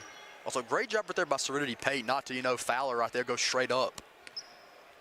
As that'll be a turnover now. As Shaw with the ball. Kicks it over to Robertson. Back to Pate. Back to Shaw now. Shaw, little floater. Beautiful shot right there by Emma Shaw. So that extends the lead to 11 here, largely to the not so far for Faith Christian. And Shaw is going to get called on the reach in there. So I keep saying it. I'm going to keep saying it if they keep fouling. Her second. That makes these games real long, man. When you get a lot of fouls like we've had, it makes a game long, long, long. And Cheyenne Ross with 3, and now Shaw with 2. As Benfield inbounds the ball. And I think she's stepped on the line again. Yeah, so I think we're up to 15 fouls in this half. And Benefield's got to, I know she's trying to get the ball and she's trying to get a lane, but she's got to stay away from the inbound line. Yeah, turn around and ask for some help. There's got to be somebody. If you're getting double teamed, ask for some help in the middle of the court. You can give that ball up and hopefully get a fast break that gives you better numbers. That's her 4th time she's done that, and she is, as Robertson is blocked, rebounded though by Crocker, jump ball called. Possession arrow will stay right here with the Lions.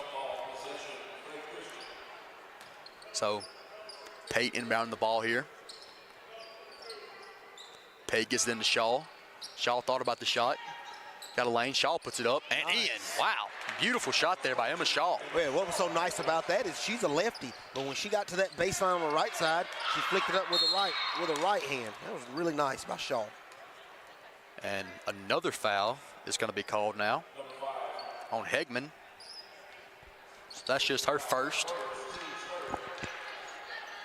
Crazy, Hegman being, a 7th grader starting on varsity. As Benefield now with the ball. Kicks it over to Grubbs. Smith, Benefield now. Benefield with the floater, couldn't get that shot to fall. Grubbs with the rebound, Grubbs puts it back up and in. Nice. That's what you want, man. When you want to teach, if you can get a rebound high, tap down, go right back up. And Wilbur needed that. They really did. As Robertson now, over to Pate. To Shaw. Shaw just kind of settling down her offense. Kicks it over to Hegman, back to Pate, back to Robertson now. Yeah. Gets a screen there from Pate. If Shaw can swing up, she'd probably get her a wide open 3 if she'd swing up just a little bit. Robertson for 3. Dang. Couldn't get that shot to fall now. Battle for the loose ball, rebounded there by Smith. Benefield driving up cross court here. Over to Smith now. Smith passes inside to Benefield. Benefield loses it. Battle for the loose ball. Jump ball will be called, and it will stay with Walter Welburn here.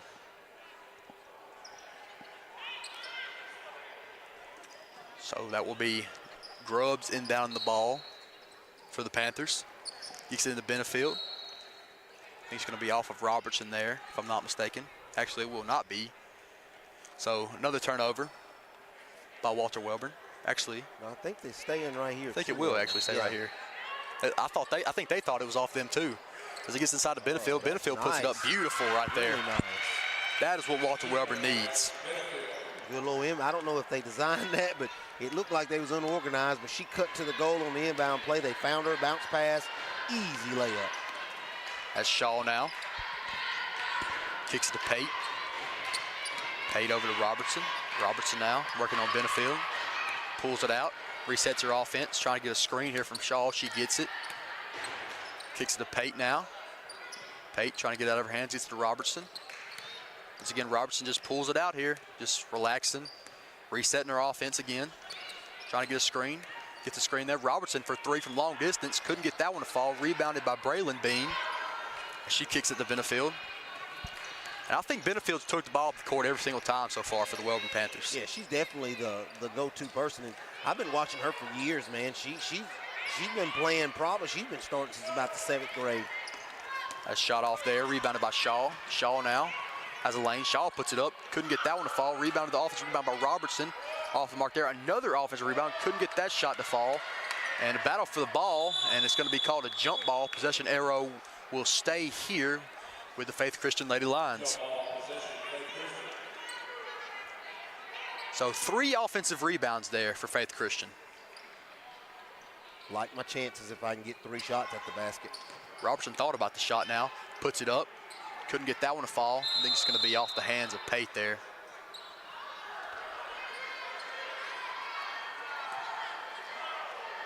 So actually, wasn't off the hands of Pate. So it will stay with Faith Christian here. Shaw now. Shaw for 3. Couldn't get that one to fall. Rebounded now. Battle for the ball.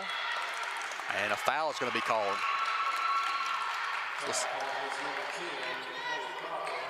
And it'll be number 10, Chloe Crocker, the foul called. Got a little sub coming in. Elizabeth Heindel checking in now for the Lady Lions. As Grubbs inbounds the ball to Benefield. 2 minutes, 43 seconds left in this second period, 19-10. Travel called right there on Smith, so another turnover. And it seems like both teams, I mean, Jackson, you tell me, it looks like neither team can really get in sync with their offense, defensively. They're just out of sync right now. Yeah, both of them have really struggled here early with fouls and with turnovers. As Robertson now kicks it to Shaw. Shaw in the corner, working on Bean here. Shaw kicks it off. Robertson got a pretty good look. Robertson for 3. Couldn't get that one to fall. Rebounded, though, by Shaw.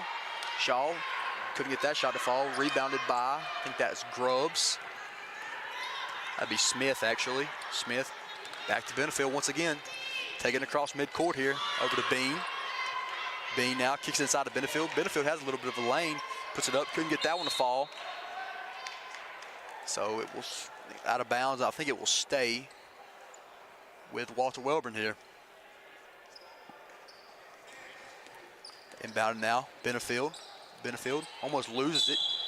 And a reach-in foul will be called on Anna Robertson. Yeah, and they don't need her in foul trouble. And that's her second one. That gives her 2. And looks like we're finally in the bonus here. I don't know how we That's exactly what I thought. I don't know how we wasn't in the bonus long ago. Me too. I don't know. Either way, it will be free throws coming out for Benefield. D Ford show free throws coming. As the free throws up. Off the front iron there. 2 minutes left before halftime. Second free throws up. Off the mark there once again. Offensive rebound, though. Benefield puts it up. Beautiful shot right there. And that'll cut the lead to 7. Yeah, Benefield has 6 points. Man, if you get her free throws down, she'd have 10 right now. She's 0 for 4 from the free throw line. As Shaw now, she's kind of setting her offense up to Pate. Pate had a shot. Pate puts it up. Off the mark there. Offensive rebound, though, by Hegman, and she will be fouled. So she'll go to the line to shoot 2 free throws.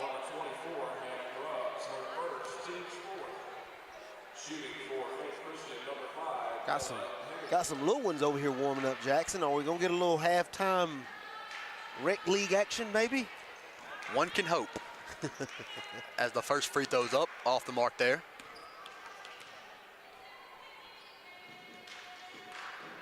Second one up, and good. So 1 for 2 from the line. 20-12 here, minute 36 left before halftime. Full court press once again, and Pate gets a steal. Pate puts it up, easy lay-in right there for Serenity Pate. Largest lead of the night so far by the Faith Christian Lady Lions, and I think it'll be a full called here by Walter Wellborn. So we'll take a quick break, And this is the 2025 Calhoun County Basketball Tournament on 95.1 The Mountain and TV 24. Hey guys, this is Blair Smith at Pediatrics Plus here in Anniston, located on Henry Road. I'm over here on the well side, but we do also have a sick side urgent care if you need us. We are more than happy to see you guys. Just come on, check us out if you get a fever, cough, or cold, or want to come in for a good checkup. Thank you.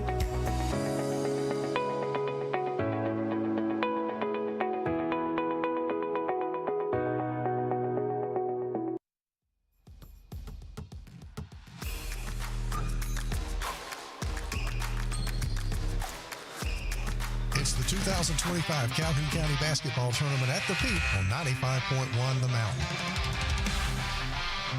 And we are back here, minute 26 left here in this second period before halftime. 22-12 with the Faith Christian Lady Lions leading.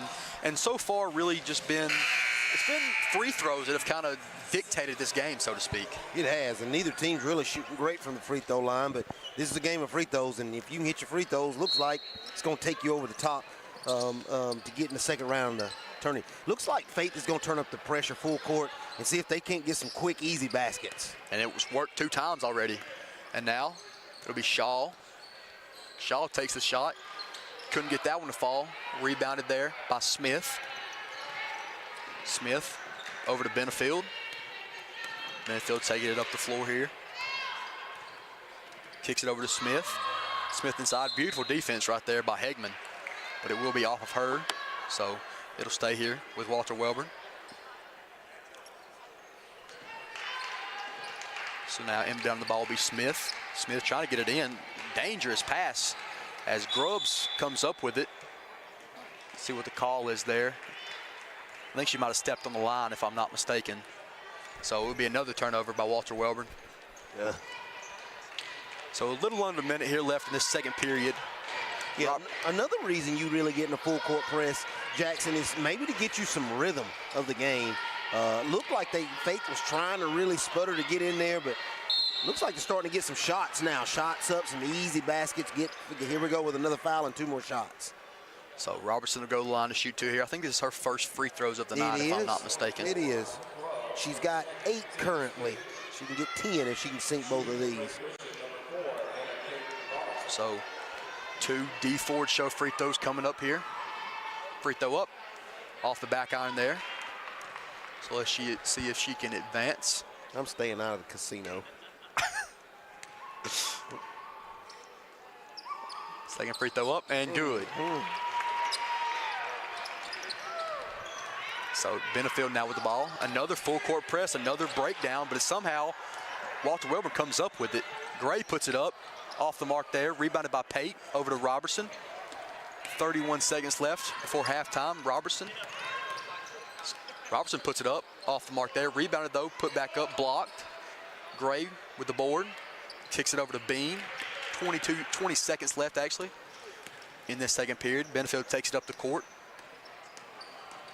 Benefield working on Robertson here. Kicks it over to Smith. Smith in a little bit of trouble here. Got to get it off. Loses the ball. Kicks the Bean. Dangerous pass. You don't want to foul right here. There's only 3 seconds left. You don't want to foul if you're Faith. Definitely do not. As Benefield doesn't get that shot off. So that'll be the end of our first half here. And so far it's been really dictated by free throws. I mean, like I've been saying, it's been dictated by free throws and fouls has been the main key thing in this game. They've had. And so we'll throw it to a quick break, and we'll be right back here. This is the 2025 Calhoun County Basketball Tournament on 95.1 The Mountain and TV 24. At Advantage Tire and Alignment, you get the Since 1848, First Bank of Alabama has been serving East Central Alabama. Now serving 6 counties in East Central Alabama. We now currently have 13 locations, expanding to 15 locations. In 2024, we opened Anniston, right here in Calhoun County. Whenever we first came to Calhoun County, it was 2019 in Oxford. Whenever we're expanding, we're now going to Jacksonville in 2025. We look forward to continuing to being your local hometown bank right here in Calhoun County and East Central Alabama. The weather is warming up and spring is just around the corner at Miller Sand and Landscape Supply. I'm Craig Miller, and we've got something for everyone. From bulk materials like sand, gravel, and mulch to beautiful outdoor decor to make your outdoor living space the envy of the neighborhood. See our beautiful selection of Mazzarelli fountains, flowers to brighten your garden, and an outdoor center loaded with beautiful decor. Whether you need a little or a lot, visit Miller Sand and Landscape Supply.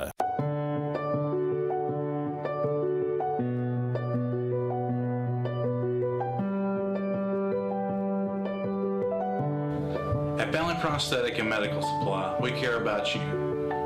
We offer custom prosthetics, orthotics, diabetic shoes, and durable medical supplies. We're located here in Alexandria, Alabama, where it's a country feel but professional care. Come see us today.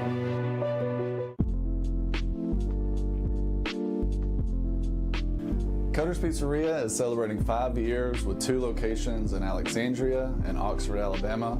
Open Monday through Saturday for dine-in, takeout, and delivery. Y'all come on out for our popular 5-pound pizza, wings, salads, pastas, and more. You can find out more about Cutter's Pizzeria at cutterspizzeria.com.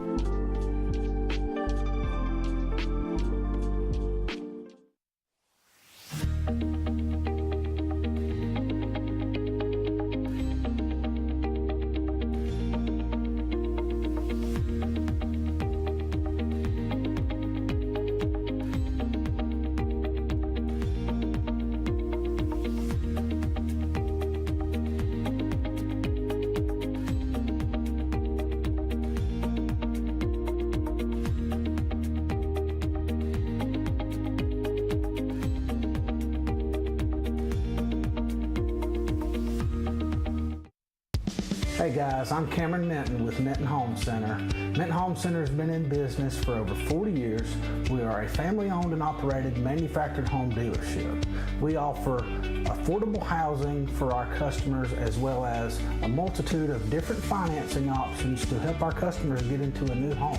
When you come to Minton Home Center and you start looking around our lot, the first thing you will notice is that we have the most competitive prices in the industry. Really killed Welborn so far is missed free throws. That's really been the main thing. Benefield, I think, missed 5 already. So definitely that. I mean, you make 5 free throws, it's a totally different ball game heading into the half. Yeah. So coaches right now, they're in the halftime and they're talking about, guys, ladies, we got to clean this up. We got to clean it. There's way too many turnovers. There's way too many reaching fouls. We got to clean this up. Let's run our offense and let's get some buckets. Let's get some buckets. Let's put the ball in the basket and rely on our fundamentals. And really one of the main concerns for both these teams, the major concern is with Faith Christian and foul trouble, because they have really struggled, especially in that first period. I mean, I think they had, I think, 5 team fouls very, very early in that first period. So that's definitely something you got to watch out for, because you got to understand, Faith Christian really doesn't have hardly any depth at all. I mean, I think they have 8 players total, and you've got to field 5. So, I mean, they barely have any depth, and one girl's not even dressed out. So definitely going to have to manage their foul troubles. Yeah, and you may see Faith jump in a zone, actually try to give their players some rest. Yeah, we're going to take a quick break. We'll be right back here for the second half. This is the 2025 Calhoun County basketball tournament on 95.1 The Mountain and TV 24. At Dunn's HVAC Plumbing and Electrical, we know how hard it is to find a dependable company you trust. The time-consuming effort can be frustrating and overwhelming. We believe what matters is getting back to what's important to you. Dunn's HVAC Plumbing and Electrical is built upon honesty, integrity, and also trust. We are your local choice for all your HVAC plumbing and electrical needs, servicing Calhoun County, Jefferson County, and surrounding areas. Visit our website at callduns.com to schedule your appointment. Dependable service done right. I'm Alan Parnell, Parnell Insurance Agency. We've been here in Oxford and Alabama, Tallapoosa, Georgia since 1990. With Auto Owners Insurance, we're able to give customers competitive pricing along with excellent coverages. Parnell Insurance can handle all of your personal, commercial, and life insurance needs. We have a very experienced staff, both personal and commercial. All together, we've got about 125 years experience. Come see what our insurance agency can do for you in Oxford, Alabama and Tallapoosa, Georgia. Auto Owners Insurance. All right. A little more about academics. Parents, do you want to secure a bright future for young people? We have science, technology, engineering, and mathematics. Get your kids involved with Academic STEM Kits. Go to www.academics.com to order your STEM kits. It's going to be STEM-tastic. Like science is for you. At Southern States Bank, we pride ourselves on being your bank. We're your neighbors and involved in the community. We're the bank featuring the Southern Rewards checking account, a cashback account with no ATM fees. We are on the cutting edge and always have a smiling face to help you out. So come to Southern States Bank, where we are committed to great service and being a great neighbor. Let us be the bank for you and your business. I want to live. The leading cause of death of young Americans like me is gun violence, and oftentimes tied to substance misuse. NBA, NFL, NCAA, most of you look like me, and our communities need you now more than ever. Let's make I Want to Live more than just a hashtag. Let's make it a movement. I am a baller against bullets. Serving Calhoun County and the state of Alabama since 1994, locally owned and operated, offering some of the most competitive interest rates in the mortgage industry, along with a wide variety of mortgage products. We are with you throughout the home buying process, offering you service before and after the close. Fast, reliable, local. And you remember, if you need a home loan, call my daddy. For anything Faith runs at you, and just play basketball. And on the flip side, if you're Coach Williams for Faith Christian, what are you telling your girls? If you're Faith right now, you got to keep playing. You're getting some really good shots, but you want to not foul as much either. Again, you foul, you've given them 13 opportunities to hit free throws, and it's really unnecessary if we'll just move our feet. I like the shooters. Maybe if I'm their coach, I'm getting back in that full court press, trying to get some more easy baskets. When they first jumped in it, they got 2 early steals in the back court and was able to get them at least 2 opportunities to get 4 points. Yeah, for sure. And also, you've got to get Anna Robertson going. I mean, besides the 2 free throws, or the 1 free throw she hit, the free throw she went to the line for, and besides that, she's really not done anything besides those 2 threes she hit early. But you got to get her going here early on in this third period for sure. Yeah, and I really like the shooting of Emma Shaw, man. She can shoot. You can tell she's got good form. She gets open.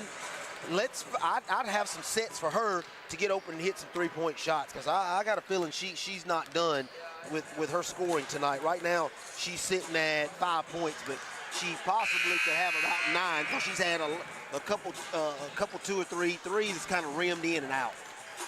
Yeah, for sure. And also, like I've been saying, though, and people are probably tired of me saying this, but I mean, it's the truth. You got to stay out of foul trouble here early on in this third period. You can't come out like you did in that first period, and pick up 4 team fouls right off the bat in the first 3 minutes of the game. You got to settle down. You can play defense, but don't get too overly aggressive and put yourself in a bad situation where, first of all, you don't have hardly any depth to begin with, let alone if you get into heavy foul trouble. Yeah, and you won't. If I'm Wilburn, I'm also trying to if I've got a full court press, I'm trying to get in it, because I think Wilburn would have some trouble getting the ball down the court too if they was met to get some pressure. Yeah, for sure. There's about 12 seconds left before we get this third period started. Looks like it's going to be Bentley Bean inbounding the ball here for Walter Wilburn.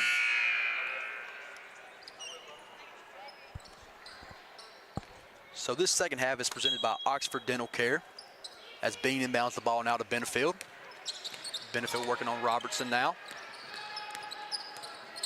Trying to get something here going early for sure. I think it's going to be off the foot of Benefield, so that is not what you wanted to do coming out of halftime. That is not, and you can tell what the Faith coach talked about. Move your feet, girls, move your feet, because they did a really good job right there keeping the ball in front of them. As it'll be Robertson now, passing midcourt here. Gets it inside to Pate. Pate almost loses the ball. Battle for the ball. I think it's going to be a jump ball called. Possession arrow, right though, there. will stay right here. As it'll be Pate inbounding the ball now for the Lady Lions. Gets it into Shaw. Shaw now working on Bean. Kicks it over to Pate in the corner. I think it's going to be tipped off of Bean there, so it'll stay here once again. As Pate once again go the inbound, the ball. Gets it into Robertson now. Kicks it back to Pate. Pate, big shot there. Couldn't get that one to fall. Rebounded there by Bean.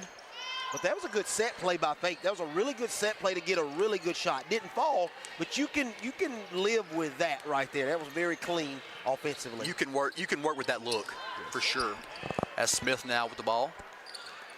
Beautiful defense right there by Serenity Pate. She gets the steal, and she should have an easy up ante and missed the shot there. Rebounded there by Smith. A little bit of contact. Yeah, No call. Looks like she got shoved in the back. No call though. As Benefield now passes midcourt, gets it into Bean. And she's going to get called for the travel there. So turnovers, 3 turnovers so far here earlier on for the Walter Urban Panthers. Not what you wanted. No, I should have started keeping up with the turnovers in this second half. I don't think the paper would be long enough here. And so now it will be Pate inbounding the ball. Robertson passing midcourt. Robertson, another same play, gets inside to Pate. Pate battling for the ball, loose ball, picked up there by Smith. And let's see what the call here is. Another jump ball.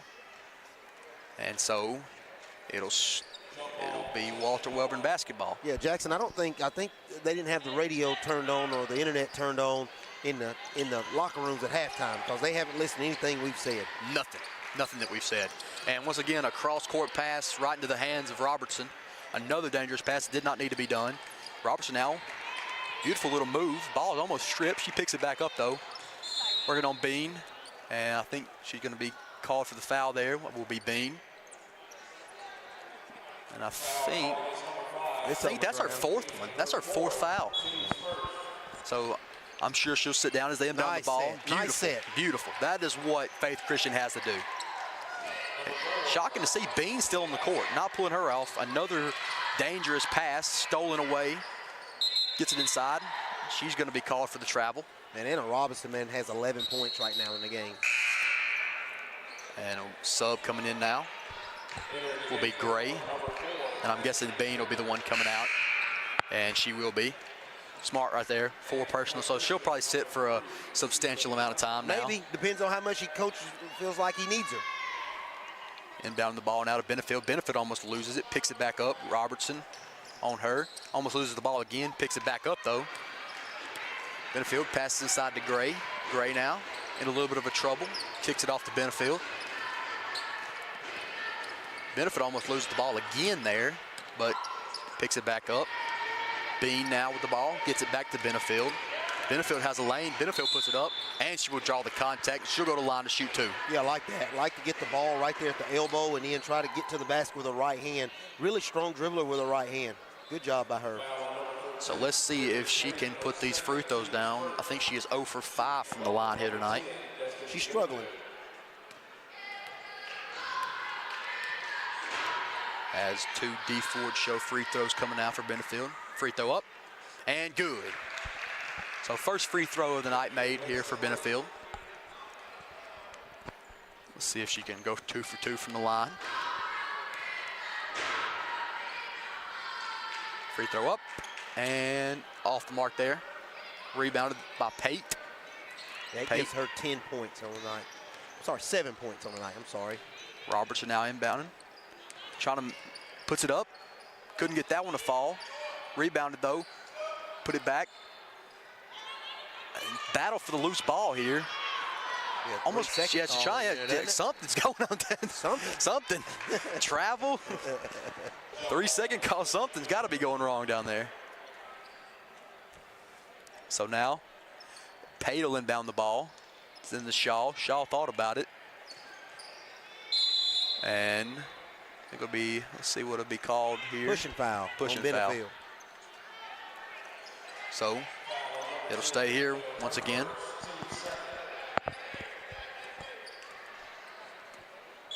That'll be Benefit's first foul, though, so not in foul trouble here as she gets it into Robertson. And Robertson's going to get called for the travel there, so another turnover by the Faith Lady Lions. So it'll be Smith inbound the ball now for the Panthers. Gets it into Benefield. Benefield crossing midcourt here, working on Robertson. Gets a screen. Pate now. Benefield has a lane. Benefield puts it up, and she will draw contact, and she'll go to the line to shoot 2 more. This will be her 10th free throw attempts, 9 and 10.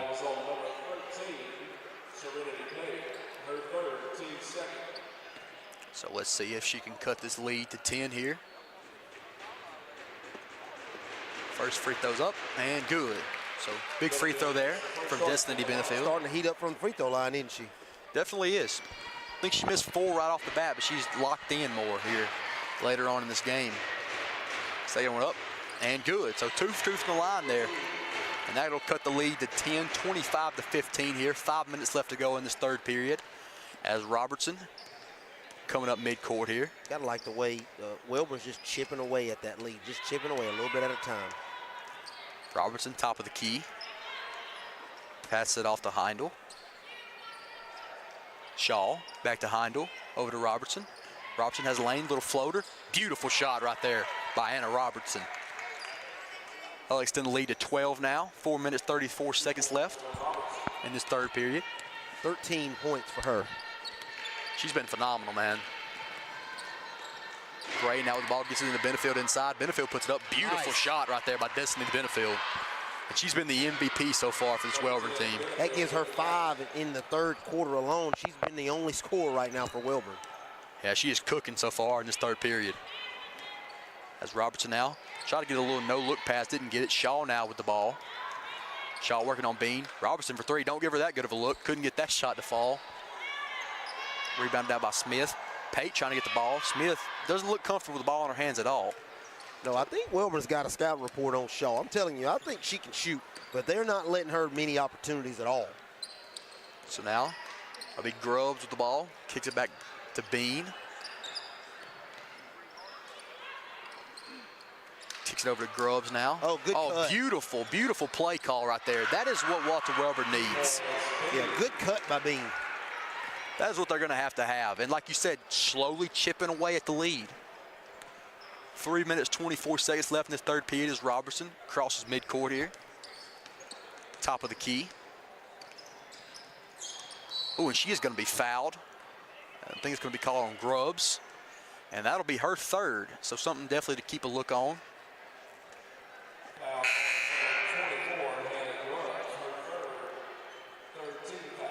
Third team foul. So got to be careful once again. Jackson, I'll have to tell you the time I had to play a game with 5 players one time. That was rough. Yeah, you got to tell me about that. I'd like to hear about that. Yeah. You don't talk about nervous, somebody getting in foul trouble. I was nervous. I didn't have nobody. I'd have to go in the game. We didn't want that.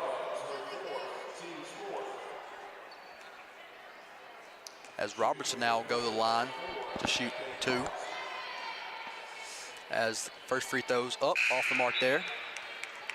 So still an 8-point game.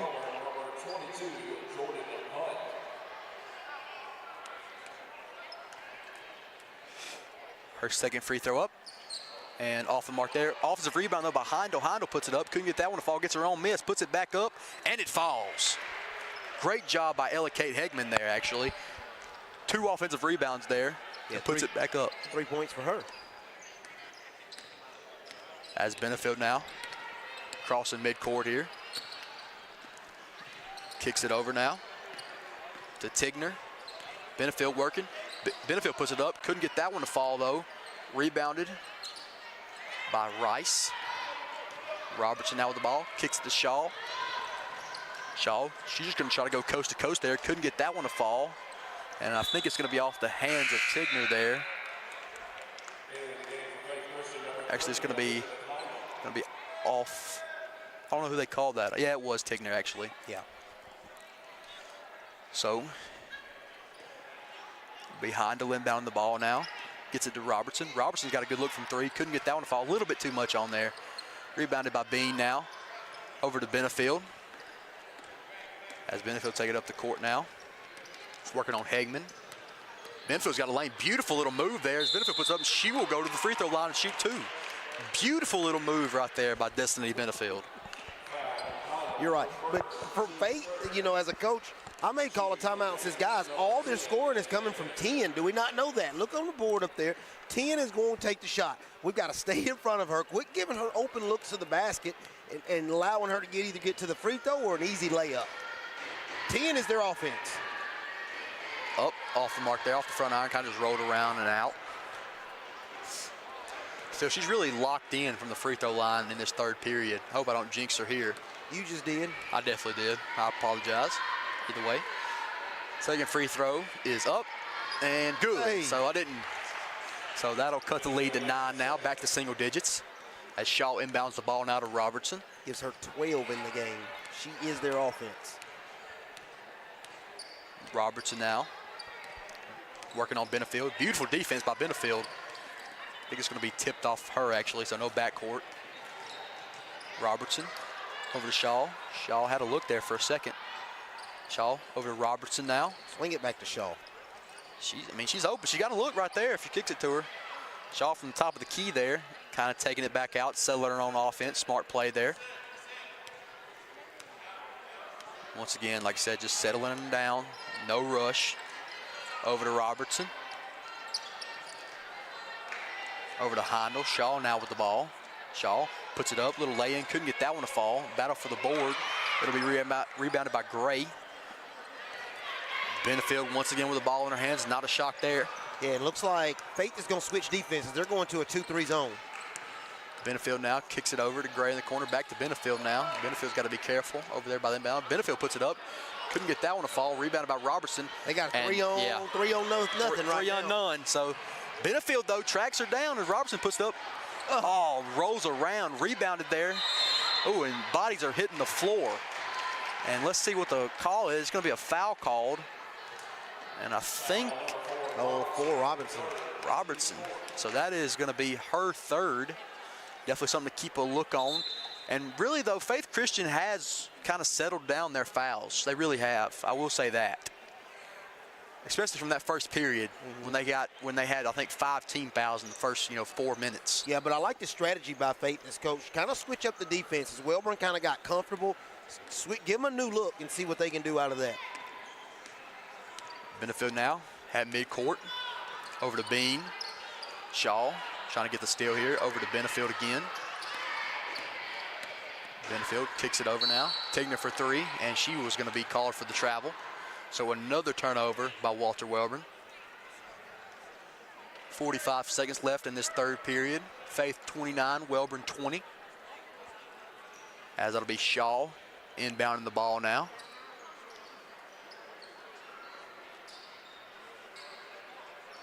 Gets it to Robertson. Robinson with the ball in her hands. Not a shock there. She's really been the MVP so far for this Faith Christian team. Robertson once again settling down their offense. No rush at all. Kicks it over to Heindel. Robertson with the ball. Working on Bean now. Yeah, they got to swing the ball a little more. If they swing that ball, they'll get a shot on the backside. They're just holding the ball too long. And timeout called by Faith here. And I think, let's see, is it a 30 or is it a minute one? Let's see, I don't think they've got a call yet. And it'll be a 30 seconds, so we'll just stay here. And so far, really, this third period has been the Destiny Benefield for Walter Wellborn. Like you've been saying, she is their offense. Yeah, she's got 6 points in this third quarter. 6. She's got 12 total points. And then the only other score for Wellborn in this third quarter is Brayley Bean. She's got 2. Robinson right now is leading the way. You've been saying that she's leading the way in this third quarter for the Faith Panthers. She's got 4 Faith lines, and Ella Kate Heineman has 2. So 21 seconds left here as we're almost coming out of this on-time fashion timeout. They got good clothes down there. You ever I go there all the time, man. I bought my watch from there. Yeah, they got some nice clothing down there. They got some nice stuff. That's where I bought my prom suit. Well, look at you. Look at me. As Shaw inbounds the ball to Robertson. As gets to the Pate now. Oh, take that shot. Yeah, Pate had a All look day, there yeah, all there it day. is. You'll Yeah, take that look all day long. All day. As Pate puts it up and in. 31-20 here as time continues down in this third period. Likely the last shot. Tigner now with the ball, kicks it to Gray. Gray thought about the shot, gets it to Benefield, and she's going to get called for the travel again.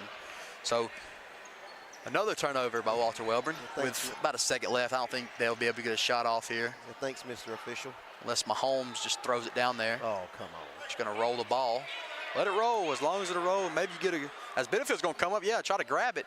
She's going to heave it off the mark there. So that'll be the end of our third period, and we'll take it to our fourth period. We'll be right back here. This is the 2025 Calhoun County Basketball Tournament on 95.1 The Mountain and TV 24. Transform. Hello, my name is Bob Couch, and I'm the owner of Couch's Jewelers. We are your destination for engagement rings, wedding bands, and anniversary and birthday gifts. We offer a wide selection of the best value diamond jewelry and engagement rings. We even gift wrap every purchase for free. And if you have some jewelry that is broken, no worries. Expert jewelry service is offered in-house. At Couch's Jewelers, our customer service is unmatched. If you would like a special jewelry item created just for you, please come to see us. Hey, how you doing? This is Teresa Garrett from Freedom Tax Service of Oxford, Alabama. Come on down for our new up to $7,000 advance that starts and gets you your money within 24 hours all the way up to 72 hours. Come on down and see us today. We are open from 9 to 7 Monday through Friday, and on Saturdays are by appointment only. Again, don't be a slave to your taxes. Choose freedom. Basketball tournament at the Peak on 95.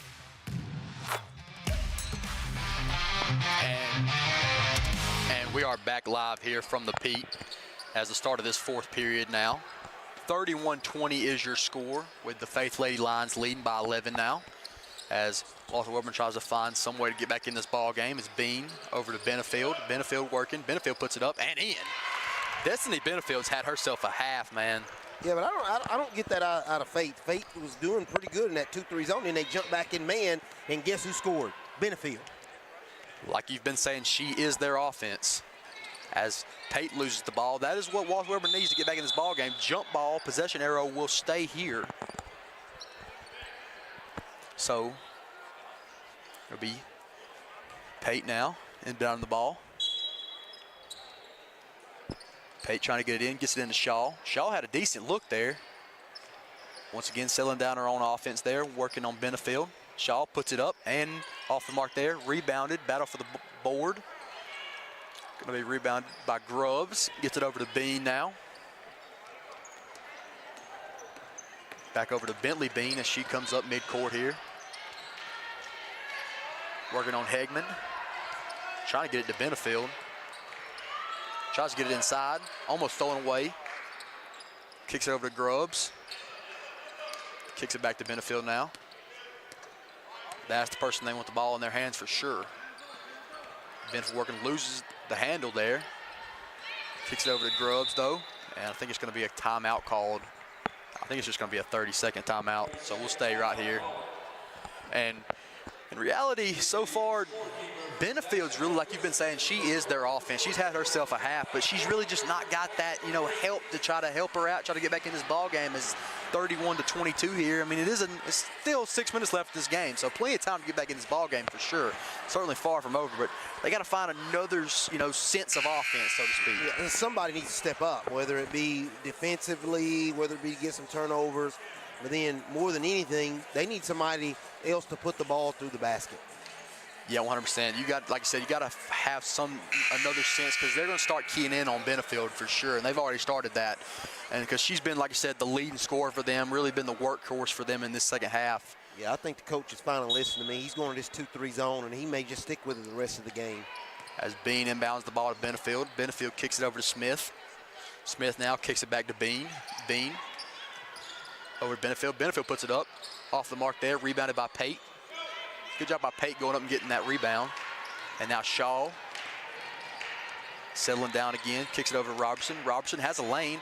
Beautiful floater by Robertson. Off the mark there, rebounded, battle for the ball by Bean. And Bean's going to have an easy lay-in if she keeps running, but Pate's coming down behind her.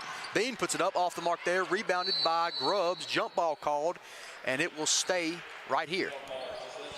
Yeah, man, they needed that points. Again, somebody right there could have stepped up and helped Benefield. But no, Benefield's going to score 2. And once again, Benefield being the workhorse so far. And that'll cut the lead to 7 now. 16 for her. Little under 6 minutes left. As Robertson over to Pate. Beautiful pass inside. Kicks it back. Almost a turnover. Battle for the ball. And it's going to be picked up by Benefield going the other way. Benefield now. Long pass. It was a beautiful pass. Just she could not get her hands on that. So it'll be another turnover by Walter Welborn. Yeah, every possession now is going to be big for Welborn, being down 7. So now Pate inbounding the ball.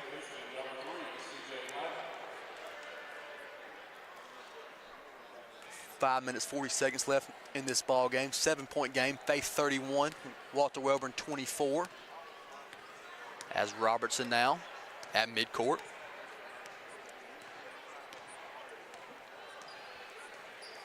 Once again, you know, just kind of settling in her on offense. Kicks it over to Shaw in the corner.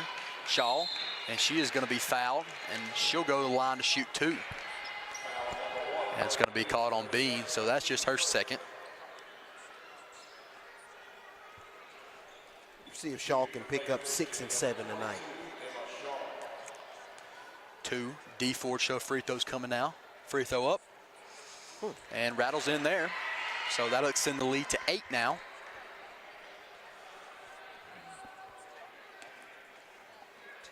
As this second free throw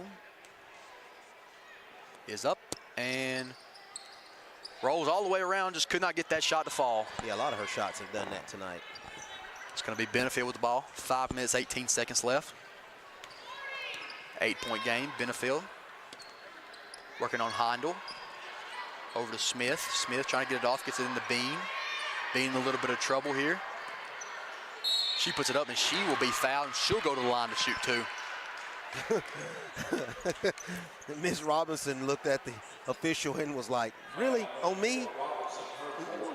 That's her 4th too, so that's something to definitely look out for. Oh yeah, for sure. I think they're gonna have to pull her for a couple minutes. Definitely gonna have to. 5 minutes left. If she hits both these, we're back to a 6-point game. And free throw up and good.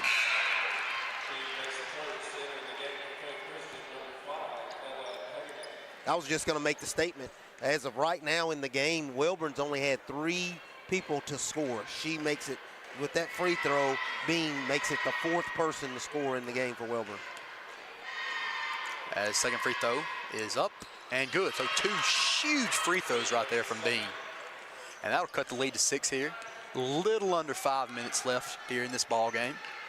That'll be Shaw. Once again, Robertson out of the game with 4 fouls. So let's see who the offense will run through here. And it looks like it's going to be number 22, Emma Shaw. Not a shock there. As Pate over to Shaw in the corner. Shaw's got a look. Shaw puts it up off the mark there. Rebounded by Bean. And this is where Walter Welborn's got to capitalize. Bean now over to Benefield. Benefield inside to Bean. Bean puts it up and in.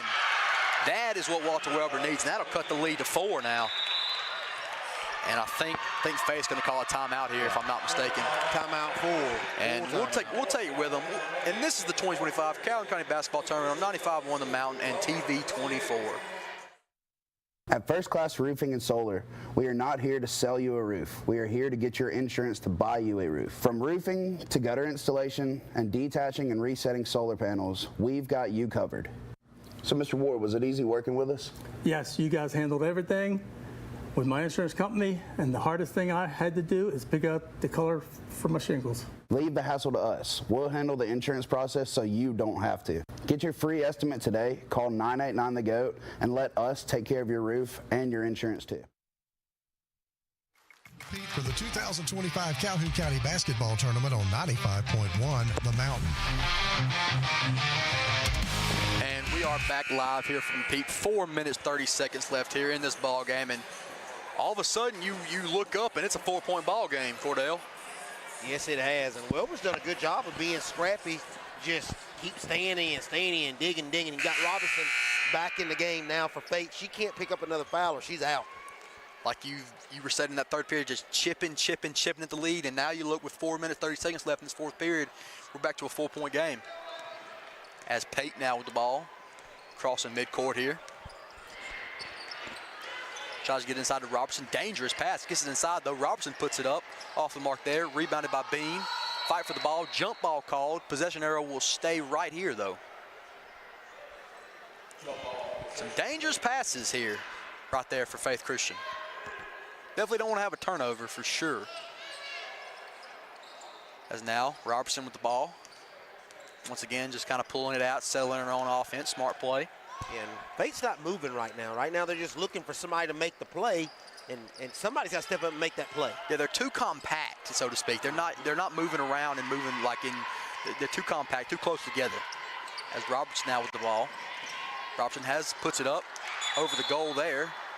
Just wanted some contact, but it will be a turnover. So. Yeah, she was forcing that a little bit. No need to really make that shot. Make another pass. Let's see if we can get a better shot than that.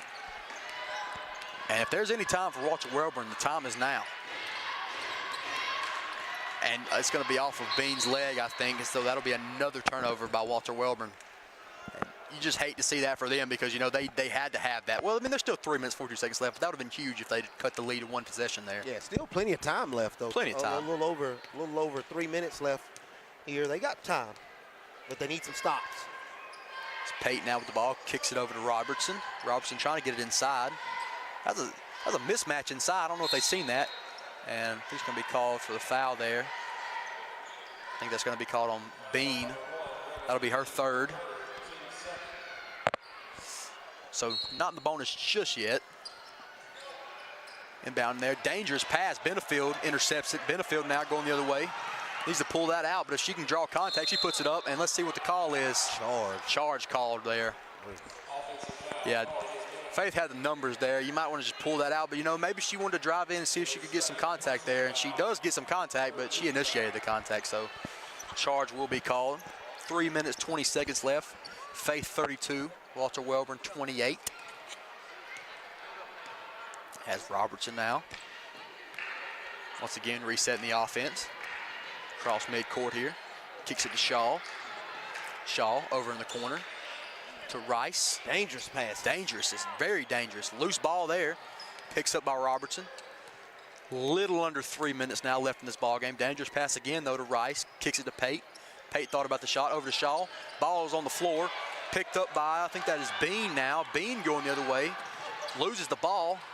And I think it's going to be off of, bodies hit the floor there. I think it's going to stay with Walter Welburn here, and it will be. Yeah, and Robinson did a good job right there not picking up her fifth foul. She was very careful, did the right thing. So that's the right call. So now Robertson will actually check out now. Yeah, Coach can't afford to have her go out. Right now, he's going to go offense, defense for her a little bit. So now it's going to be Smith with the ball. Gets it into Grubbs inside. Grubbs puts it up. Couldn't get that one to fall. Rebounded now by Pate. And Pate's going to be fouled.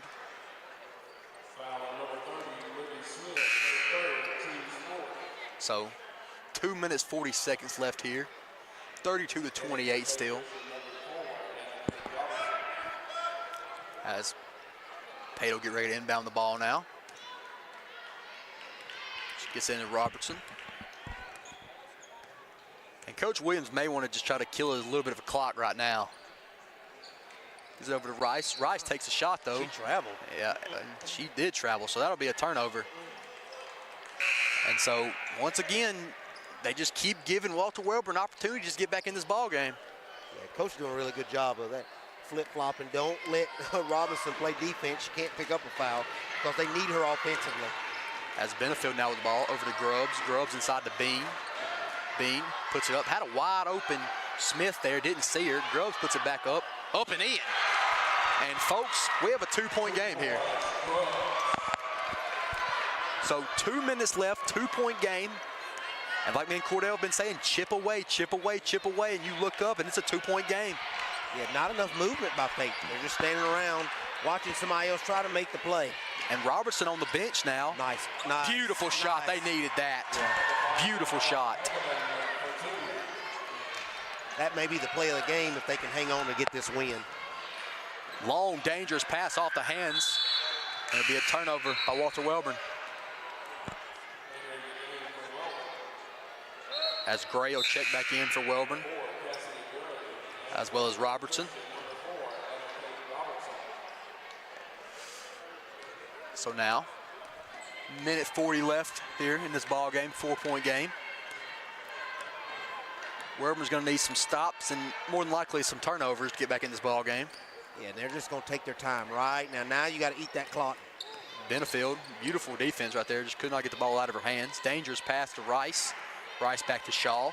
Yeah. Right now, I want the person with my best ball handler with the ball. That's either Robinson or Shaw, I believe. And Robertson's really their true point guard, so she's got the ball in her hands. Not a shock there. Robertson kicks it over to Rice. Rice is going to take the shot, though, and she's going to be fouled. So I think it's just going to be a 2, if I'm not mistaken. Yeah. So she'll go to the line to shoot 2. And that's going to be Bean's 4th as well.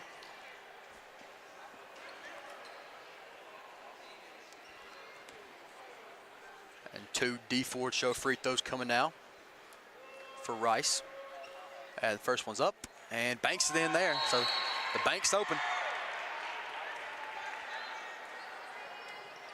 Got a timeout, Welborn.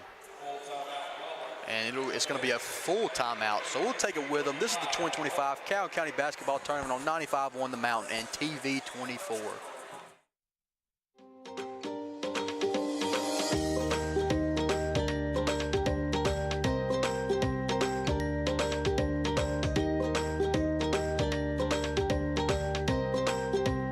Whether you are traveling or on the rebound, get with your local Allstate and huddle up to find the best options for you. With a strong variety of coverages to choose from, Allstate is on a mission to get you in good hands today. The 2025 Calhoun County Basketball Tournament live at the Pete on 95.1 The Mountain. And we are back live here now. 35-30, minute 6 left on the clock. And so let's see if Faith Christian can try to pull this off. And like I said, Walter Welborn's had every opportunity to get back in this ball game, but really they just shot themselves in the foot with some of these turnovers.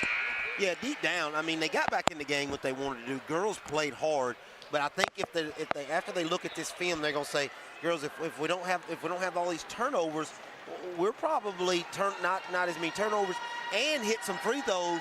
We may win this game by 10. Yeah, for sure. And now off the mark there, rebounded, battle for the rebound. It's going to be, bodies are hitting the floor now. Bean has it.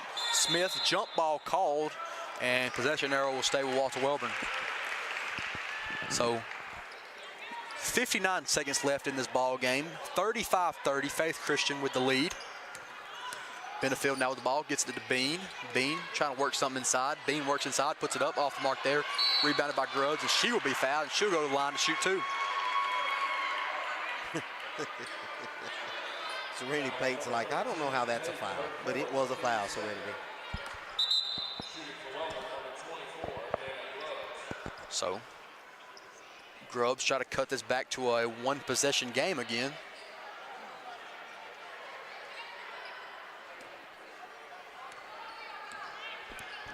Two D4 show free throws coming now for Grubbs.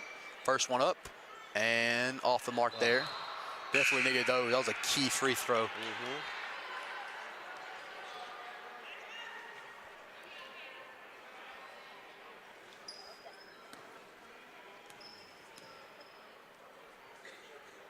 As second free throws up and good. So 4-point game, 50 seconds left. They got to have, let's see if they can get a turnover here.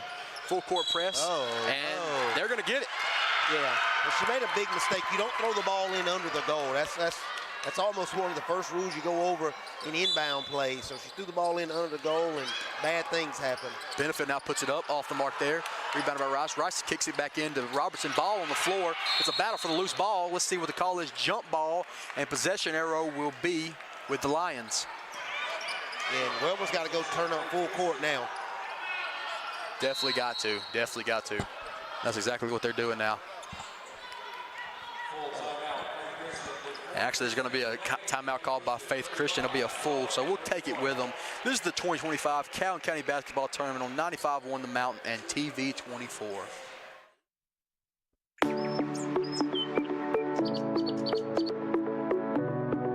this is Jason at Reeves Insurance. Just want to say a quick thank you to all of our customers for your support over the years. We now have offices in Anniston, Alexandria, and Oxford in order to serve you better. So stop in and see me or any of our experienced staff and let us shop for you to find you the best price and the best coverage available. Thank you.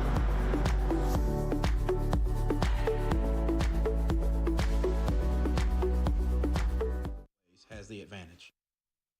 We are back live from the peak for the 2025 Calhoun County Basketball Tournament on 95.1 The Mountain. And we are back live here. 42.6 left in this ball game as Faith Christian will be inbounding the ball here. Walter Welborn really needs to get a turnover here. Robertson with the ball. Past midcourt. She has a lane. She might take the lane. She does, and she's going to go up and she's going to draw contact. She'll go to the line to shoot too. Yeah, and what you want maybe from the coach right there is if she can get the ball down, maybe pull that thing out, eat another 5 or 10 seconds away at that clock. But she's got a chance here for two free throws and make this lead a little bit wider. First free throw up and good. So she'll have one more D4 show free throw coming now. 36.3 left, 36-31. Faith Christian lead, second one up and good. So that'll extend the lead to 2 possessions now. 15 points for Miss Robinson. 36.3 left, 6-point lead for Faith Christian. Gets it into Bean now. Got to go quick if you're Walter Welborn. Kicks it over. Packed right there, beautiful right there by Rice. Picked up and she will draw the contact. That's what you don't want. You don't want them to be able to score points and the clock not running. Exactly, and so now that'll send Bentley Bean to the line to shoot 2 with a chance to cut it to 4.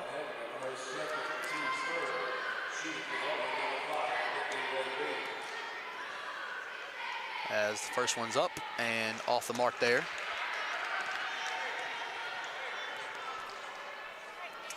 And when Walter Welborn goes back and watches film, one of the main things that's going to stick out is going to be free throw misses. As the second one's up and off the mark there again. Good box out by Rice. Somehow Bean comes down with it though. Battle for the ball. Bean comes up with it. Bean puts it up off the mark there. Grubbs puts it up and in. So big shot. That'll cut the lead now to 4. Got to have a turnover here. Gets it in. Battle for the ball. It's going to be a jump ball called, but it will stay with Faith Christian.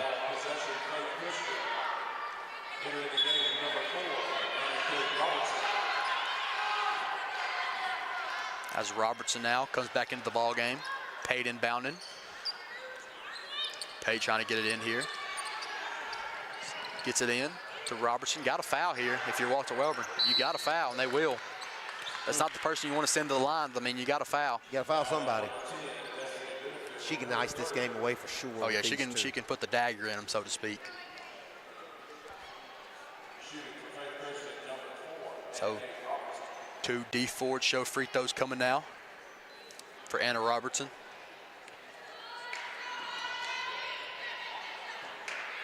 First one up and good. Yeah. And that very well may do it here. Yeah, I think so.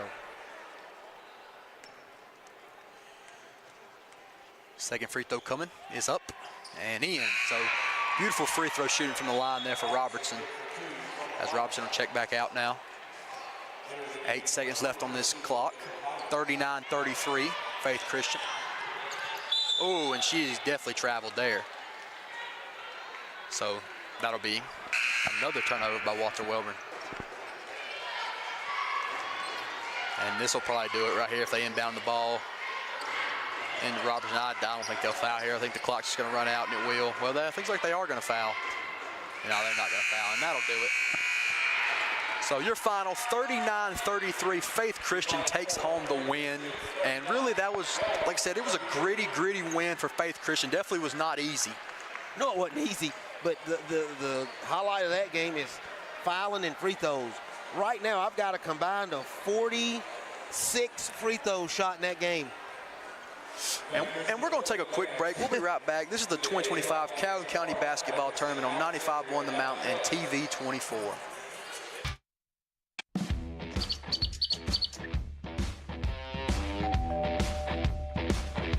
Hi, welcome to Classic 13. team. How can I help you? I was thinking about getting a tattoo. Do I need to make an appointment? No, we take walk-ins every day. Let's find someone to help you. Follow me. Hey, if you'll have a seat right here. Thank you.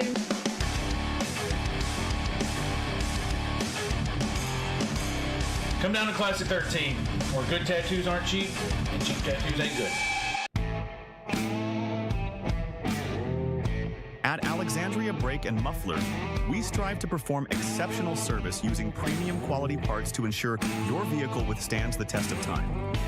We do all automotive maintenance and repairs consisting of AC service, check engine light diagnostics, brakes, coolant, and exhaust. Give us a call today. Proudly serving our community to provide honest, high-quality service and repair at a fair price.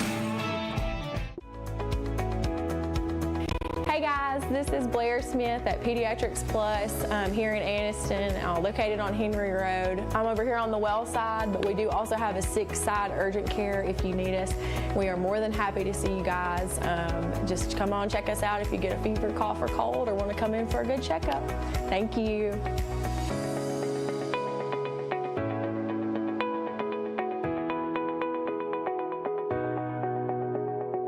Since 1848, First Bank of Alabama has been serving East Central Alabama, now serving 6 counties in East Central Alabama.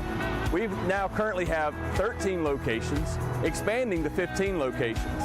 In 2024, we opened Anniston, right here in Calhoun County. Whenever we first came to Calhoun County, it was 2019 in Oxford. Whenever we're expanding, we're now going to Jacksonville in 2025. We look forward to continuing to be in your local hometown bank right here in Calhoun County in East Central Alabama. The weather is warming up and spring is just around the corner at Miller Sand and Landscape Supply. I'm Craig Miller, and we've got something for everyone. From bulk materials like sand, gravel, and mulch to beautiful outdoor decor to make your outdoor living space the envy of the neighborhood. See our beautiful selection of Mazzarelli fountains, flowers to brighten your garden, and an outdoor center loaded with beautiful decor. Whether you need a little or a lot, visit Miller Sand and Landscape Supply.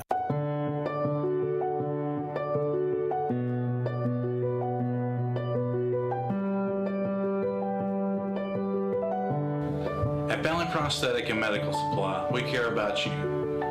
We offer custom prosthetics, orthotics, diabetic shoes, and durable medical supplies. We're located here in Alexandria, Alabama, where it's a country feel but professional care. Come see us today.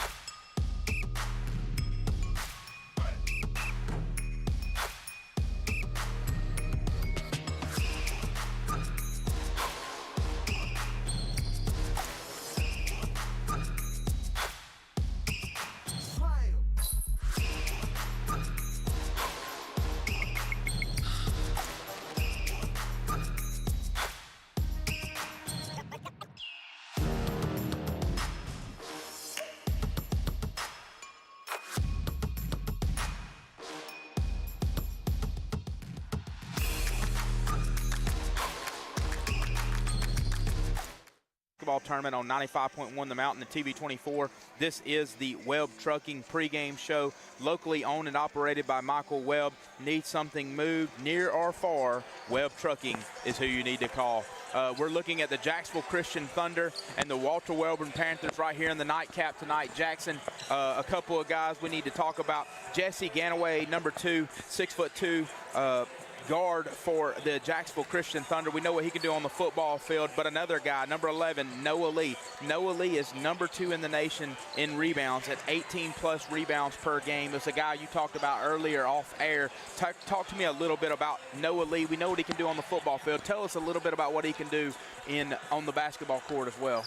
I mean, the guy's just a pure breed athlete. I mean, like I said, he's a phenomenal football player. He'll go to college and play football somewhere, but like I said, the guy's a straight athlete, great three-point shooter. Like I said, second in rebounds in the entire nation, not in the state, people, in the entire nation. Yeah. That's a crazy statistic. And not even 2 weeks ago, he also almost set the record for most rebounds in a game in Alabama history.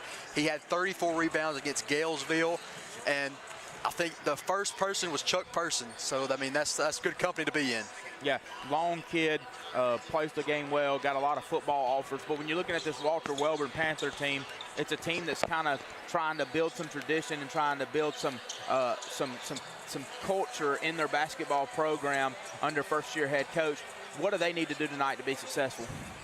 Well, really, they have, like, you can look on paper and you can see the depth difference in between the Welborn and Jacksonville Christian, and so that's really going to have to play a key factor, so to speak. You're going to have a couple guys, you know, that are in double digits, I think, and some other guys like Ollie Boot. Ollie Boot's a phenomenal basketball player, as well as number 14 Khalil Jenkins. Though we're definitely going to have to get them guys going here early. Yeah, no doubt about it. Well, we're going to take another quick break. We're about 4 minutes and 40 seconds away from tip. We're going to take a quick break, and when we come back, we will have the opening tip presented by Big Time Entertainment at the 2025 Calhoun County Basketball Tournament on 95.1 and TV 24.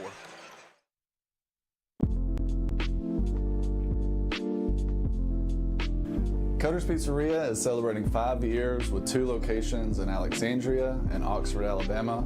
Open Monday through Saturday for dine-in, takeout, and delivery. Y'all come on out for our popular 5-pound pizza, wings, salads, pastas, and more. You can find out more about Cutter's Pizzeria at cutterspizzeria.com.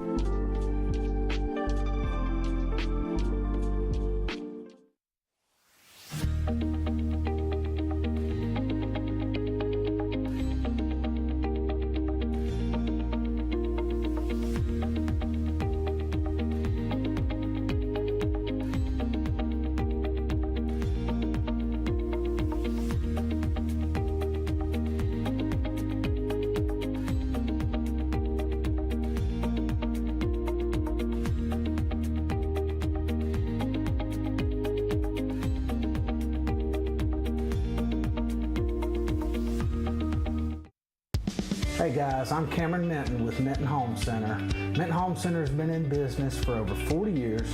We are a family-owned and operated manufactured home dealership. We offer affordable housing for our customers as well as a multitude of different financing options to help our customers get into a new home. When you come to Minton Home Center and you start looking around our lot, the first thing you will notice is that we have the most competitive prices in the industry.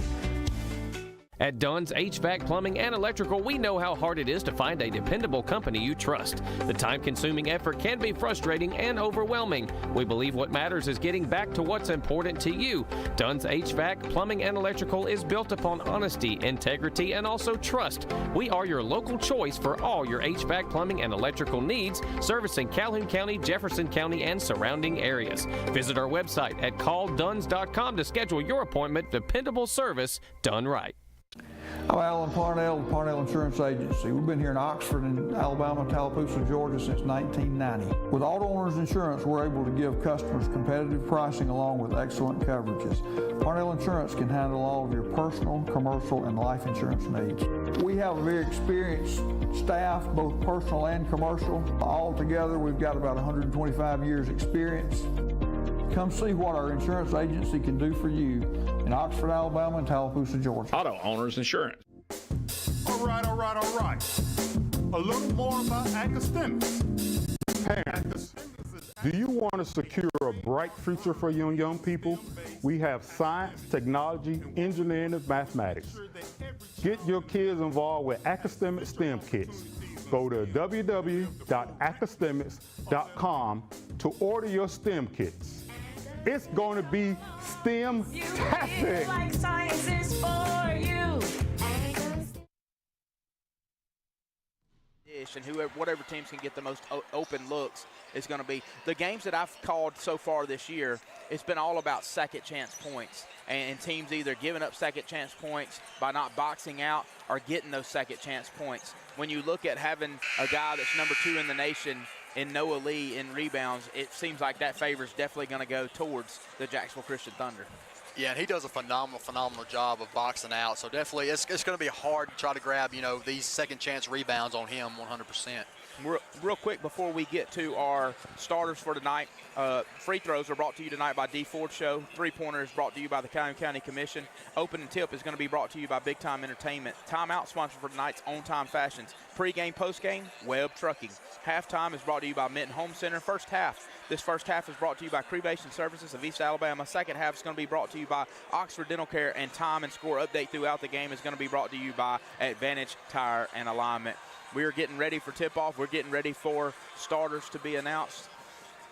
And we'll be right here with you for every dribble of the basketball, every shot taken, and every foul called after last game.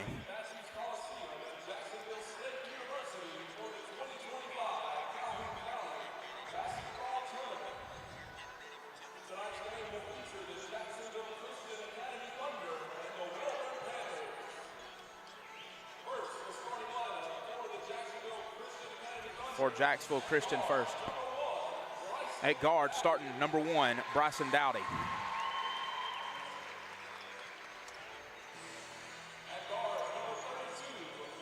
Another guard, number 32, Bradley Everett.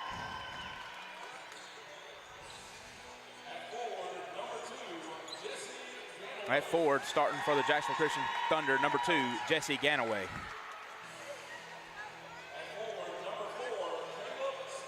Another forward, number 4, Caleb Stallings. And your starting center for the Jacksonville Christian Thunder, number 11, Noah Lee. Jacksonville Christian is coached by Coach Tommy Miller. Now the starting lineup for Welborn Panthers, coached by Coach Kilgore.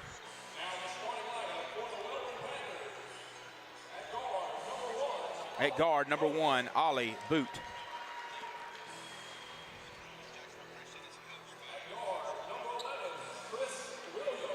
At guard, number 11, Christian Williams. At forward, number 14, Kaylee Jenkins. Kaylee Jenkins. At forward, number 10, Jackson Clark.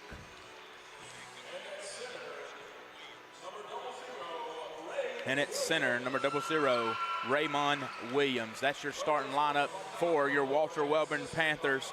We are ready to get tip-off underway. This is a 12-13 matchup, if I'm not mistaken. Should be a really good ball game in the nightcap right here from Pete Matthews Coliseum.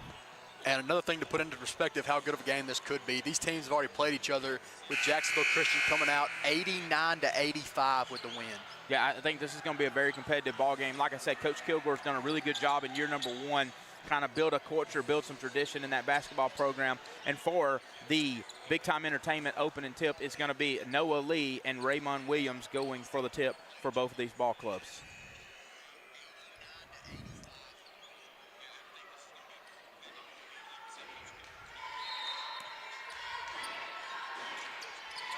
And Jacksonville Christian's going to win the tip. It's going to be Noah Lee. He's going to bring it up.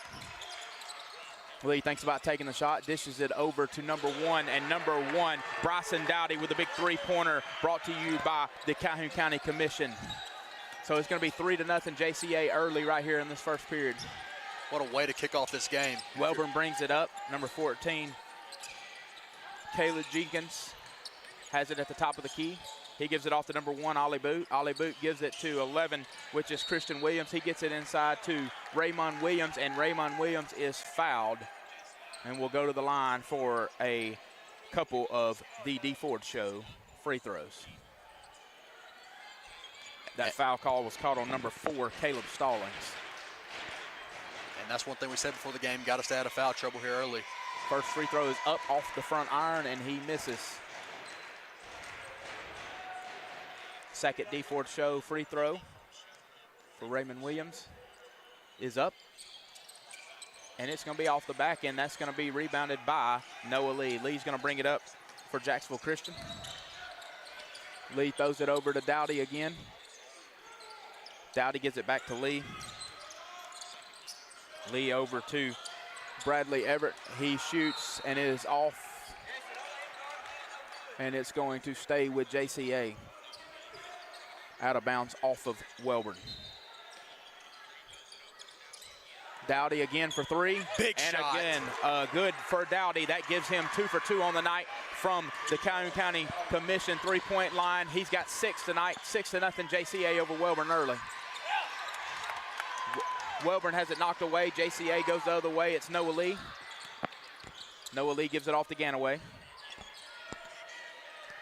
Ganaway backs it out. Looks like we got some ISO action going on. Ganaway with the step back. It's off the back iron. Noah Lee with the rebound, but loses it. Ends it up with Everett. Everett back to Lee. Lee with the mid-range. And it is off, rebounded by number 1, Ollie Boot. Ollie Boot's going to bring it up for Welborn. High-paced game so far. He drives, he shoots, and he is fouled. And he is going to call it on the floor, so it's not going to be a shooting foul, I don't believe. It'll stay with Welborn, and they will inbound from the baseline. 14, Jenkins inbounding. He gets it to 10. That is Jackson Clark. Clark back to Boot. Boot shoots, and Boot knocks down a Calhoun County Commission three-pointer to bring it to 6-3 with 6:17 left in this first period. Huge Ganaway shot is going to bring it up. That was a huge shot. Ganaway brings it up, gets it inside to Lee. Lee in. Hey, if you're going to go zone, you got to get in the middle. They get it to Lee. Easy two-pointer right there for Noah Lee. 8-3 now your score. 14 has it. That's Jenkins. Jenkins gets it over to Williams. Williams to Clark. Clark back to Jenkins. Jenkins dribbles. He dribbles it off his foot. In some trouble. Got away with a double dribble there. Raymond Williams dumps it off. And that is going to be Jackson Clark finishing at the rim. Good find right there from Raymond Williams. 8-5 your score now. JCA still on top. Beautiful right there by Williams. Beautiful dish.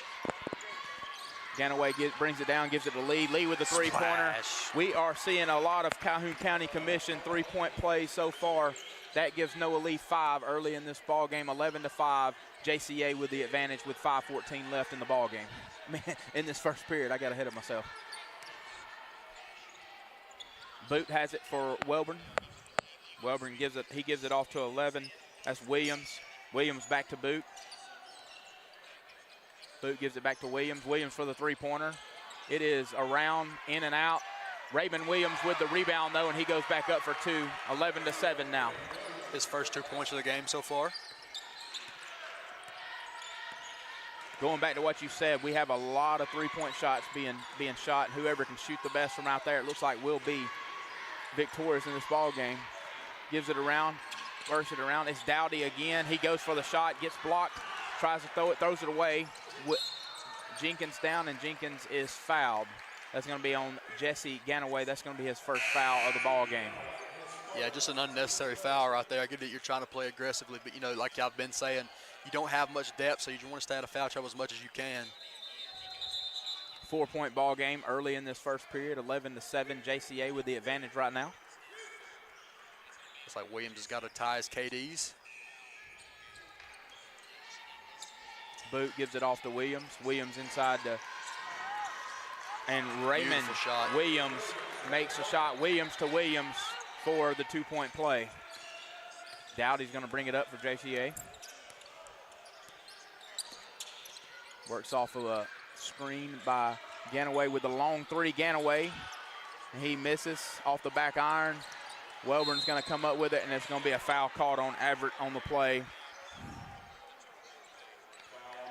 Welborn will keep possession. And that's his second as well. And Raymond Williams will come down and inbound it. Second foul on Everett, something to keep a watch on. Yeah, it's early in the ball game to get your second foul already. He'll go take a seat for a second. Boot comes down, gives it off to Williams. That's Christian Williams. He gives it into Raymond Williams. Williams finds, and it is knocked away. Good defense right there by Ganaway inside. Good find right there. Back across, 12, shoots, it's off. That was Hudson. Dowdy gets the rebound, and it is knocked out of bounds. Last off Welborn. It will stay with JCA. Noah Lita inbound.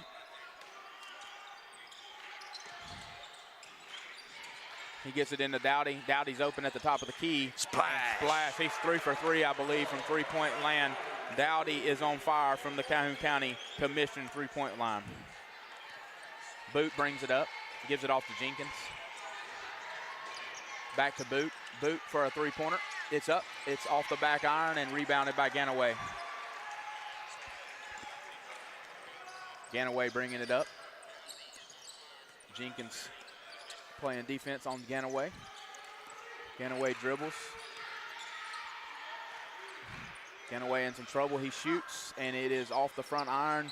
Going to be knocked out of bounds. Last off JCA. It'll be Welborn basketball.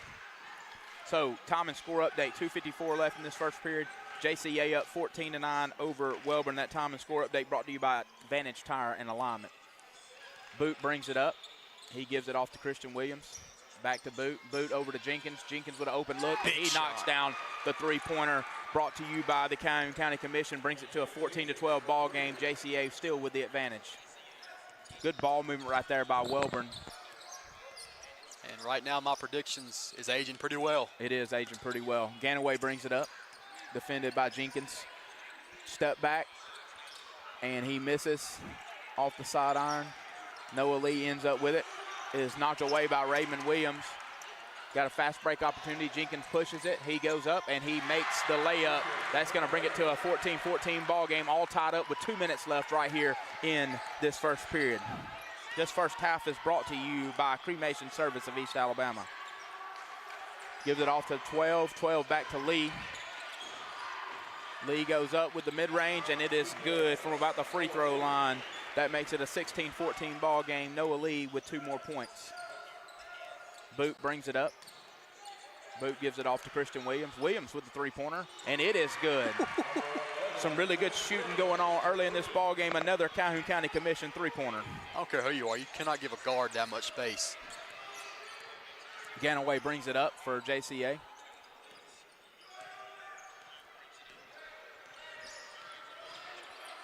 He shoots, and it is off. Rebounded by Boot.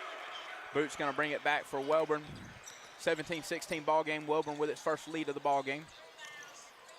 Boot drives, dishes it back off to Christian Williams, and it's in and out, and Noah Lee ends up with the rebound. Lee's going to bring it up for JCA. 1 minute right here in this first period. Dowdy with the pump fake, drives to the basket, in and out, misses. Raymond Williams with the rebound. He gives it off to 10. That is Jackson Clark. Jackson Clark dribbles down, gets himself in some trouble, gets it back, finds an open Boot, who finds an open Raymond Williams back inside. Got some kind of call right here. It's going to be a turnover by Welborn. I'm guessing it's a 3-second violation. Ganaway gives it in to Dowdy. Dowdy dribbles up. 39 seconds left in this first period. 17-16, Welborn on top. Number 3, Liam Avery checking in for Welborn. Ganaway's got the ball. Asking for a screen from Lee.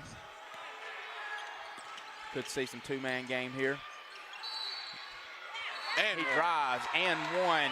Great drive right there, making the basket through contact for Jesse Ganaway, and he'll go to the line for an old-fashioned three-point play. This is, I believe, the first D. Ford Show free throw of the ball game, or in a good while. Free throw is up, and it is good. JCA back up 19-17 with 21 seconds left in this first period.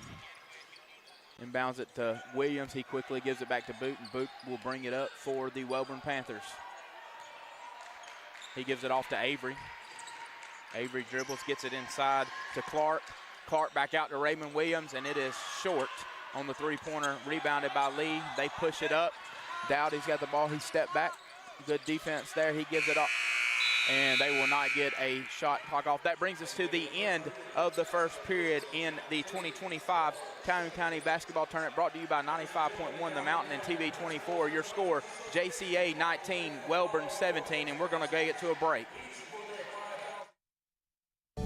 At Southern States Bank, we pride ourselves on being your bank. We're your neighbors and involved in the community. We're the bank featuring the Southern Rewards checking account, a cashback account with no ATM fees.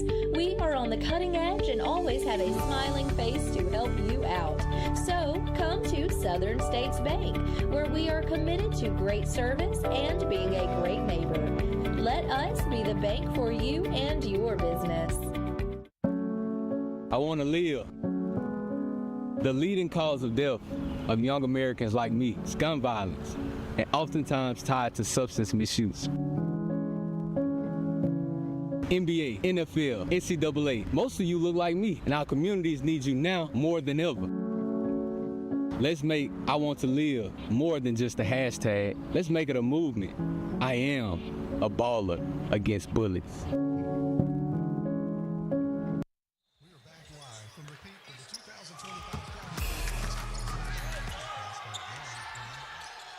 Welcome back in. Wellborn with the basketball. Raymond Williams drives. He shoots. He scores. 19-19 your score now early in this second period.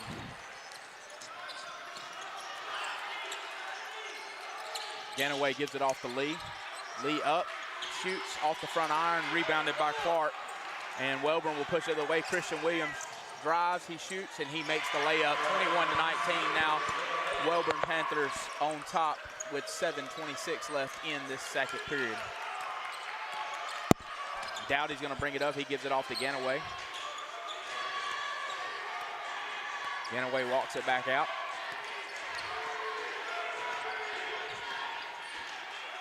Ganaway dribbles, and he's going to get the foul call. And it's going to be, he's going to go to the line for three. I think that was Avery on the foul right there for the Wellborn Panthers. So Ganaway will go to the line for 3 shots. He will go to the D Ford free throw line for 3 opportunities. And the second on Avery there, something to watch also. First free throw is up, and it is good. 21-20 your score now. Wellborn still on top. 2 more free throws right here coming for Ganaway. He makes the second, tied up 21-21. He is 2 of 2 right now from the D Ford free throw line. D Ford show free throw line. He with 1 more opportunity coming up.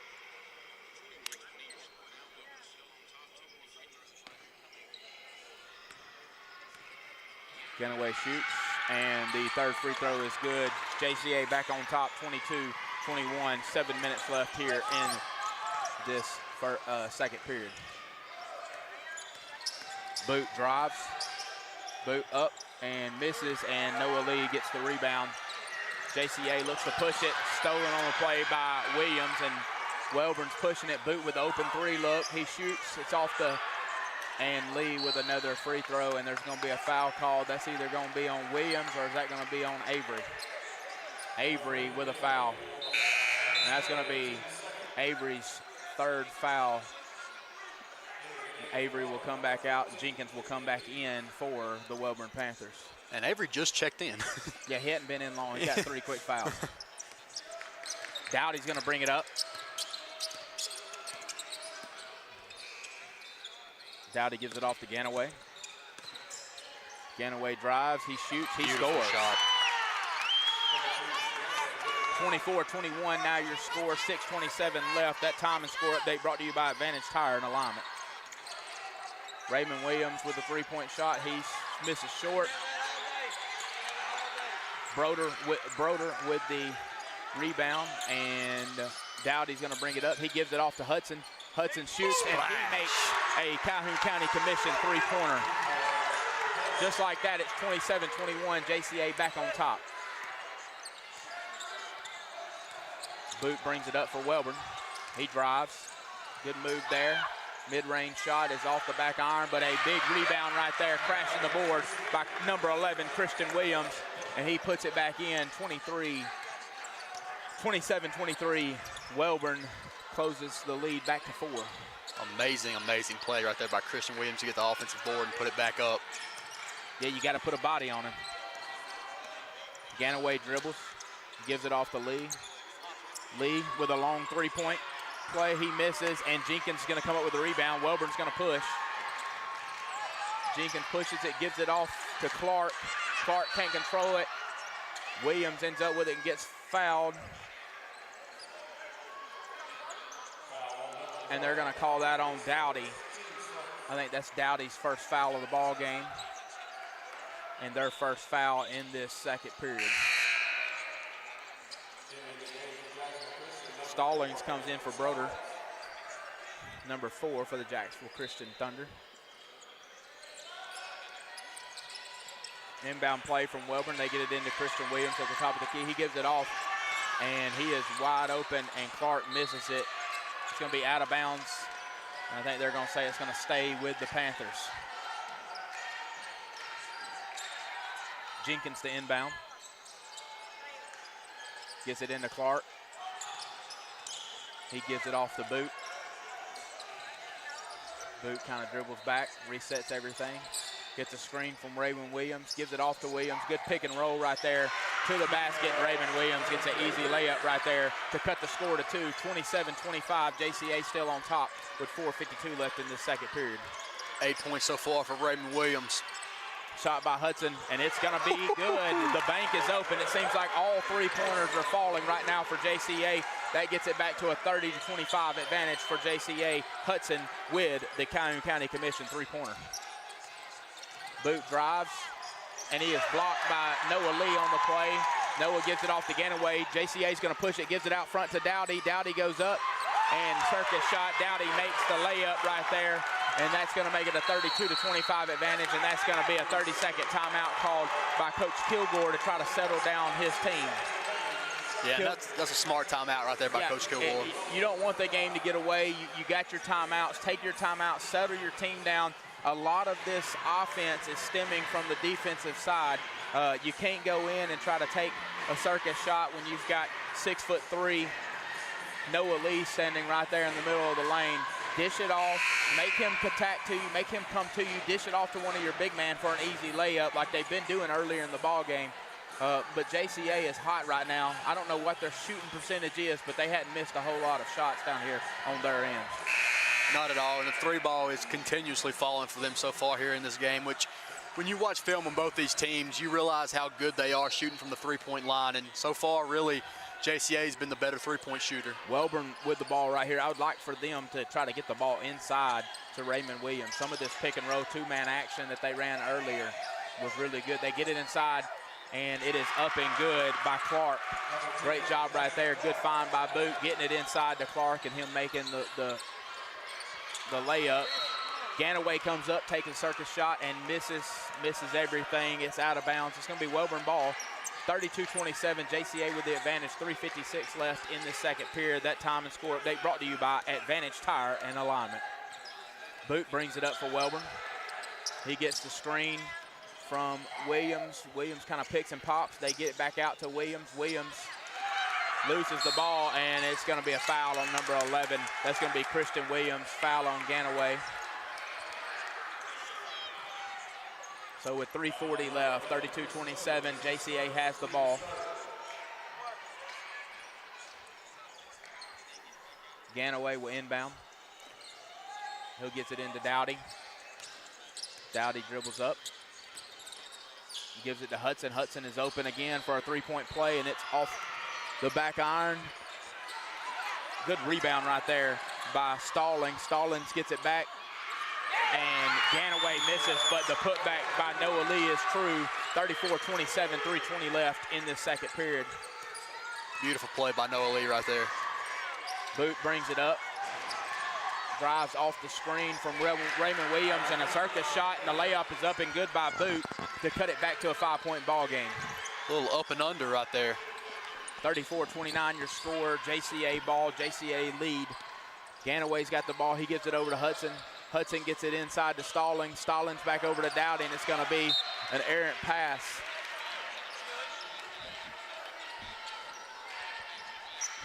And it'll be Wellborn basketball on the JCA turnover. Sorry about that. I had to go over and get the ball that got behind the media desk over here. 34-29, JCA with the advantage, but Wellborn has the ball. Boot dribbles up, gets it inside to Clark. Clark with the mid-range, and he knocks it down. Good look right there by Clark. 34-31. Wellborn has cut it to a three-point ball game with 2.5 minutes left in this first half. Ganaway drives up, he shoots, and it goes all around. Good basket off the front, off the back, and then falls for Ganaway to get it back to a 36-31 ball game. Yeah, and Ganaway's had a phenomenal first half already. Boot brings it up. Boot drives, tries to go underneath to Clark, but it's knocked out. It's going to be last off JCA, and it'll stay with the Panthers. 36-31 ball game. 2-11. I do like that Wellborn is trying to drive it. Clark with an open three look. He misses short, but he gets his own rebound. Got to box out the shooter. Clark gets it, misses again, and it's going to end up with Dowdy with the rebound. He gives it to Ganaway, and JCA will bring it back up with 2 minutes left here in this first half. Yeah, I think they want Clark inside in the paint. I don't think they want him taking those threes. But, I mean, he's wide open, so he might as well.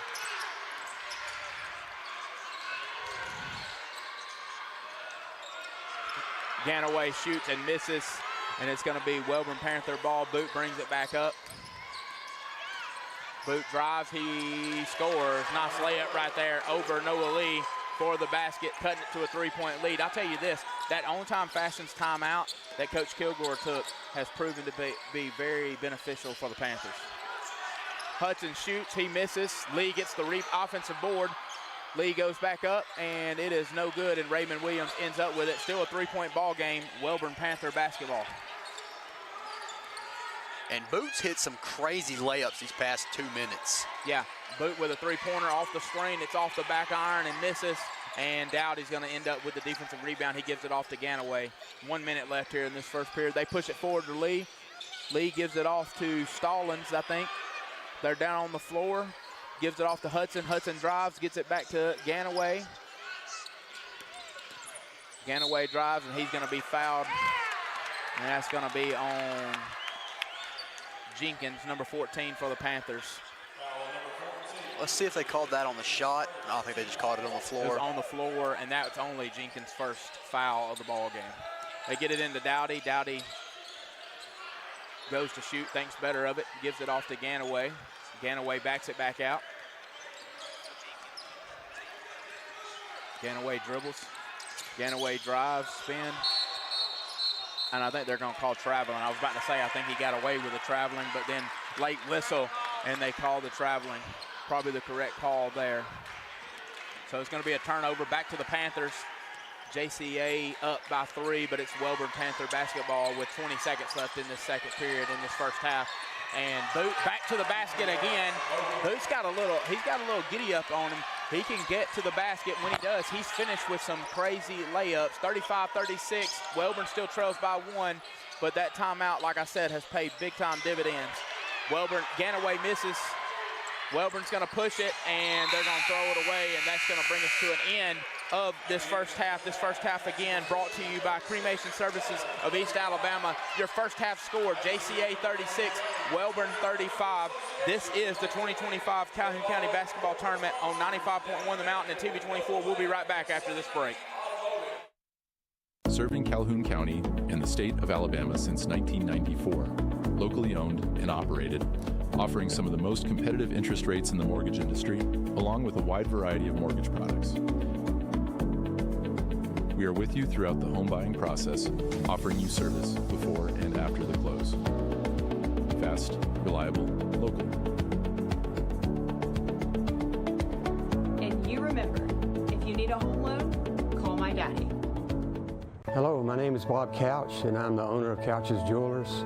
We are your destination for engagement rings, wedding bands, and anniversary and birthday gifts. We offer a wide selection of the best value diamond jewelry and engagement rings.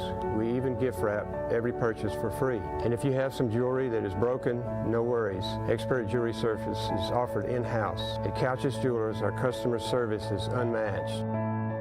If you'd like a special jewelry item created just for you, please come to see us. Hey, how you doing? This is Teresa Garrett from Freedom Tax Service of Oxford, Alabama. Come on down for our new up to $7,000 advance that starts and gets you your money within 24 hours all the way up to 72 hours. Come on down and see us today. We are open from 9 to 7 Monday through Friday, and on Saturdays are by appointment only. Again, don't be a slave to your taxes. Choose freedom. At First Class Roofing and Solar, we are not here to sell you a roof. We are here to get your insurance to buy you a roof. From roofing to gutter installation and detaching and resetting solar panels, we've got you covered. So, Mr. Ward, was it easy working with us? Yes, you guys handled everything with my insurance company, and the hardest thing I had to do is pick out the color for my shingles. Leave the hassle to us. We'll handle the insurance process so you don't have to. Get your free estimate today. Call 989-THE-GOAT and let us take care of your roof and your insurance too.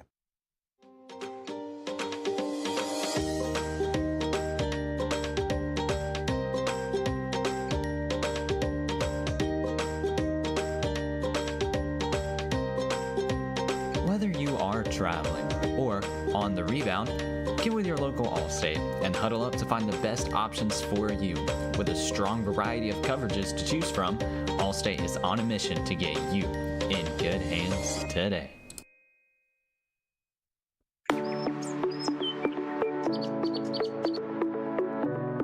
Hey, this is Jason at Reeves Insurance. Just want to say a quick thank you to all of our customers for your support over the years. We now have offices in Anniston, Alexandria, and Oxford in order to serve you better. So stop in and see me or any of our experienced staff and let us shop for you. We'll find you the best price and the best coverage available. Thank you.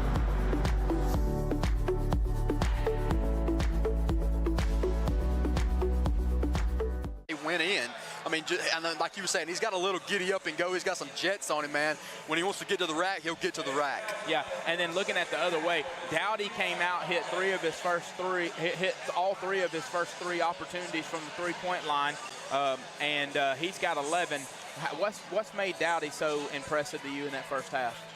Well, just his kind of separation, his ability to get separation and get a good look off and get a good shot off, and that's really what stood out to me the most.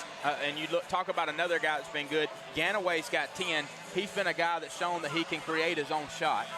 Yeah, Ganaway's phenomenal, man. He finishes through contact really well. He's very shifty. He's another guy. He's really the true point guard of this team. Yeah, and then Noah Lee, he's got 9 points, probably 6 or 7 rebounds already, well on his way to a double-double in this ball game. Yeah, for sure. Noah Lee, like I've said, we know how good that young man is at football, but he's just as good on the basketball court. I mean, the guy's a pure breed athlete, and that's just the only way to put it.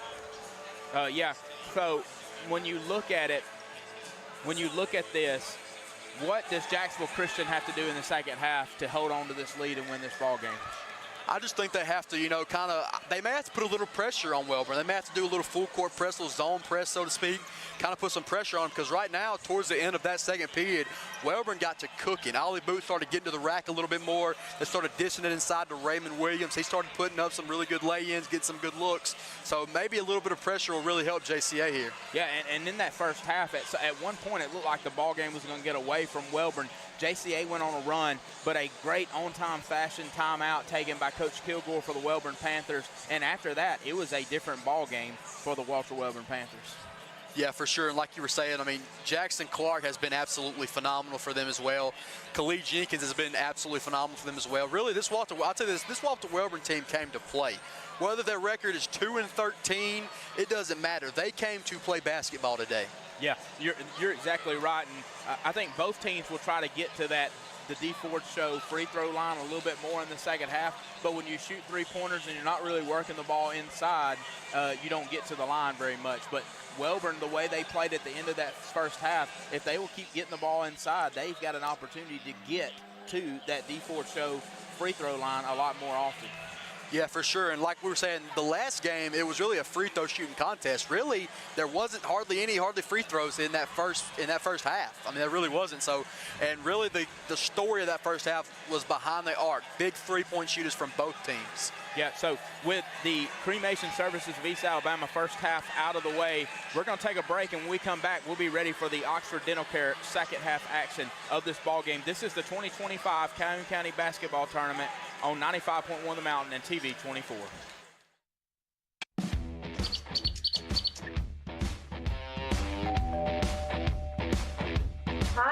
Classic 13. How can I help you? I was thinking about getting a tattoo. Do I need to make an appointment? No, we take walk-ins every day. Let's find someone to help you. Follow me. Okay, if you'll have a seat right here. Thank you.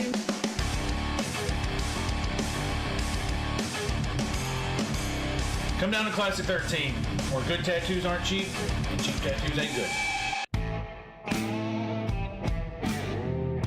At Alexandria Brake and Muffler, we strive to perform exceptional service using premium quality parts to ensure your vehicle withstands the test of time. We do all automotive maintenance and repairs consisting of AC service, check engine light diagnostics, brakes, coolant, and exhaust. Give us a call today. Proudly serving our community to provide honest, high-quality service and repair at a fair price. Hey guys, this is Blair Smith at Pediatrics Plus here in Anniston, located on Henry Road. I'm over here on the well side, but we do also have a sick side urgent care if you need us. We are more than happy to see you guys. Just come on, check us out if you get a fever, cough, or cold, or want to come in for a good checkup. Thank you.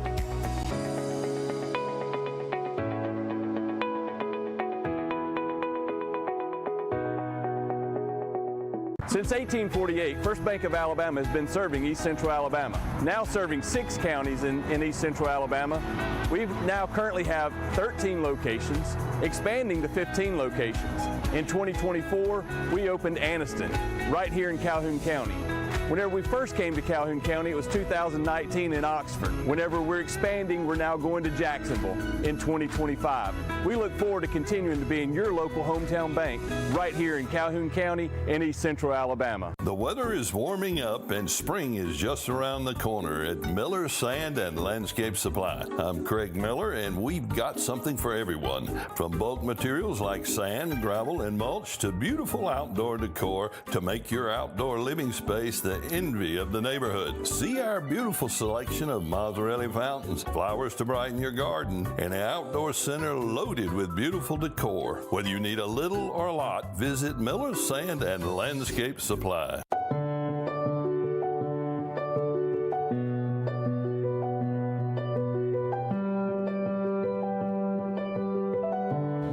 At Ballin Prosthetic and Medical Supply, we care about you. We offer custom prosthetics, orthotics, diabetic shoes, and durable medical supplies.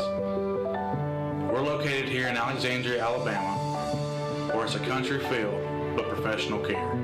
Come see us today. As well. Yeah, 100%. I mean, like I said, and also it's a crazy advantage as well. Like, because if you get to region play, you're going to be playing here.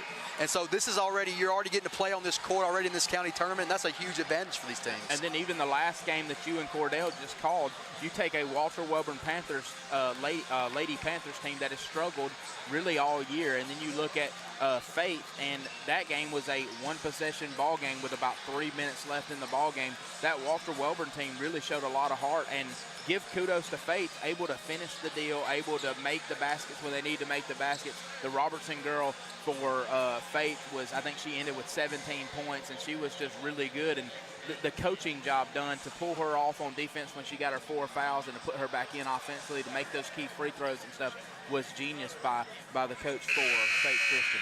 Yeah, 100%. Anna Kate Robertson was absolutely sensational for that Faith Christian team, and it's going to be very interesting to see how much of a run they make here in this tournament. Yeah, so we're ready for second half action here at Pete Matthews Coliseum.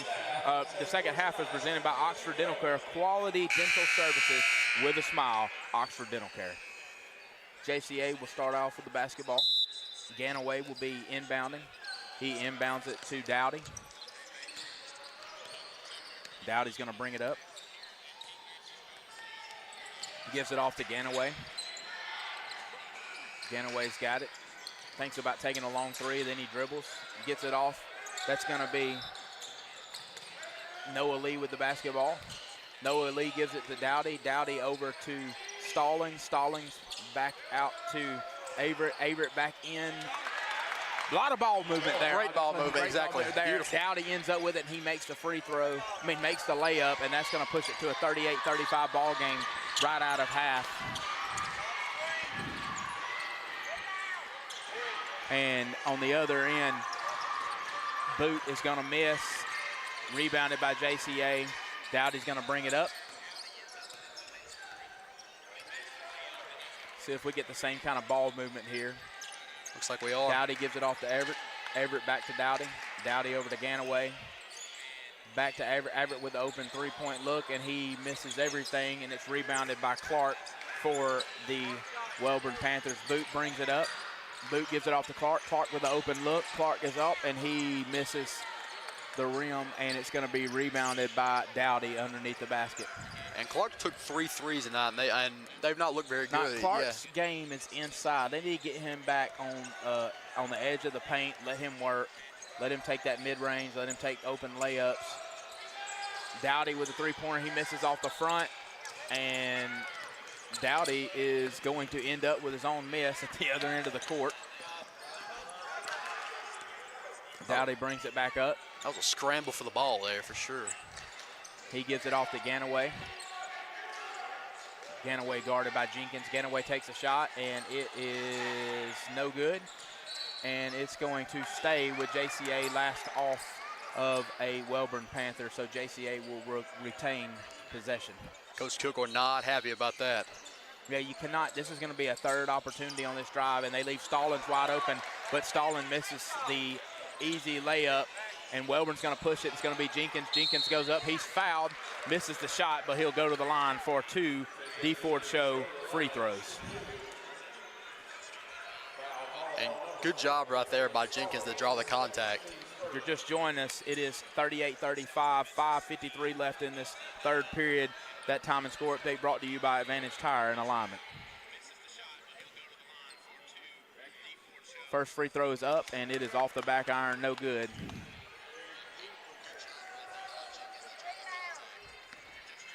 Jenkins, second D-Ford Show free throw. It's up, and it is no good. Rebounds out, but Raymond Williams gets the rebound. He misses. Clark ends up with it, and they're going to call a travel on Clark as he falls to the floor.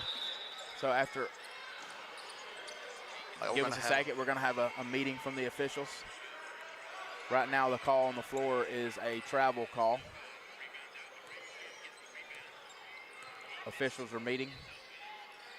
You know, we always get on to officials, but we want the officials to get together and get it right. Coach Miller's not very happy, and I'll tell you that right now. After all of that, it's going to stay with the same call, and it's going to be JCA basketball. Ganaway inbounds it to Dowdy. Dowdy's going to bring it up. 38-35, JCA with the lead right now. He gives it off to Everett. Everett with the open three-pointer. He shoots. He misses. Noah Lee with the rebound. Lee goes back up for the easy putback, and that's going to extend the lead to 5. JCA 40, Wellborn 35. Yeah, you got to box out Noah Lee. He will kill you. Boot brings it up. He dribbles, gives it off to Christian Williams. Christian Williams with the open three. He misses. Everett with the rebound. He gives it off to Ganaway. Ganaway up to Stallings, and Stallings hits the layup on the other end. 42-35, JCA with the advantage.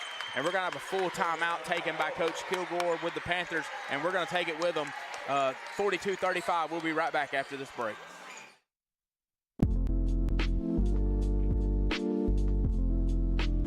Cutter's Pizzeria is celebrating 5 years with 2 locations in Alexandria and Oxford, Alabama.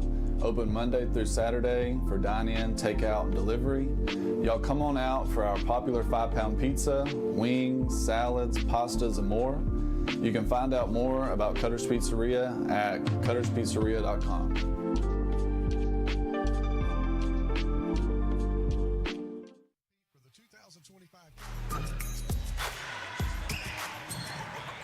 Welcome back to the 2025 Calhoun County Basketball Tournament. JCA on a 6-0 run, and that's going to result in a timeout by Coach Kilgore, and it will be Wellborn Panther basketball. The last time he took an on-time fashions timeout, it really paid off. Settle your guys down, see if you can't get some looks right here for the Panthers. Another good timeout right there from Kilgore for sure.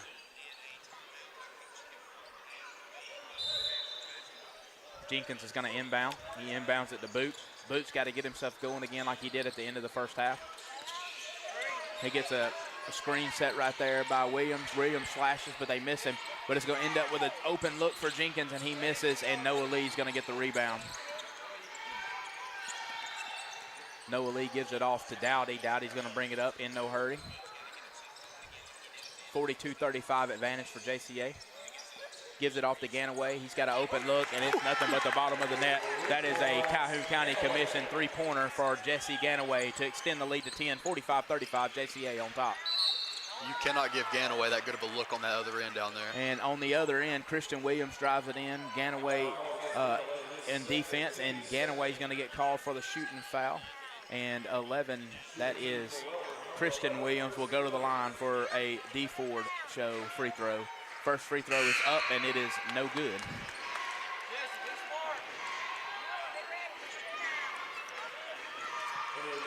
Got to capitalize off these free throws. Got to make their free throws. Second free throw is off, and Ganaway's going to end up with the rebound, and JCA is going to take it the other way. Ganaway gives it off to Dowdy. Dowdy gives it off to Everett. Everett back to Dowdy. Dowdy walks it back out. Dowdy gives it off to Ganaway. Ganaway again, deep three. It is off the back iron. Christian Williams is going to end up with the rebound, and he gives it off to Clark. Clark over to Boot. Boot drives, and Boot is blocked by Lee, but we're going to have a foul called on the play, and Boot will go to the D Ford Show free throw line for a pair of free throws. Got to make your free throws right here if you're Walter Wellborn. You definitely got to. You got to stop the bleeding, so to speak, at least a little bit. Noah Lee trying to plead his case. It looked like he was trying to tell the official that he went straight up. Close call. Makes the first free throw. I'd like to see Wellborn do more of that, though. Make the official make a call. Drive the basket, drive to the basket, and make the official make the call. He makes both free throws. 45-37 JCA advantage with 3:57 left here in this third period. That time and score update again, advantage Tire in alignment. Boot with 11 points now. He's been their leading scorer. Dowdy brings it up. He gives it off to Everett. Everett back to Boot. Not Boot. Everett back to Dowdy. And Dowdy knocks down the three-pointer to get the advantage back to 11. 48-37. JCA on top. Boot drives. Loses his handle for a second. Walks it back out. Defended by Stallings. Boot gives it off to Christian Williams. Christian Williams goes up. He misses the layup, and it is rebounded by Noah Lee. And he gives it back to Dowdy to reset this offense. 3:15 left here in this third period. 48-37 advantage for JCA. Back to Dowdy. Dowdy shoots. He misses. Noah Lee comes up with the long rebound. He shoots the three-pointer. It is off. Stallings with the rebound. Ends up with Everett. Everett gives it back to Dowdy for another three-point opportunity. And the Calhoun County Commission three-pointer right there by Dowdy. That makes it 51-37 with 2:50 left in this third period. Wellborn brings it back up. It's going to be Boot with it. Boot gives it off to Raymond Williams, and it is going to be out of bounds, a turnover by the Wellborn Panthers. And Bryson Dowdy is absolutely cooking right now. Yeah, he's feeling it. That last one was probably a heat check. You know, he missed one, get it back to him, but he's not going to miss two in one possession.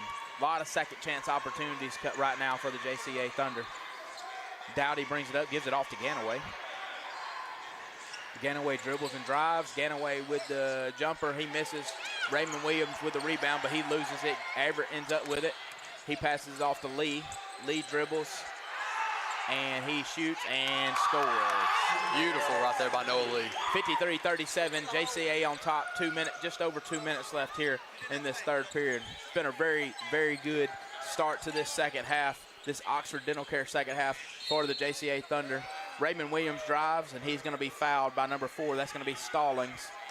And it's going to be on the floor, I believe, and Wellborn will inbound from the baseline.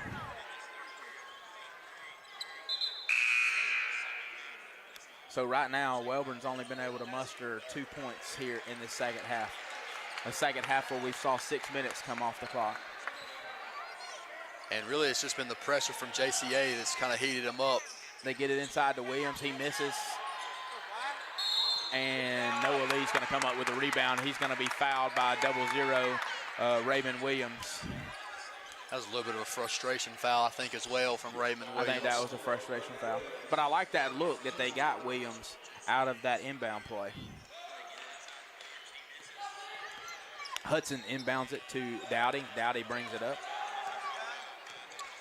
Dowdy gives it off to Noah Lee. Lee gives it off to Ganaway. Ganaway across court to Hudson. Hudson up, and the three is off, but Noah Lee is there with a rebound and the putback to make it a 55-37 ball game with 1.5 minutes left here in this third period. And Wilmer's just not boxing out. I mean, that's what's you got to killing get him. a body on somebody.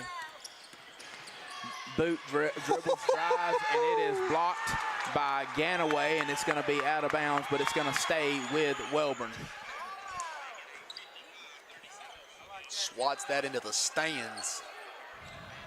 With some aggression. No doubt about it. It's going to be Avery who is going to be inbounded for the Panthers. He gets it in to Clark.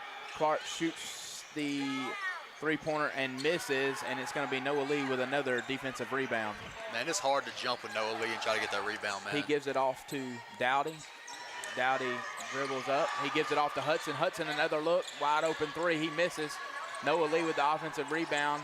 He goes back up, and he scores, and he is fouled. So not only does he get the basket, but he will go to the D. Ford Show free throw line for a chance for a three-point play. That score right there makes it 57-37 with just over a minute left in this third period. That time and score update brought to you again by Advantage Tire and Alignment. Noah Lee at the line.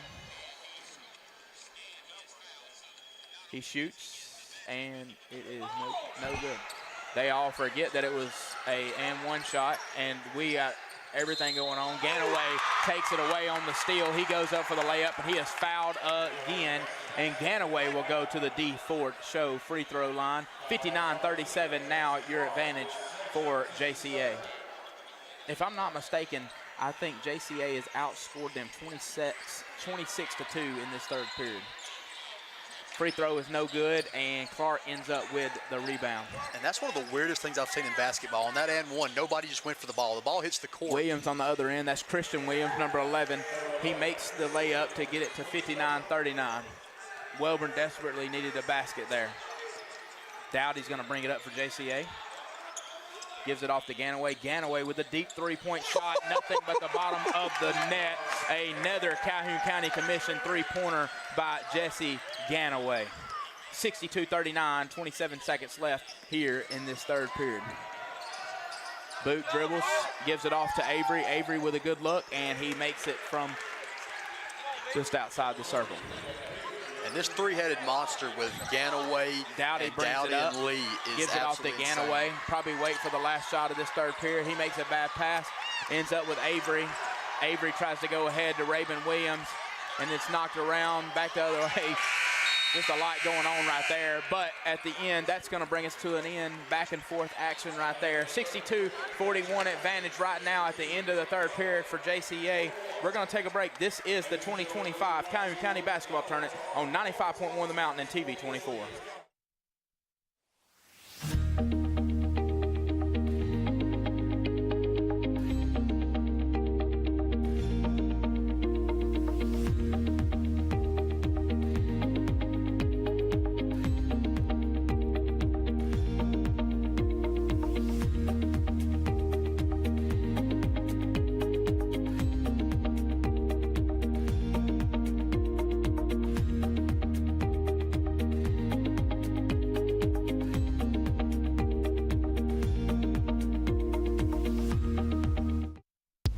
Hey guys, I'm Cameron Minton with Minton Home Center. Minton Home Center has been in business for over 40 years.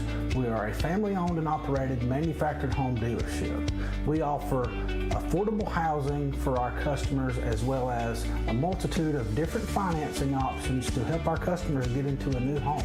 When you come to Minton Home Center and you start looking around our lot, the first thing you will notice is that we have the most competitive prices in the industry. Welcome back to the 2025 Calhoun County Basketball Tournament. This Oxford Dental Care second half has been all JCA. Welborn starts out with the basketball. Boot drives, boot up and is blocked, misses the shot. It's going to be off of JCA and stay with the Panthers.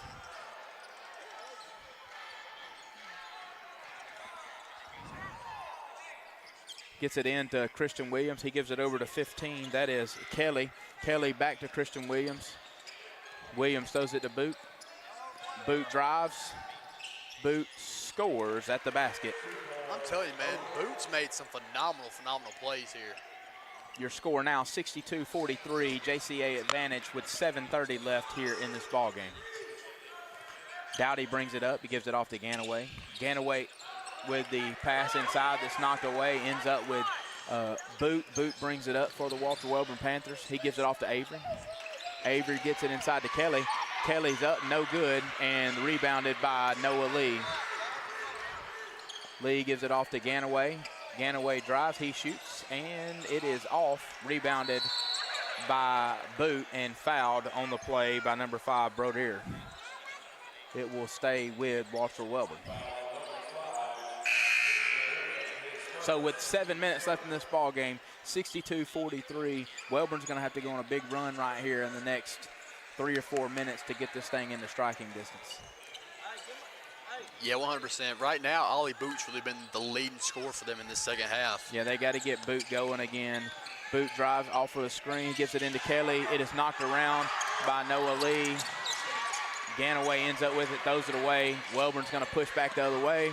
And Boot is going to go in, and it's going to be an offensive foul called, a charge called on Boot there. Jesse Ganaway taking the charge.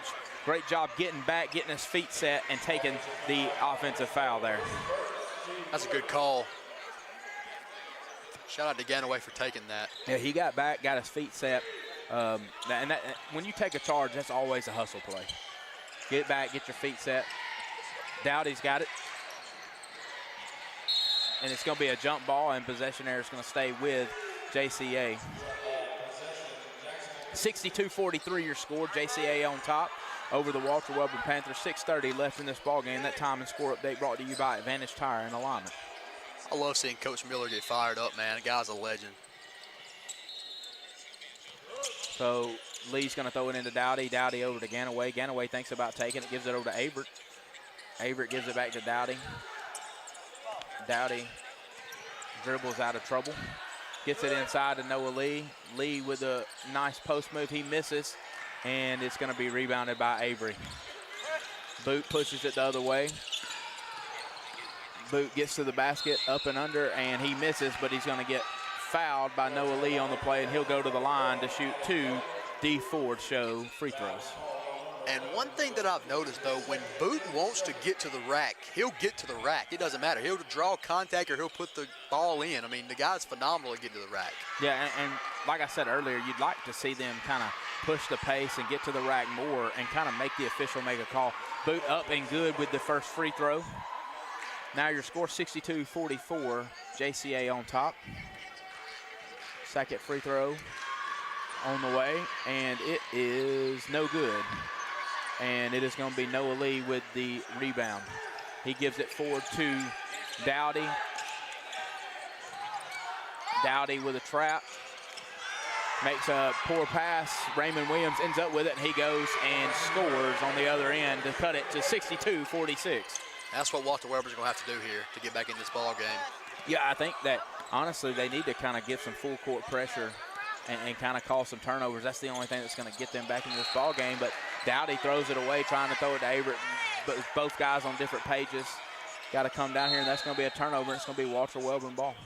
And Coach Miller is going to take a timeout. He's going to be a 30-second timeout. So we're going to stay here. That timeout brought to you by On Time Fashions, a family-established business carrying the latest trends of men's dress and casual wear, special discounts on wedding and group orders. If you got anything that you need menswear, you need to go see On Time Fashions.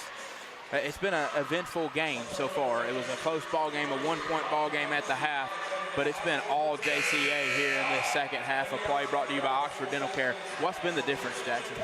Well, really, you just seen JCA turned up the pressure a little bit. They've played a lot more press, got into kind of a zone defense. And like I've been saying, really that three-headed monster with Ganaway, Lee, and Dowdy is absolutely unstoppable. Yeah, and they've played all three of them have played really well in this ball game. Dowdy has 19 points, Ganaway has 18, and Lee has 17 points right now. That's about as good as you can get from a three-headed monster. Boot dribbles up, he shoots, it's off, and Dowdy ends up with the rebound. Dowdy will slow it down, come the other way. 5.5 minutes left in this ball game. Ganaway has it, Ganaway shoots, and the Calhoun County Commission three-pointer is good from Jesse Ganaway. That gives him now 21 on the night. It is raining in the Pete, ladies and gentlemen. It is raining, no doubt about it. Boot brings it up. Boot dribbles, it goes to the basket, gives it off to Raymond Williams. Nice right there from Boot to Raymond Williams there. It is now 65-48, 4:57 left in this ball game. Dowdy brings it up. Welburn extends the pressure, gives it over to Ganaway, open again, and he misses that one, but it's going to be Averett ends up with it. They end up on the floor, and they call a jump ball, and it's going to be possession arrow in the favor of the Welburn Panthers. Raymond Williams and Averett still getting after it right there. Both guys going to the floor to try to get that ball. But it's going to be a jump ball, and Welburn Panthers are going to have it. Boot brings it up. Boot off a screen from Kelly. Gives it off to Christian Williams. Williams back to Boot. Boot goes up, and he misses. And it's going to be Ganaway with the rebound. He pushes it forward to Dowdy. Dowdy goes up and scores. Nice pump fake right there for Dowdy to get guys off their feet and get the open look there. Back to a 67-48 ball game, 4:13 left in this ball game. JCA on top. It's just good fundamental Boot basketball. dribbles up. Boot shoots. He misses, but he will go to the free throw line. I think they're going to call this foul on. They're going to call it on Averett, and so. But Boot will go to the free throw line with a chance to get a couple of scores with the clock stopped. Free throws tonight brought to you by the D Ford Show. Boot shoots, and he scores on the first one. 67-49, still JCA advantage. Boot with his second free throw attempt. He shoots, and he scores. 67-50, 17-point advantage for JCA, 4 minutes left in this ball game. Dowdy gets the ball on the inbound. He pushes up, they'll trap him again, and he makes a dangerous pass off of number 15, Kelly. He goes out of bounds, and it will stay with JCA. Noah Lita inbound. He inbounds it to Ganaway. They lose him for the easy basket, 69-50. A 19-point advantage for JCA with under 4 minutes left in this ball game. Boot dribbles, he brings it up. Gets a screen from Christian Williams, gives it off to Raymond Williams. Williams drives, and he is going to get fouled by Stallings there. It'll be on the floor, and Welburn will inbound. I just think that Welburn. Actually, Welburn is in the bonus, so Raymond Williams will go to the line to shoot a pair of free throws. Free throw line again, sponsored by the Ford Show. Go ahead, buddy. I just think Welburn's exhausted, man. I mean, truly. I mean, also it's actually insane how Jags Christian really doesn't have that much depth. These guys have been on the floor all night. I mean, you can tell they're a little bit exhausted, a little bit tired, but they're still playing just as hard as they were in the first period. I take it back. Welburn will inbound, so they are not in the bonus. Had a slick spot on the floor. It'll be Avery inbounding it, number 3 for the Welburn Panthers. He'll get it into Boot. Boot dribbles. Screen from Kelly. Goes up, and he's going to be fouled, and it's going to be called on Noah Lee on the play. And so Boot will go to the line again to shoot 2 D Ford Show free throws. That'll be Lee's third as well. Coach Miller's decided he's going to take a full timeout, and we will take a break with him. This is the 2025 Calhoun County Basketball Tournament on 95.1 The Mountain and TV 24.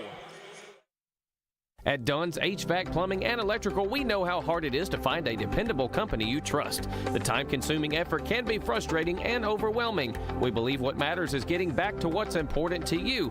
Dunn's HVAC, Plumbing, and Electrical is built upon honesty, integrity, and also trust. We are your local choice for all your HVAC, plumbing, and electrical needs, servicing Calhoun County, Jefferson County, and surrounding areas. Visit our website at callduns.com to schedule your appointment. Dependable service done right. Basketball, so do we.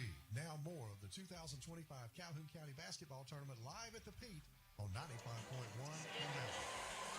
And we are back. 3:36 left in this ball game. JCA up over Welborn right now, 69-50. And I think Coach Miller just took that timeout to plead his case with the officials. But it's not going to change anything, and Boot will be at the line to shoot a pair of free throws for the Welborn Panthers. That timeout brought to you by On Time Fashions. First free throw for Boot is up, and it is good. 69-51 advantage for JCA. And Boot has another chance to cut into this lead and cut it to 17. He shoots, and he scores on the second one. His 17th point here tonight. He's their leading scorer by far. Yeah, him and Raymond Williams. Raymond Williams has added 12. But Boot has been the guy that's made things happen for the Walter Ward Panthers. A steal by Christian Williams. He gets over to Raymond Williams. Raymond Williams goes up, and he misses. Christian Williams fights for the rebound, and he ends up with it. And they're going to call a foul on number 32, Everett. And I believe that will put Christian Williams at the line for a pair of D4 show free throws. And I figure Everett goes out here. That's his fourth. I think they're going to leave him. 3:18 left. Yeah. Well, I didn't see Hudson. Hudson will probably enter right here for Everett after this first free throw. Free throw is up, and it is no good, and you are correct. Everett will exit with his fourth foul, and Hudson will come in for him, and Christian Williams will shoot his second D4 show free throw, and it is up, and it is no good off the front, and Ganaway ends up with the thing, but it's taken away from Ganaway. Raymond Williams gets it. Ganaway blocks it. Christian Williams somehow ends up with it. And Avery takes the three-pointer, and he's off, and Ganaway ends up with it, gives it off to Dowdy. They're going to push a little bit back to Dowdy, and they're going to have a traveling call called on number 5, Nicholas Brodier. And it's going to end up Welborn basketball. 3 minutes left in this ball game. JCA on top right now, 69-52. That time and score update brought to you by Advantage Tire and Alignment. Boot brings it up, gets a screen from Kelly, gets it inside to Avery. Avery up, and it is good. Good find right there from Boot to Avery for the two-point basket.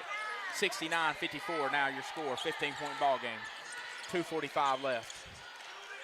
Give it off to Hudson. Hudson thinks about shooting it. Decides again, it's knocked out of bounds by Boot, and it's going to stay with the Thunder. Jenkins comes back in the ball game. Jenkins and Clark for the Walter Welborn Panthers. Noah Lee to inbound. He gets it in to Ganaway. Ganaway back to Lee. Lee dribbles, drives, and he's going to be called for a travel violation there, and Walter Welborn will have the basketball. I think JCA wanted a foul, but it definitely was a travel there. Boot brings it up. Boot dribbles, gives it off to Jenkins. Jenkins drives, and Jenkins cannot finish, and it's going to be Noah Lee who ends up with the basketball on the rebound. And we're going to have a foul called on number 00, Raymond Williams, I believe, for the Walter Welborn Panthers. And it will be JCA basketball. 69-54 your score right now. JCA with the advantage. 2:19 left in this ball game. Hudson gets it in to Ganaway. Ganaway gives it over to Dowdy. Dowdy is covered by Raymond Williams in the back. He finds Lee. Back to Dowdy. Dowdy drives, and he shoots and misses, but I think he will go to the line for a pair of free throws. That foul was on Jenkins, just his second foul of the ball game. And they're going to call it on the floor. So it will stay with JCA, and they will inbound out to Dowdy. Dowdy gets it over to Brodier. Brodier back over to Hudson. Hudson shoots the three-pointer, and it is no good. Brodier comes from the other side. It gets the rebound, but he dribbles it off the baseline, and it's going to be Walter Welborn basketball. 1:53 left in this ball game. 69-54 advantage for JCA right now. That time and score update brought to you by Advantage Tire and Alignment. Gets it over to Clark. Clark's wide open for the three-point play. He misses. Jenkins with the rebound. Jenkins goes back up, and he hits. 69-56. Welborn has cut it to a 13-point ball game with a minute and a half left in this ball game. Dowdy dribbles up. Gives it off to Hudson. Hudson back to, and they're going to call a foul here. I think that's going to be on Ollie Boot. It is. And JCA will inbound up by 14 with the ball with a minute and a half left in this ball game. Dowdy gives it over to Ganaway. Brodier has it back to Ganaway. Ganaway dribbles, gives it off to Hudson in the corner. 3-point. It is in and out, and Boot is going to end up with the rebound. Boot brings it up. He's pushing the pace. He drives, he shoots, he scores. 69-58 ball game, 11-point ball game here late in just under a minute left in the fourth period. Giving it to Ganaway. Ganaway shoots, and he is off. Ganaway gets his own rebound, though. He drives, and he scores. 71-58. JCA has the advantage. 44 seconds left in the ball game.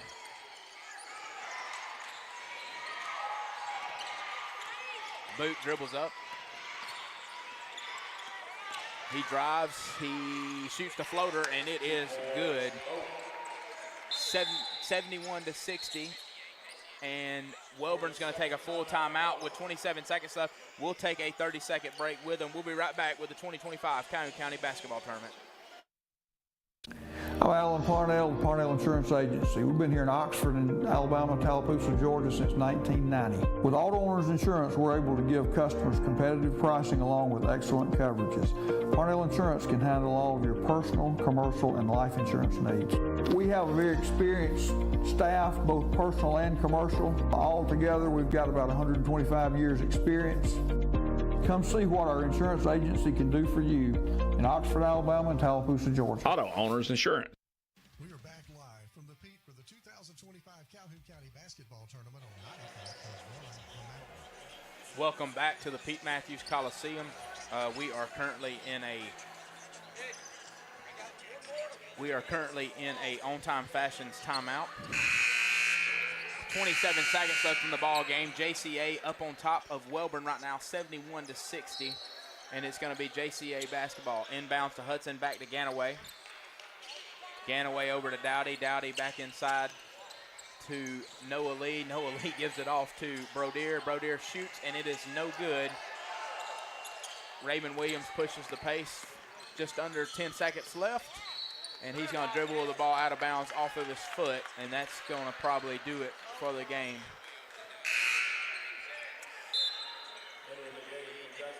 Nine seconds left in the ball game, 71-60. JCA advantage. It looks like they're going to move on to play in the next round of this Calhoun County Basketball Tournament. Ganaway has it.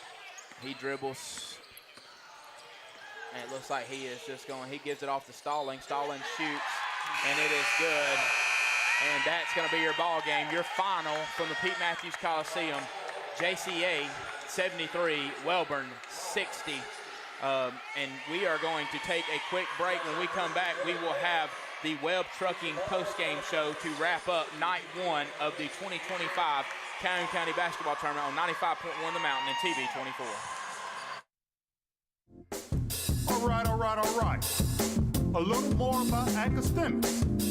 Parents, do you want to secure a bright future for your young people? We have science, technology, engineering, and mathematics. Get your kids involved with academic STEM kits.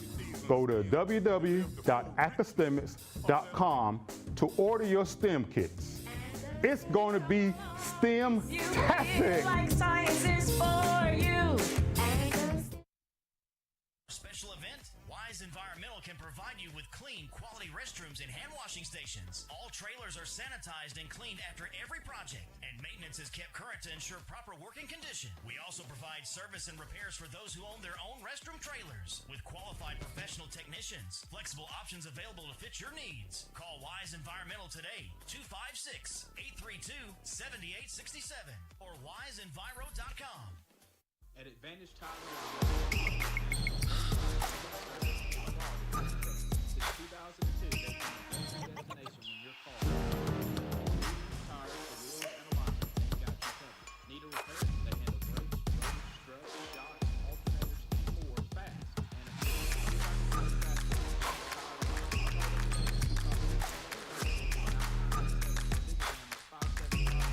Alabama Highway 202.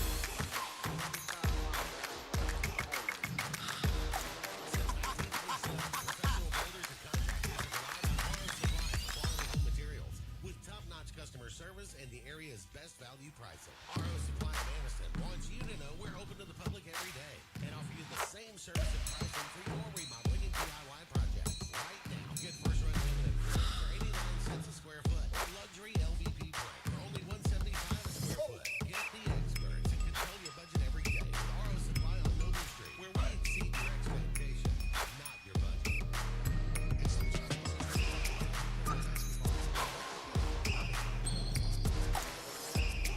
Welcome back to the Webb Trucking postgame show. Just to recap, JCA beats Welborn in the nightcap 73-60. Some key contributors. Jesse Ganaway for JCA had 25 points. Bryson Dowdy had 21, and Noah Lee added 17. In a losing effort, Ollie Boot was pretty remarkable. He had 21 points for the Walter Welborn Panthers, and number 00 added, Raymond Williams added 12. So I really thought that Raymond Williams and Ollie Boot both played good. I think some frustration settled in at times during that game. But what was your takeaway from that game that we just saw? My takeaway is that, like I've said, that three-headed monster for Jacksonville Christian is absolute menace, so to speak. I mean, with Ganaway and Lee and Dowdy, I mean, those three guys are absolutely phenomenal basketball players. Yeah, so recapping all today's action, O.Hatchie beat Pleasant Valley in the ladies' game at 4 o'clock. Sax's boys beat Faith Christian's boys in the next game. Faith Christian's girls then went on to beat Welborn, and then we just saw JCA defeat Welborn. So that sets up for tomorrow. Tomorrow's action starts at 6:30. Weaver will take on JCA, so JCA's got a quick turnaround to go and play Weaver tomorrow. Alexandria's girls will play Alexandria's girls will play Faith, I believe, and then Jacksonville's boys will take on the Sax Wildcats, who were victorious tonight. So we got a really big slate tomorrow of some really good basketball starting at 6:30. Yeah, for sure. I mean, so far, even in these 4 games a night, I mean, you've seen phenomenal action. Almost all the games have been competitive. And even in that last game, we know JCA was at one point was up by 24 or 25. Boom, Welborn comes back, cuts the lead, I think 12 or 11. I mean, so every game's been competitive no matter what. Looking at that first game tomorrow, Weaver and JCA, what do you think about that ball game? That's going to be a good basketball game. I can't wait for it. Yeah, both of those teams have really good athletes. We know a lot of them from what they do on the football field, but all those guys can play basketball as well. We saw a little bit of that tonight. That's going to be a great ball game to kick off tomorrow's action. Yeah, for sure. Caden Gooden is absolutely sensational. I mean, the guy's going to Jack State to play football, but, I mean, the guy's just an all-around straight athlete. Yeah, so real quick, I want to take a time to thank all of our sponsors again for making this happen. We will be back tomorrow at 6:30. 6:30 kickoff. Tip-off tomorrow night. It's going to be 6:30, 8, and then if you like late games, if you like the Wild West in football, those games that kick off at 9:30, you're going to love the late game tomorrow night kicking off at 9:30 p.m. Central Time. So it's going to be a fun day tomorrow. It's been a fun day today. We're going to wrap up here from the 2025 Calhoun County Basketball Tournament. This has been the 2025 Basketball Tournament on 95.1 The Mountain and TV 24. Have a great night. Be safe, and we'll see you tomorrow.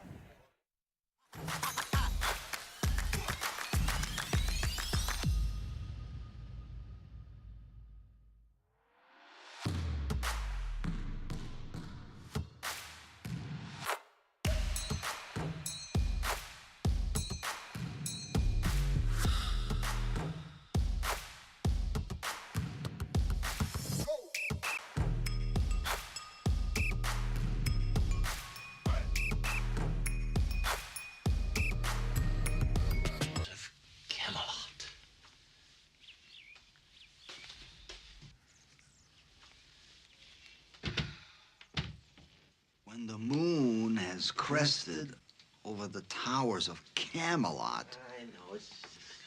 You better watch it, Sam. You're gonna end up marrying her, too.